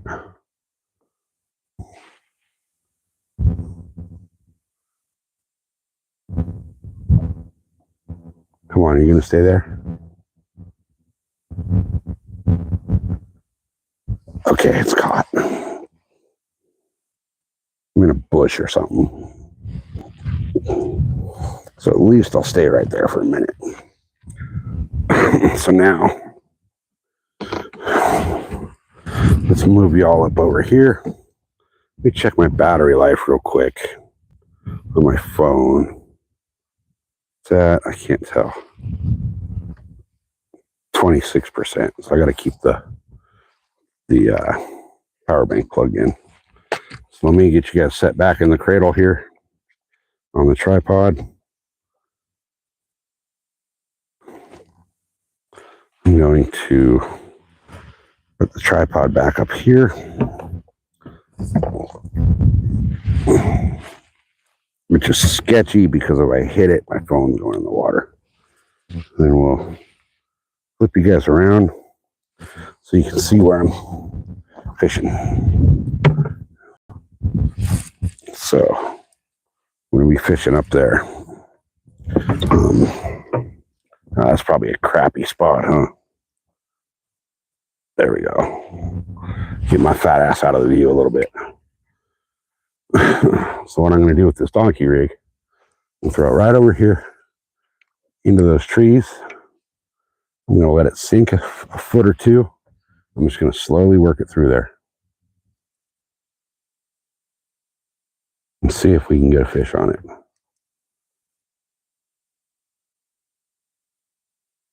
Hopefully we can get something.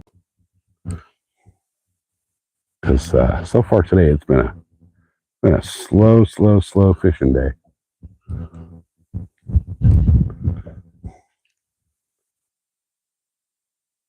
All right, nothing right there on the first pass. Let me, I'm going to toss this out over there, right up to that rock. See if there's something sitting on that rock over there.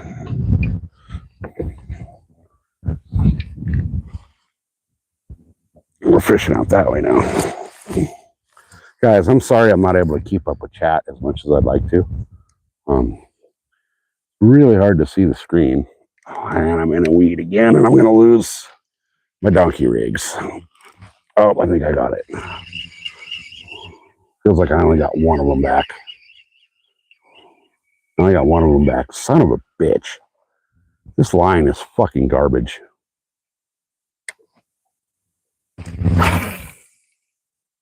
So now I'm just throwing a straight fluke, basically. And I'm going to lose that one too because this stupid, nope, I got it. Okay. The stupid braid floats in the wind more than any other braid I've ever thrown. I am, if you guys can't tell, really unhappy with this Bass Pro Shop brand braid. It's just not a good product. I've lost more gear because of it.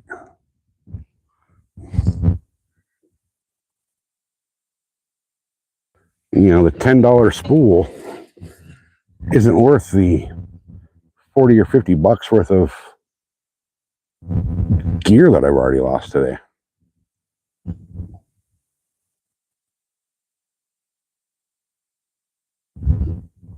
I mean, I'm at the point with this stuff where I'm halfway debating calling it a day and driving into town to buy better braid. And here we go, we're off the drifting, or we're off the anchor again. Oh, and then it caught. Okay. So let's go cast back over into here.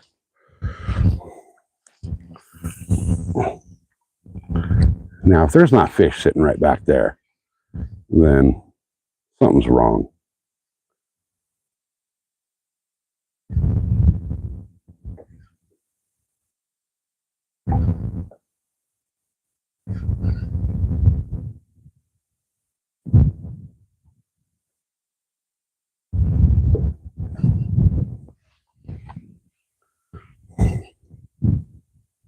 I don't get it. I really don't get it. And I'm drifting again.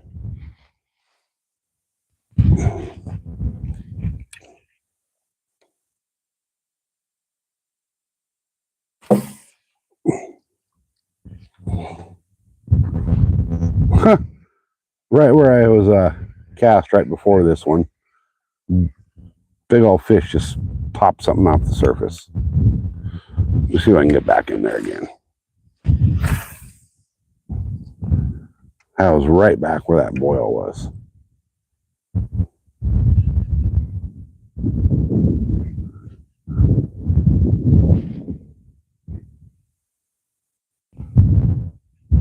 I need to grease this reel up. It's got a little snag in it, like a little hang up.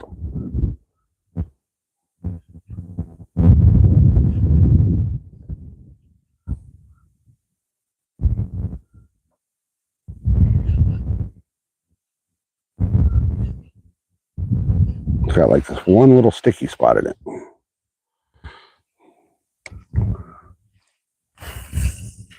Oop. Ooh, got lucky there. Cast that right into a tree.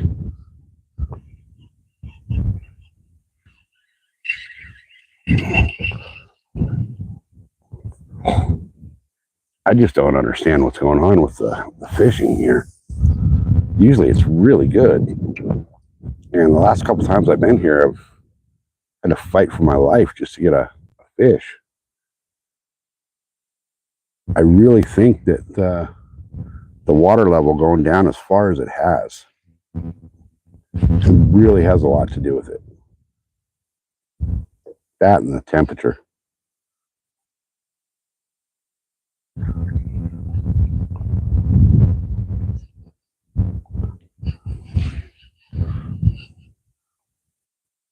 It's just been so freaking hot that then you could just shut down the fish between that and the water dropping.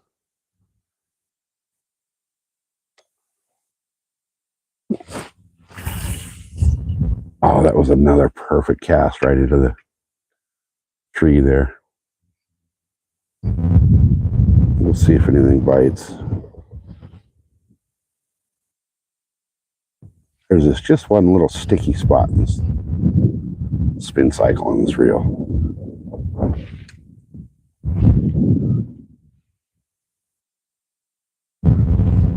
You almost feel like it's catching down on the bottom somewhere. Like it's not a greased issue, like it's a...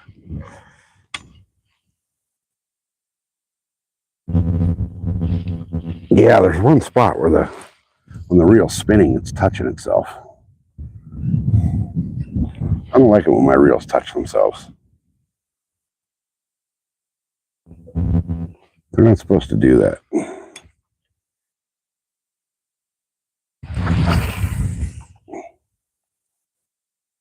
I'm hoping that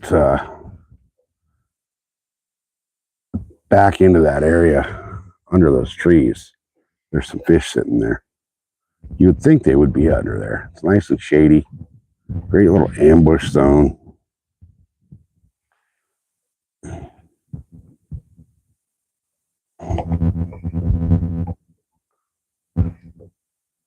I just don't understand what they're doing. If anybody has any freaking ideas, let me know.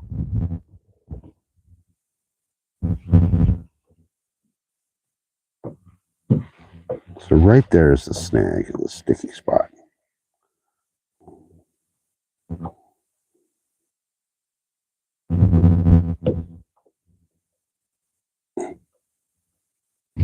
Okay. I got to take this reel apart and service it. So let's toss this little guy back over here. Oh, I got lucky right there. It almost landed in the tree. That's one of the problems with this lake is there's just so much that you can catch that it's not a fish. Wait a minute. Okay. Felt like I lost my bait.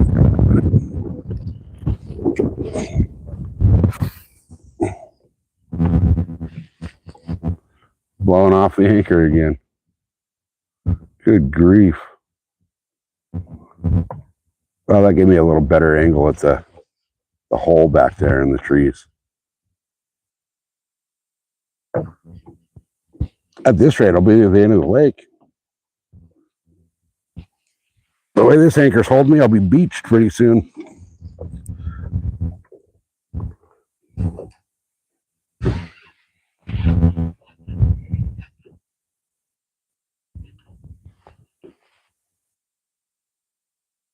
Man, I have not seen another person on this lake today.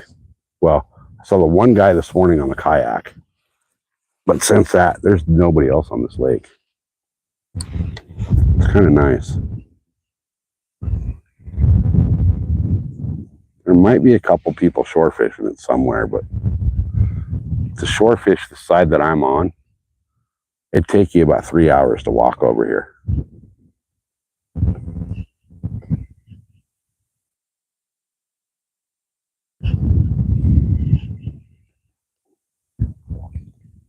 All right.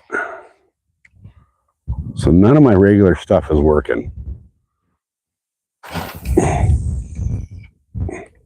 Well, there's no fish on shore. So there we go. What do you guys think? Should I tie on a... What's everybody's opinion? What do you want to see me tie on next?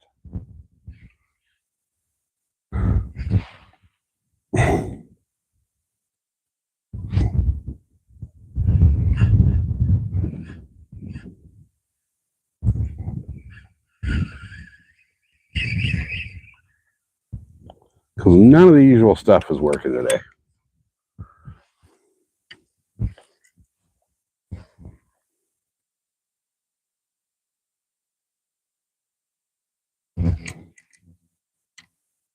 So we're now at the point of the show where we're going to take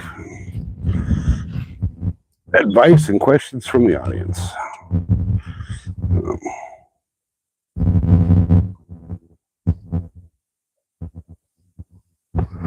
God, chat froze again way back there, guys. I wish I could catch a shark in this water. Because we're at what, 70, looks like 76 likes. Got 20 people in. Rod, welcome back.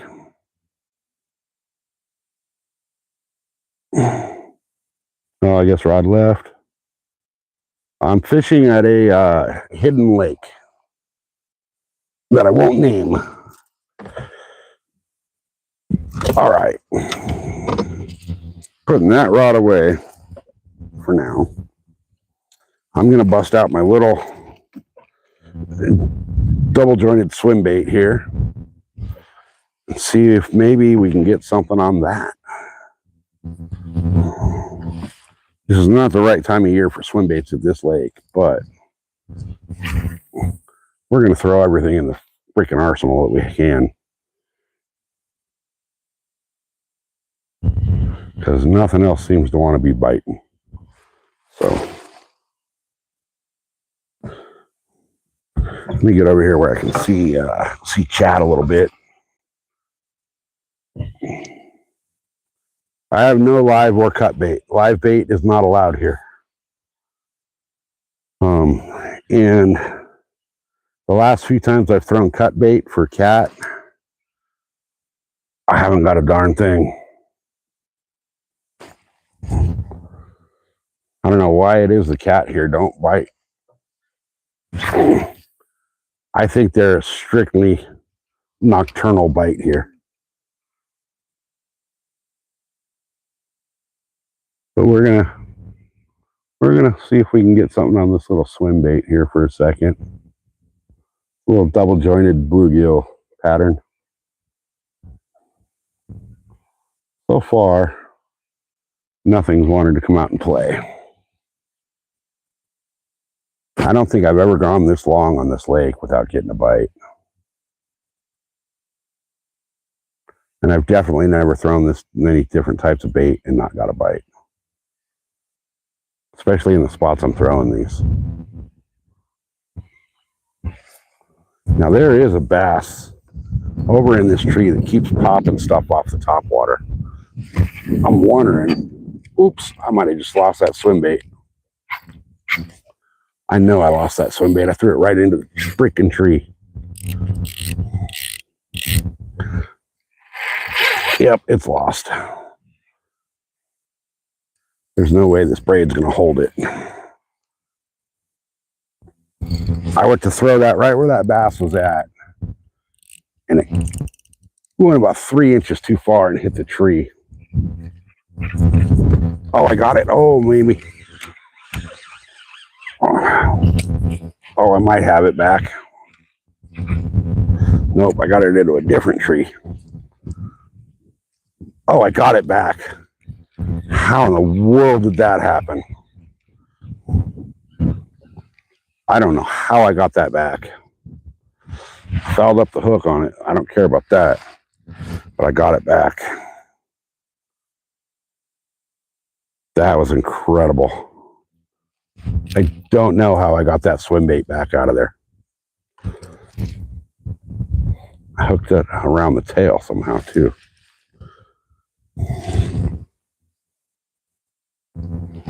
So I think it's time I switch to maybe drop shot or Texas rig here. Let me give this thing one more wing way out there. And this line is trash. I cast and the line that was in the air started floating back over my head.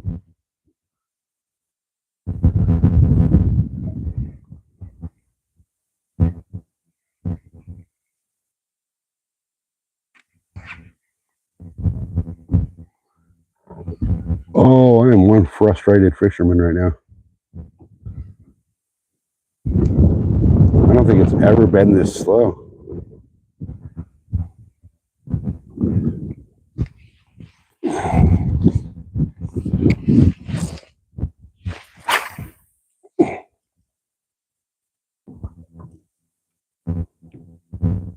Between the fishing being this slow and this line being so trash, it's becoming a weird day out here. Sorry to sound so negative, guys. I'm just on the edge of frustration. All right, I'm past the edge of frustration.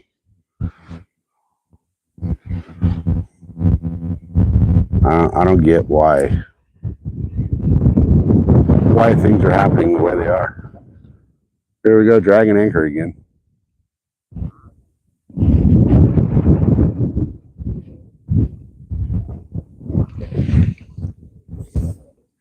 All right.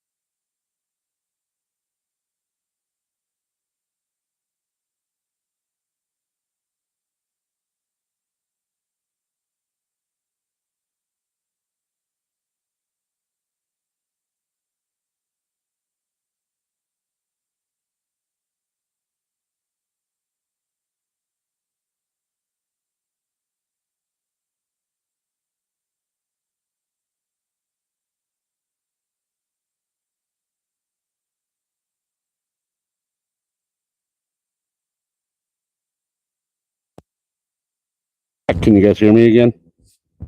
Do we come back? Oh, nope, this microphone's dying. All right, let me switch mics. This one apparently, whoa, is dead.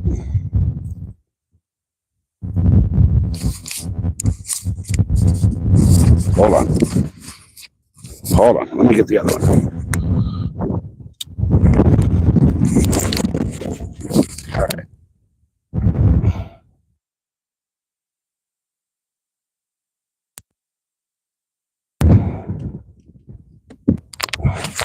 All right, how about now? Can you hear me now? Do we come back? Are we back? Can you guys hear me? Yeah? No? Maybe? Anyone?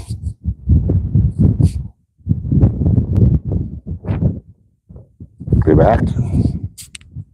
Hopefully we're back. We should be back.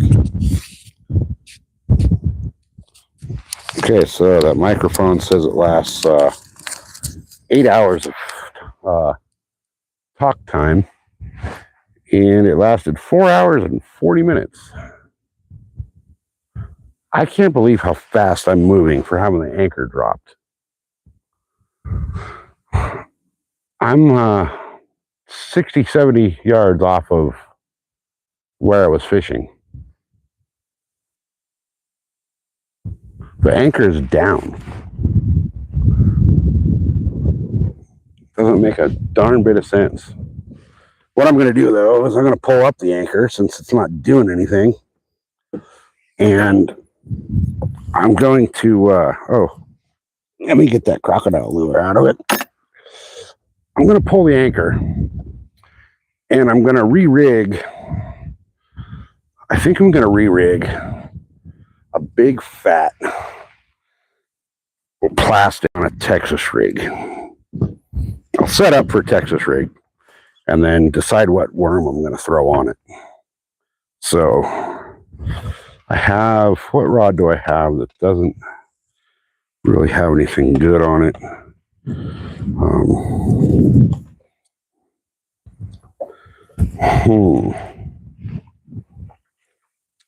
My ugly stick here has just a circle hook. That'll be the easiest one to redo. So holy cow, that seat's hot. Good golly.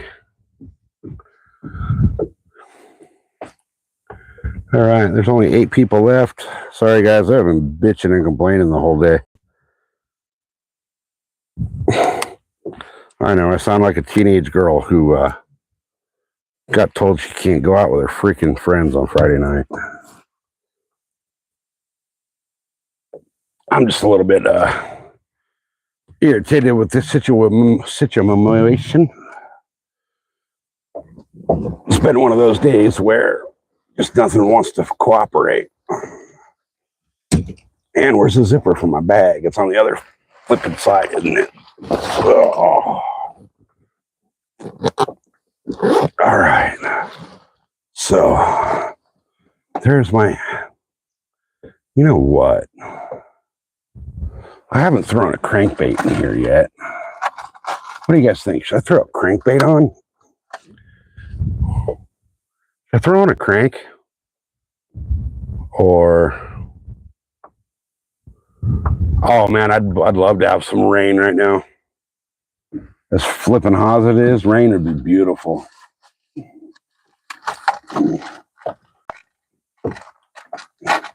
Where's that one crank that I had?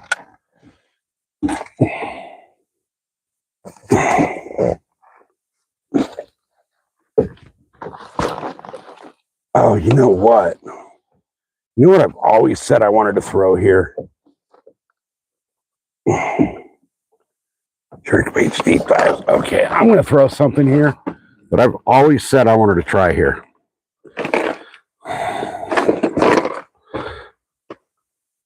And I'm going to throw this thing on a rod that I know has good line on it. I'm going to throw it on my ugly stick. Let's get this thing going. I've always said I wanted to throw this bait here, and I've never thrown this bait here. So let's see what can happen with this thing. Some of these rocks and tree areas could be the perfect spot for it.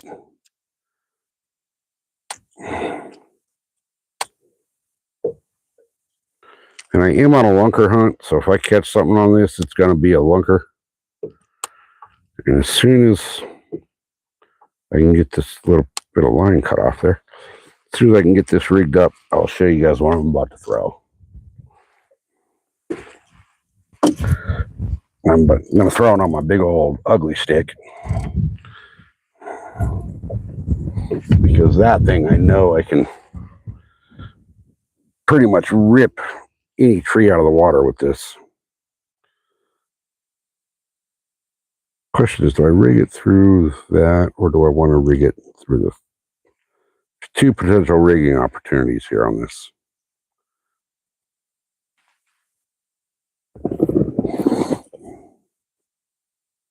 Okay. Oh, loady, loady, loady. We're getting either really stupid or really crazy now. But you guys have probably seen what I'm tying up there. I'll give you a good look at it just here in a second. If I can get the stupid hook out of my fingers. Okay. I've caught myself more than I've caught anything else today. Guys, we're going to throw the rat. Because why not, right? Why not throw the rat? Let me figure out how I want to do this thing here and where I want to throw it. All right, there's only 6 of you watching, but thanks for being here. I think I probably pushed everybody off with my frustration.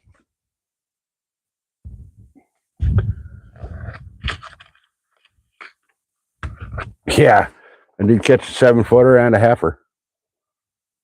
That's true. You're not lying there.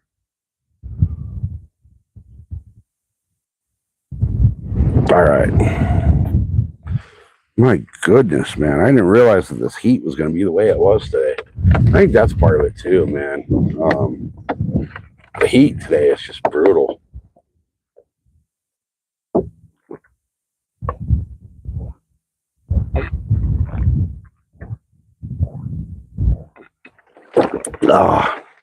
My water, even though it's sitting up under the helm here in the shade, is already up to the temperature of about 10-minute-old coffee.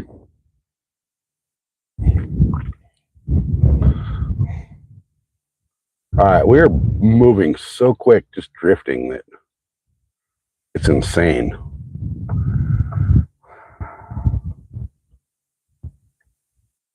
I kind of have an idea where I want to go to throw this rat. It means making a little bit of a move.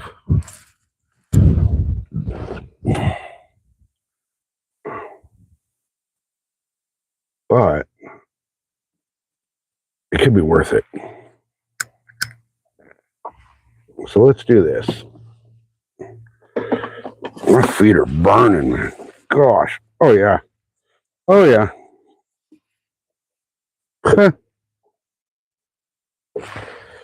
My feet are like dried out, looking like lizards. All right, let me drop this down here so it doesn't get lost. Oh, that ain't gonna work with that bait on there. All right. So let me put this over here. Put that rod down over there. I'll kick this rod back over here. We're gonna make a move, guys. Let me make sure my anchor rope's all in the boat so it doesn't fly out. Okay. I'm gonna switch you guys back into the cradle here with the thing. And then give me just a minute and I'll turn the camera around so you can go look at my ugly ass.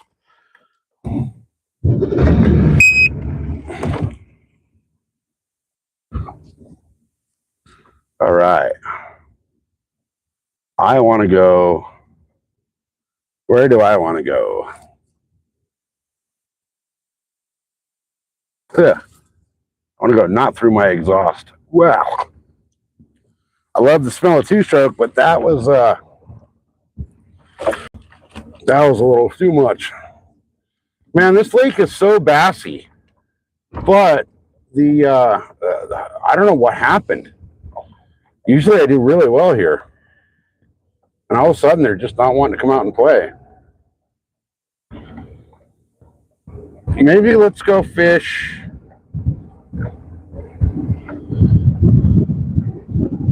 I've never fished the island over here, ever. As long as I've been fishing this lake, I've never fished the island. Let me go take a little, let's go take a lap around the island. Let's go check it out, see what it looks like. Hey, Grumpy. The fishing is going, I don't know. I'd be better off fishing out in the freaking desert. I could probably catch a freaking sand bass quicker than catch a bass in here today. Actually, if I went down to the beach, I know I could catch a sand bass. I'm just not really sure what's going on here. The lake is absolutely just completely shut down. I talked to a kayaker this morning, and he said he hasn't got anything either. So it's just completely shut down.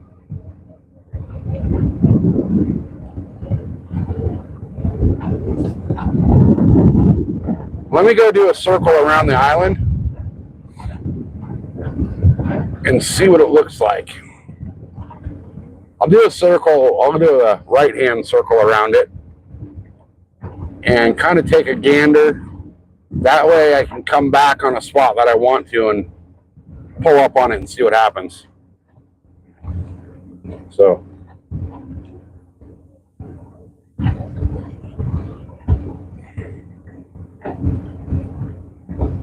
I'm going to throw the rat. I'm going to try throwing the rat.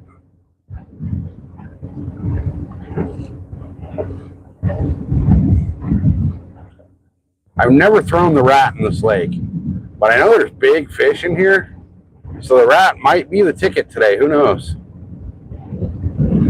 So let me point the phone over there a little bit so you guys can see the island as I go by.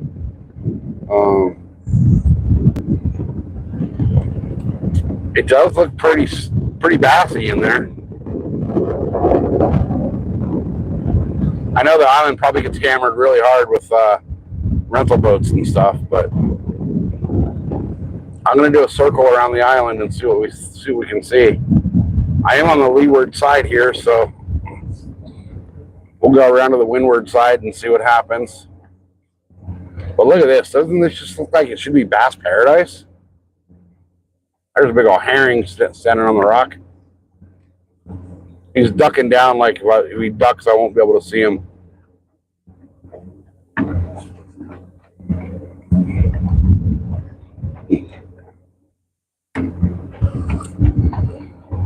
I'm thinking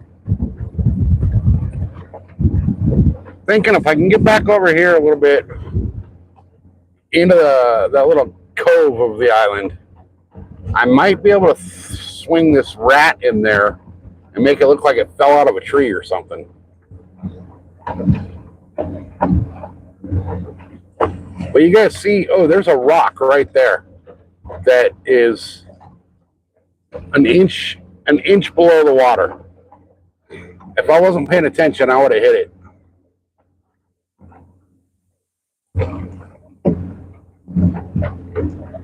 So it looks like I'm going to go hit up the other side of the island and see what happens. I'm going to go back where I was a minute ago. I got a jig tied on. I got one fluke on my donkey rig tied on. And I got the rat tied on.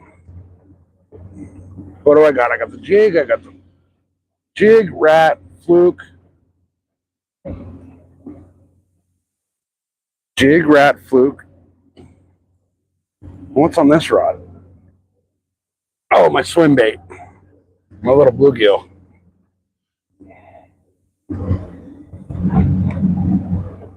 So I got a jig, a rat, a fluke, and a bluegill tied on. So I'll try them all over here.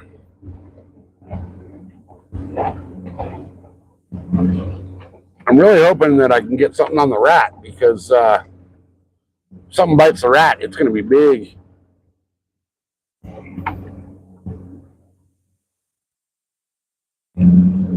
I think we're going to try right around the corner here. If I can get positioned just right, I'm going to try that. There's a nice little bunch of riprap slop that can be perfect for the rat right over here. So we'll try the rat first. We'll see if we can get something to bite the rat, and then we'll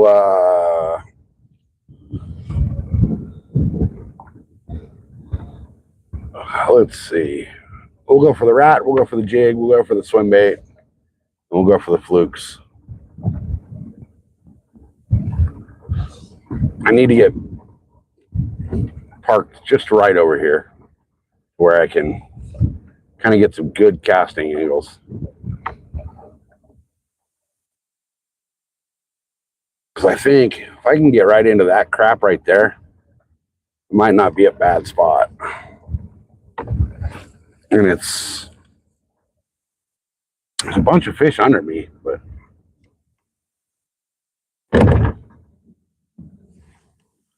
we're at 12 feet right here, 10. All right, let's see.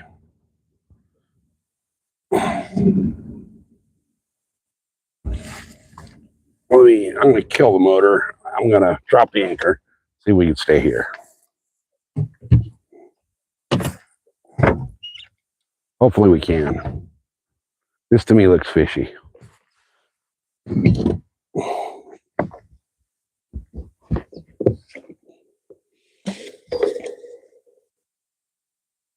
Anchor's dropped.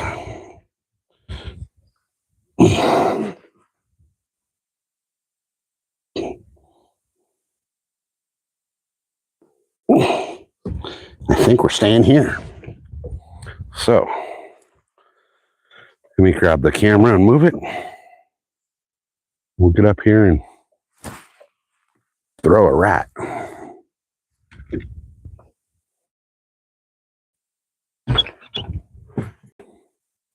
Put the camera around here again. So you guys can look at my ugly mug while I get laughed at by the bass. Guys, it's so hard to see chat when I'm up here because there's a gnarly glare, first off. And then for some stupid reason, the chat keeps freezing up on me. All right, so we're going to bust out the ugly stick. This is my beater rod. We're going to throw a rat. And we're going to see if we can catch a bass on the rat. I think we're dragging anchor again. Actually, I know we're dragging anchor again.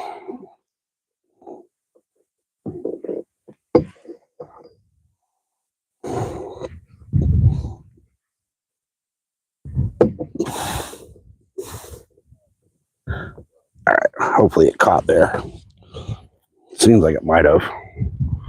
All right, let's see what we can do here with a rat.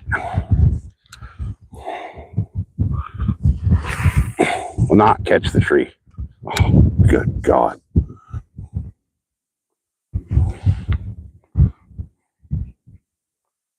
I'm dragging anchor. Gosh darn it.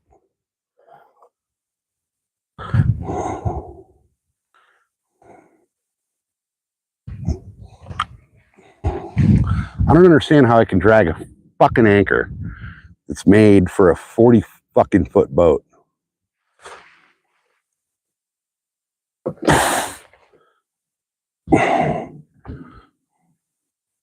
Like, it's definitely on the bottom. It's just not fucking staying on the bottom.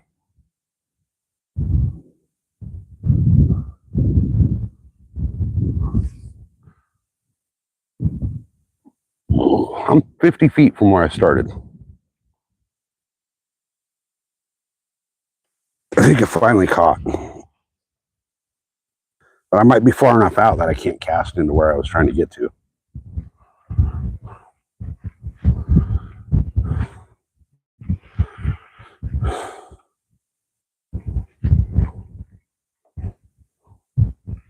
This rat has a great action to it.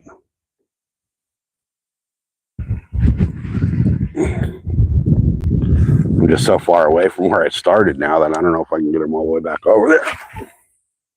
Nope. I'm going to end up having to reset. I don't know what's going on, like why I can't stay on anchor all of a sudden. You would think an anchor made for a boat double the size of what I'm on would stay where it's supposed to be.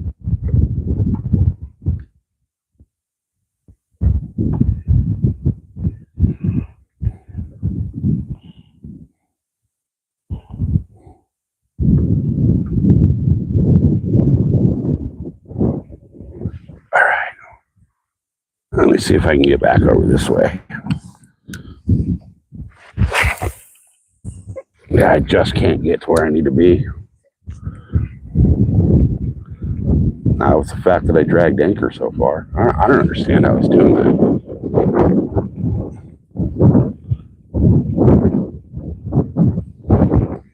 You'd think that this big old honking anchor would keep me where I need to be, but apparently it's defective or something.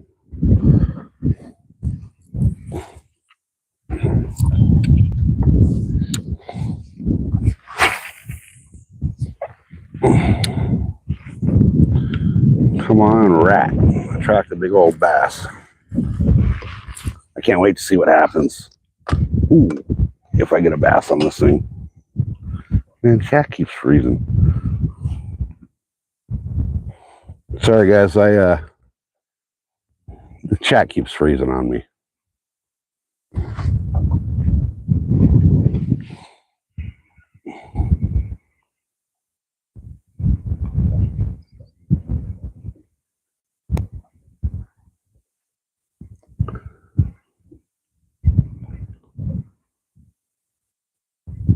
Come on. We're pulling off anchor again. Doesn't make any flipping sense. Oh, there's a big old bass jumped right over there too.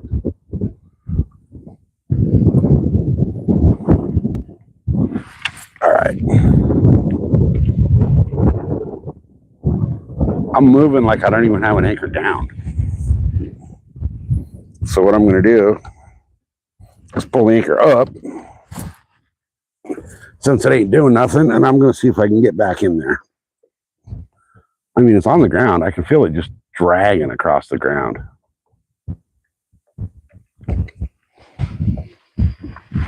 I just don't understand what the issue is.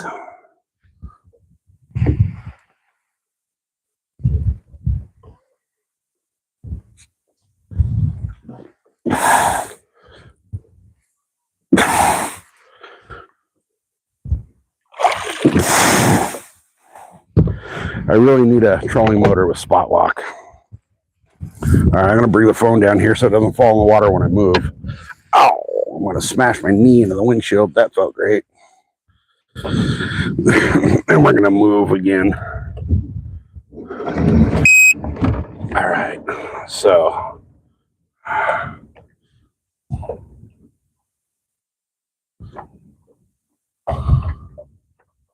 hey, Smoke and Grow, what's happening, brother?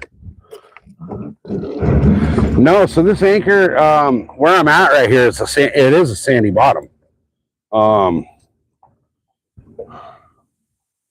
It's let's see.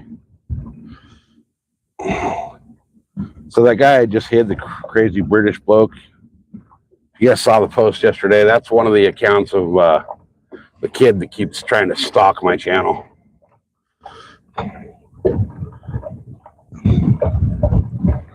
So the anchor, it's a mixed sand and rock and slop bottom here.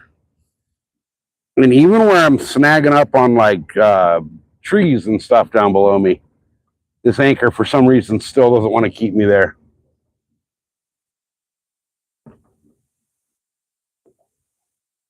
I'm half tempted to go back over to the other side.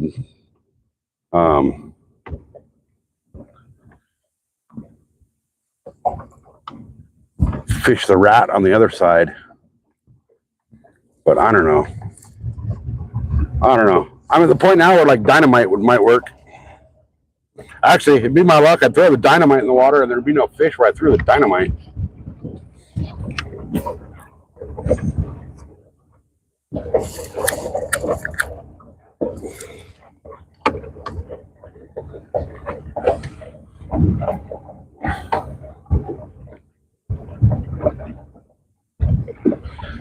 I do have a sand anchor in the box, like a shore anchor, for when you beach the boat.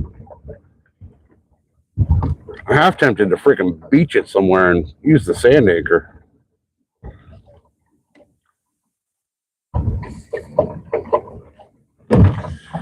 Okay.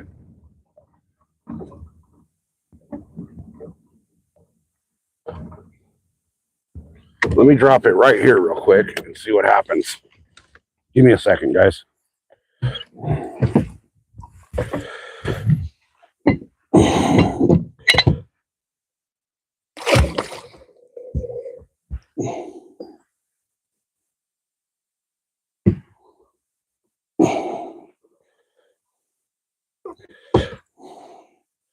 All right. I think I might be stopped. I think we might be stopped.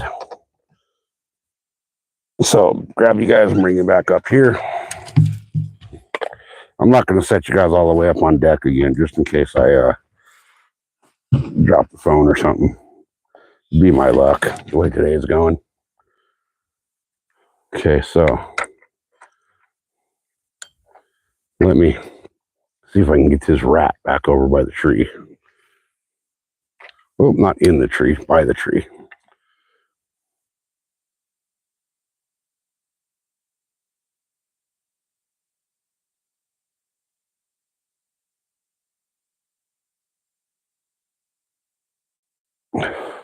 You would think that this area would be just full of fish. A little island where it drops off deep right outside the island.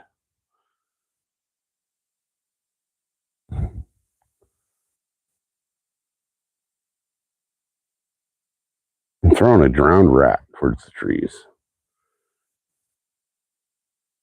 Hopefully, bass is hungry for a drowned rat. Oops. Stopped that cast a little too short, thinking it was going to hit the tree.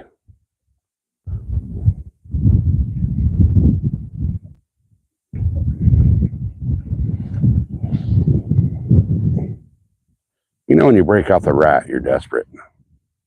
When nothing else is working. His tail got caught in the freaking hook. That's why he was swimming so funny. Look at that. Oh, it popped out. Okay.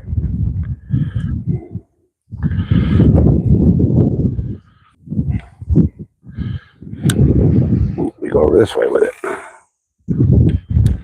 Oops.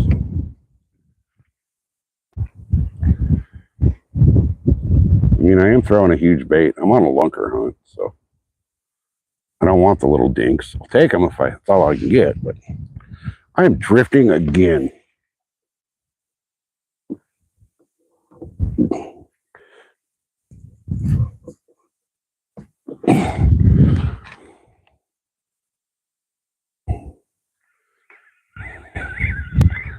Oh, this anchor's just starting to really piss me off.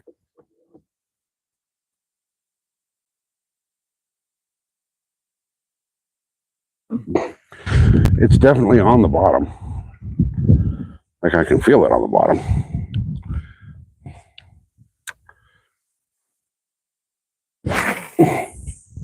Huh. That thing just made a huge turn in the air. The wind's getting so strong that my baits are turning in the air when I cast.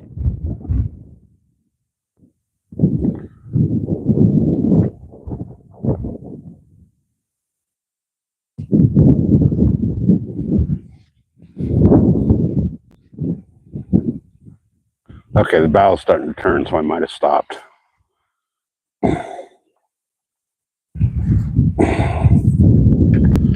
Let's see if I can get this over off of that rock. Uh-oh. Uh-oh. Not through there. Not through there. Don't snag up in there. All right, we got it. Okay, good.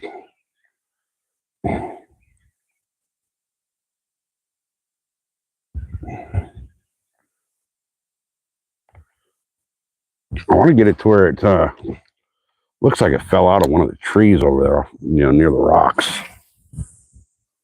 Like that right there.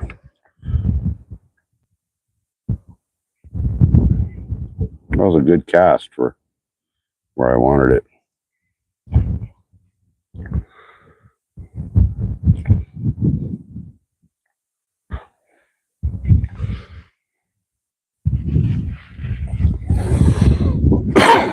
Unfortunately, I can't stay in position.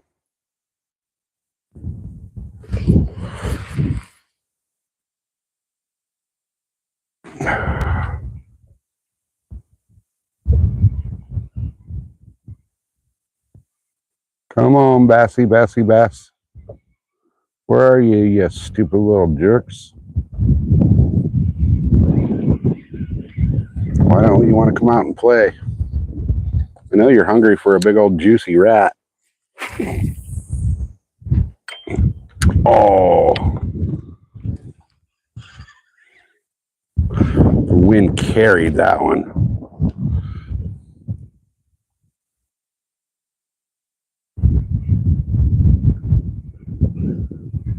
He does come through these trees pretty well. These little stick-ups. I will give him that. And his little tail waggles pretty good in the water.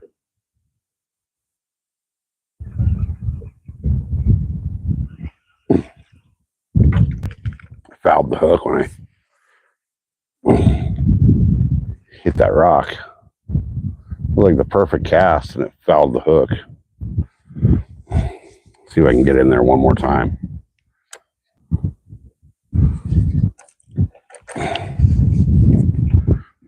I'm sure there's got to be a bass hanging. Oh, that was perfect. Man, I'm glad I stopped that cast because it landed right at the rock. Another inch, it would have hit the rock and probably blew the lure apart.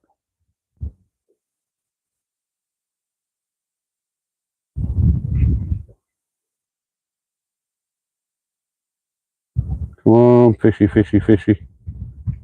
Where are you at? I think I'm going to end up having to go home and go to the pond just to catch a fish.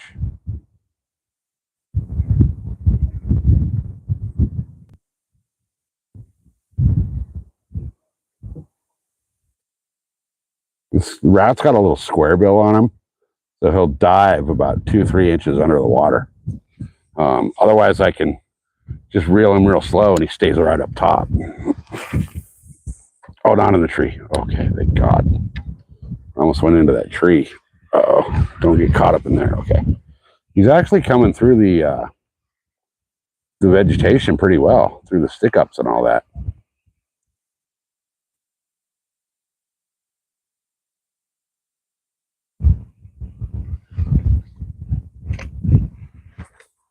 But I think if I can get him in just the right spot, I might be able to get something off this thing.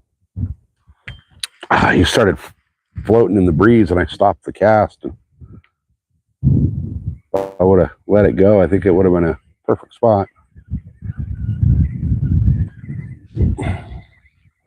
I don't see anything over here indicating that there's bass hanging out though.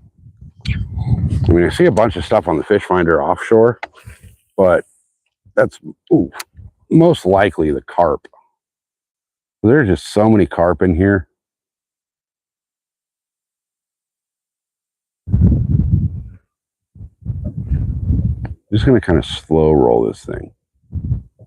Make him look like he's trying to swim to freedom.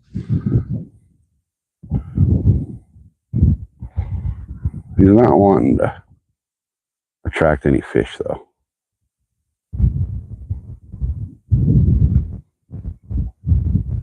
And we're on the move again. There we go. We finally caught again. I wish I could skip this thing up under those trees, but that'd be damn near impossible.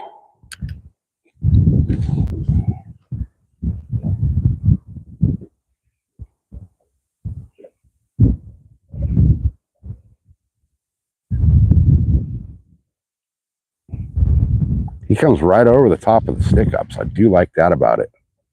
Even with a treble hook down on the bottom, it's like it doesn't snag up like you would think it would.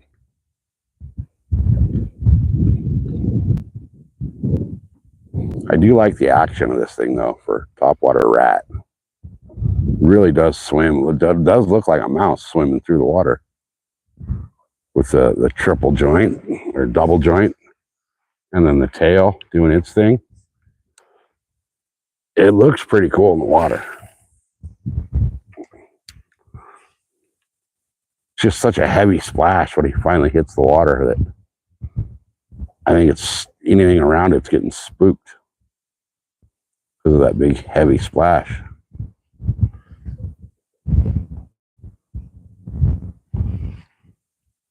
I'll give him a few more casts, then I'll move on to something different. So I don't think they're going to be interested in this thing.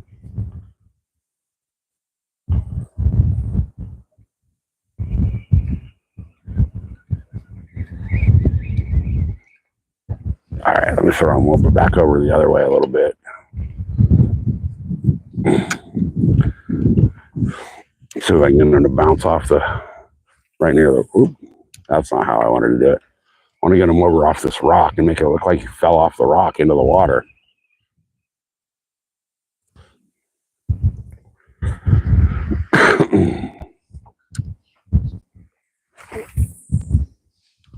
Oh, come on.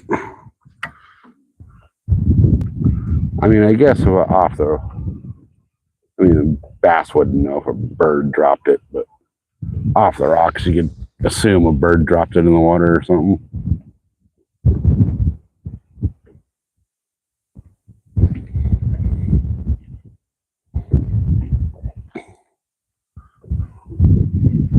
Gosh, this thing is just so nice the way it swims. Oh, there we go. That was right off the rock, right under the tree. Almost by the tree trunk.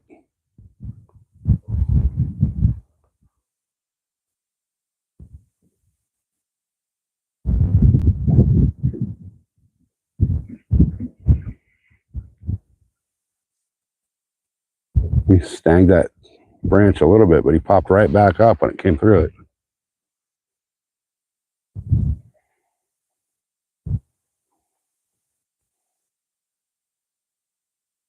Well, heck, this is getting pretty frustrating here today.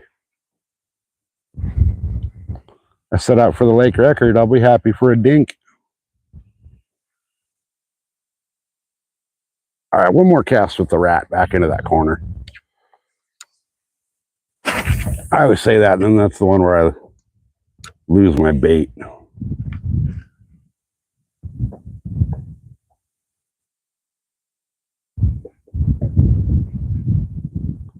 All right, I think I got him to where he's not going to get snagged up and lost.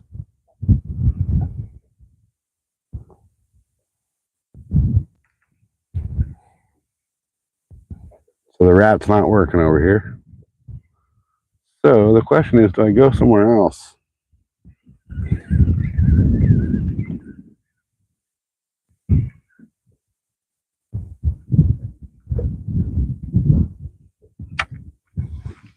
Put him up in the rod holder here. We'll pull the anchor. And we'll get the heck out of Dodge and go somewhere else.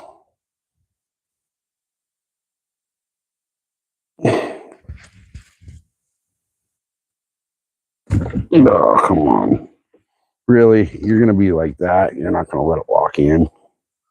And there we go. Okay, let's pull anchor. Now that it finally actually stuck over here. We're going to pull anchor and we're going to go somewhere different.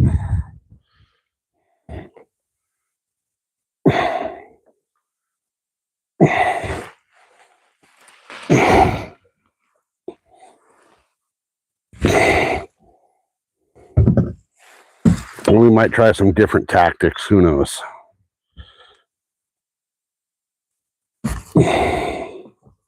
The normal stuff that I usually do pretty well on this lake with is not working today, which is just baffling to me. Because I can usually come out here and throw these baits that I'm throwing and absolutely crush it. So, oh, dude, I've tried jigs, I've tried Ned rigs, I've tried damn near everything.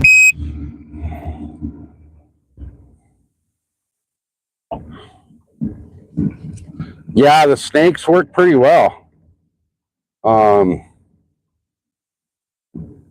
Let's see. The duck, I've seen that duck.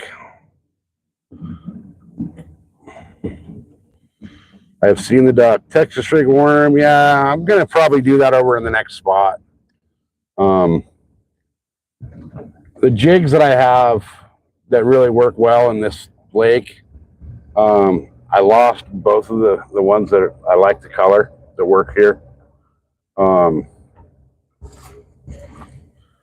really debating on tying up another donkey rig.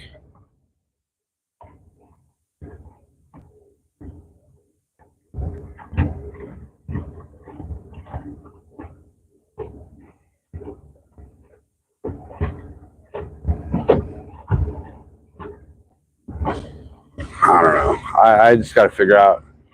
I got to figure out what happened in this freaking lake because the bite just completely died. Absolutely dead here all of a sudden.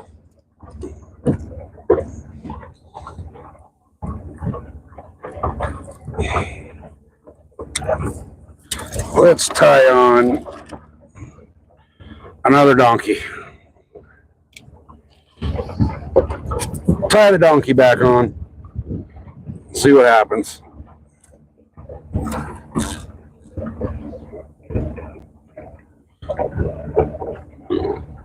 All right.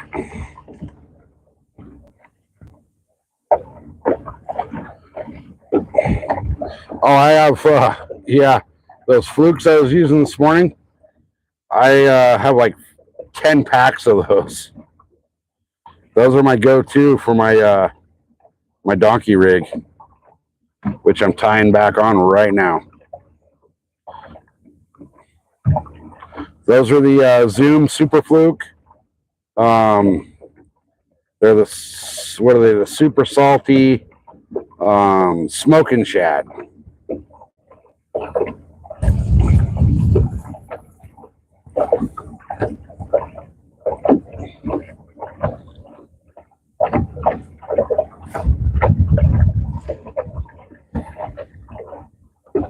All right.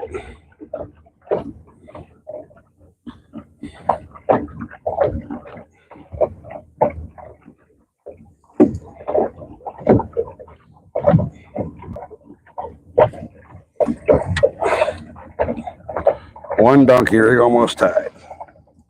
I just need a hook. I need a hook, and I need to measure it out. I'll cut it about there. That way, once my knot's done, they'll be about where I want them to be.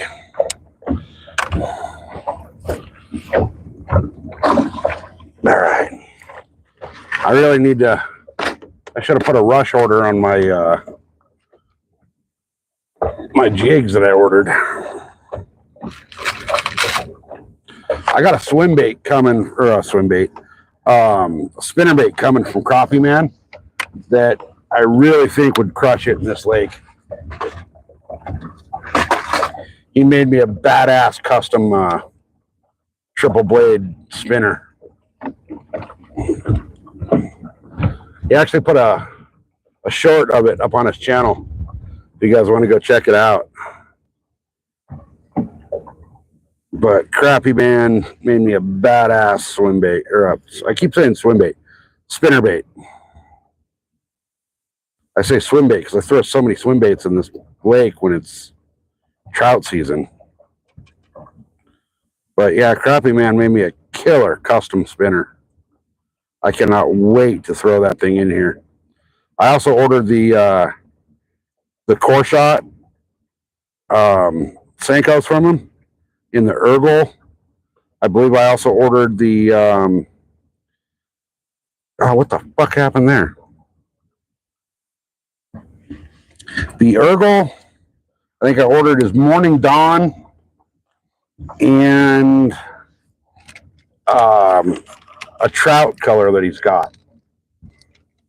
If you guys haven't, yeah, Crappie Man. If you guys haven't checked out Crappie Man jigs, you're missing out.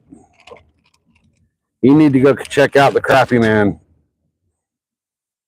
And it's not Crappie Man, it's Crappie. If you ask him, he will tell you it is Crappie Man.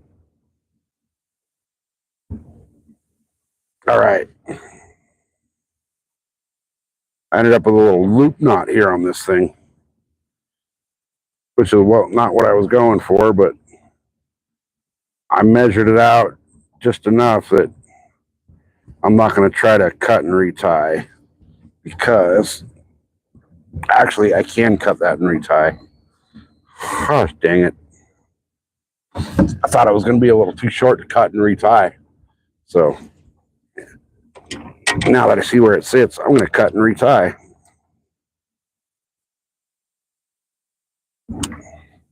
This rig I'm rigging up, the donkey rig, it takes two of everything. So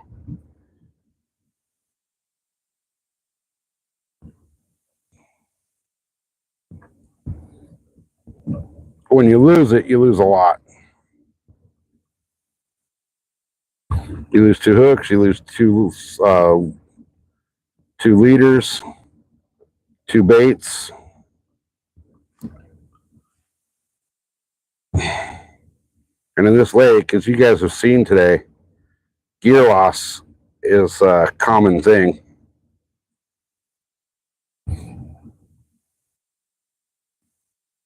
All right, get down there. There it goes. There's my knot. Okay. Yeah, this place just eats fishing gear for fun. All right. Now I got that tied up how I want it. Let's go for a little boat ride.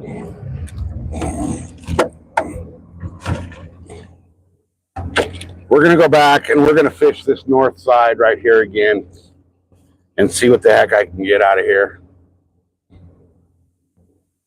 I know there should be fish here.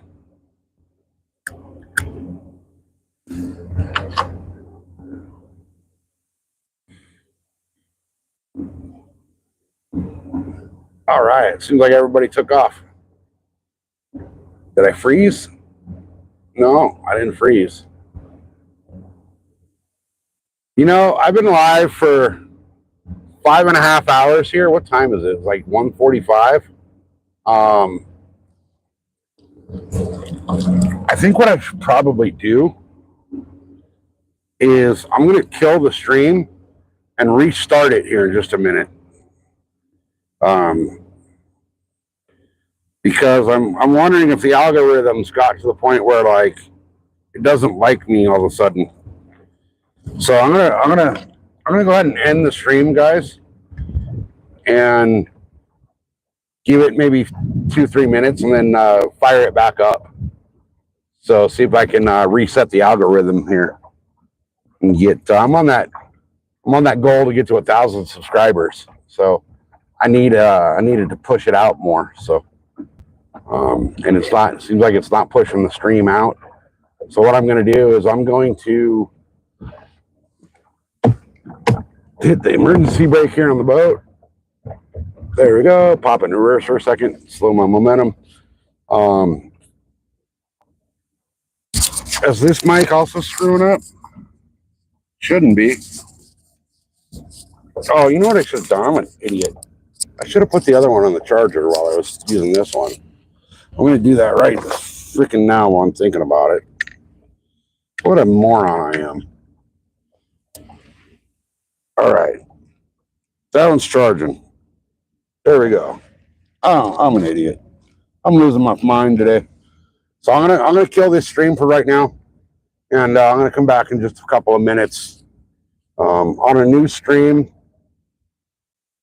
and see what we can get going. So, yeah, it says it's an 8-hour battery, but the other one only lasted 4. So I just plugged the other one back into the charger. So I got both my power banks with me. So I'm gonna kill this stream for a minute. I'm gonna come back in a few minutes and see what we can do there. So I'll see you guys in just a bit. You guys, the 3 of you still hanging out, thanks for being here, and hopefully we'll see you when I come back in just a couple of minutes.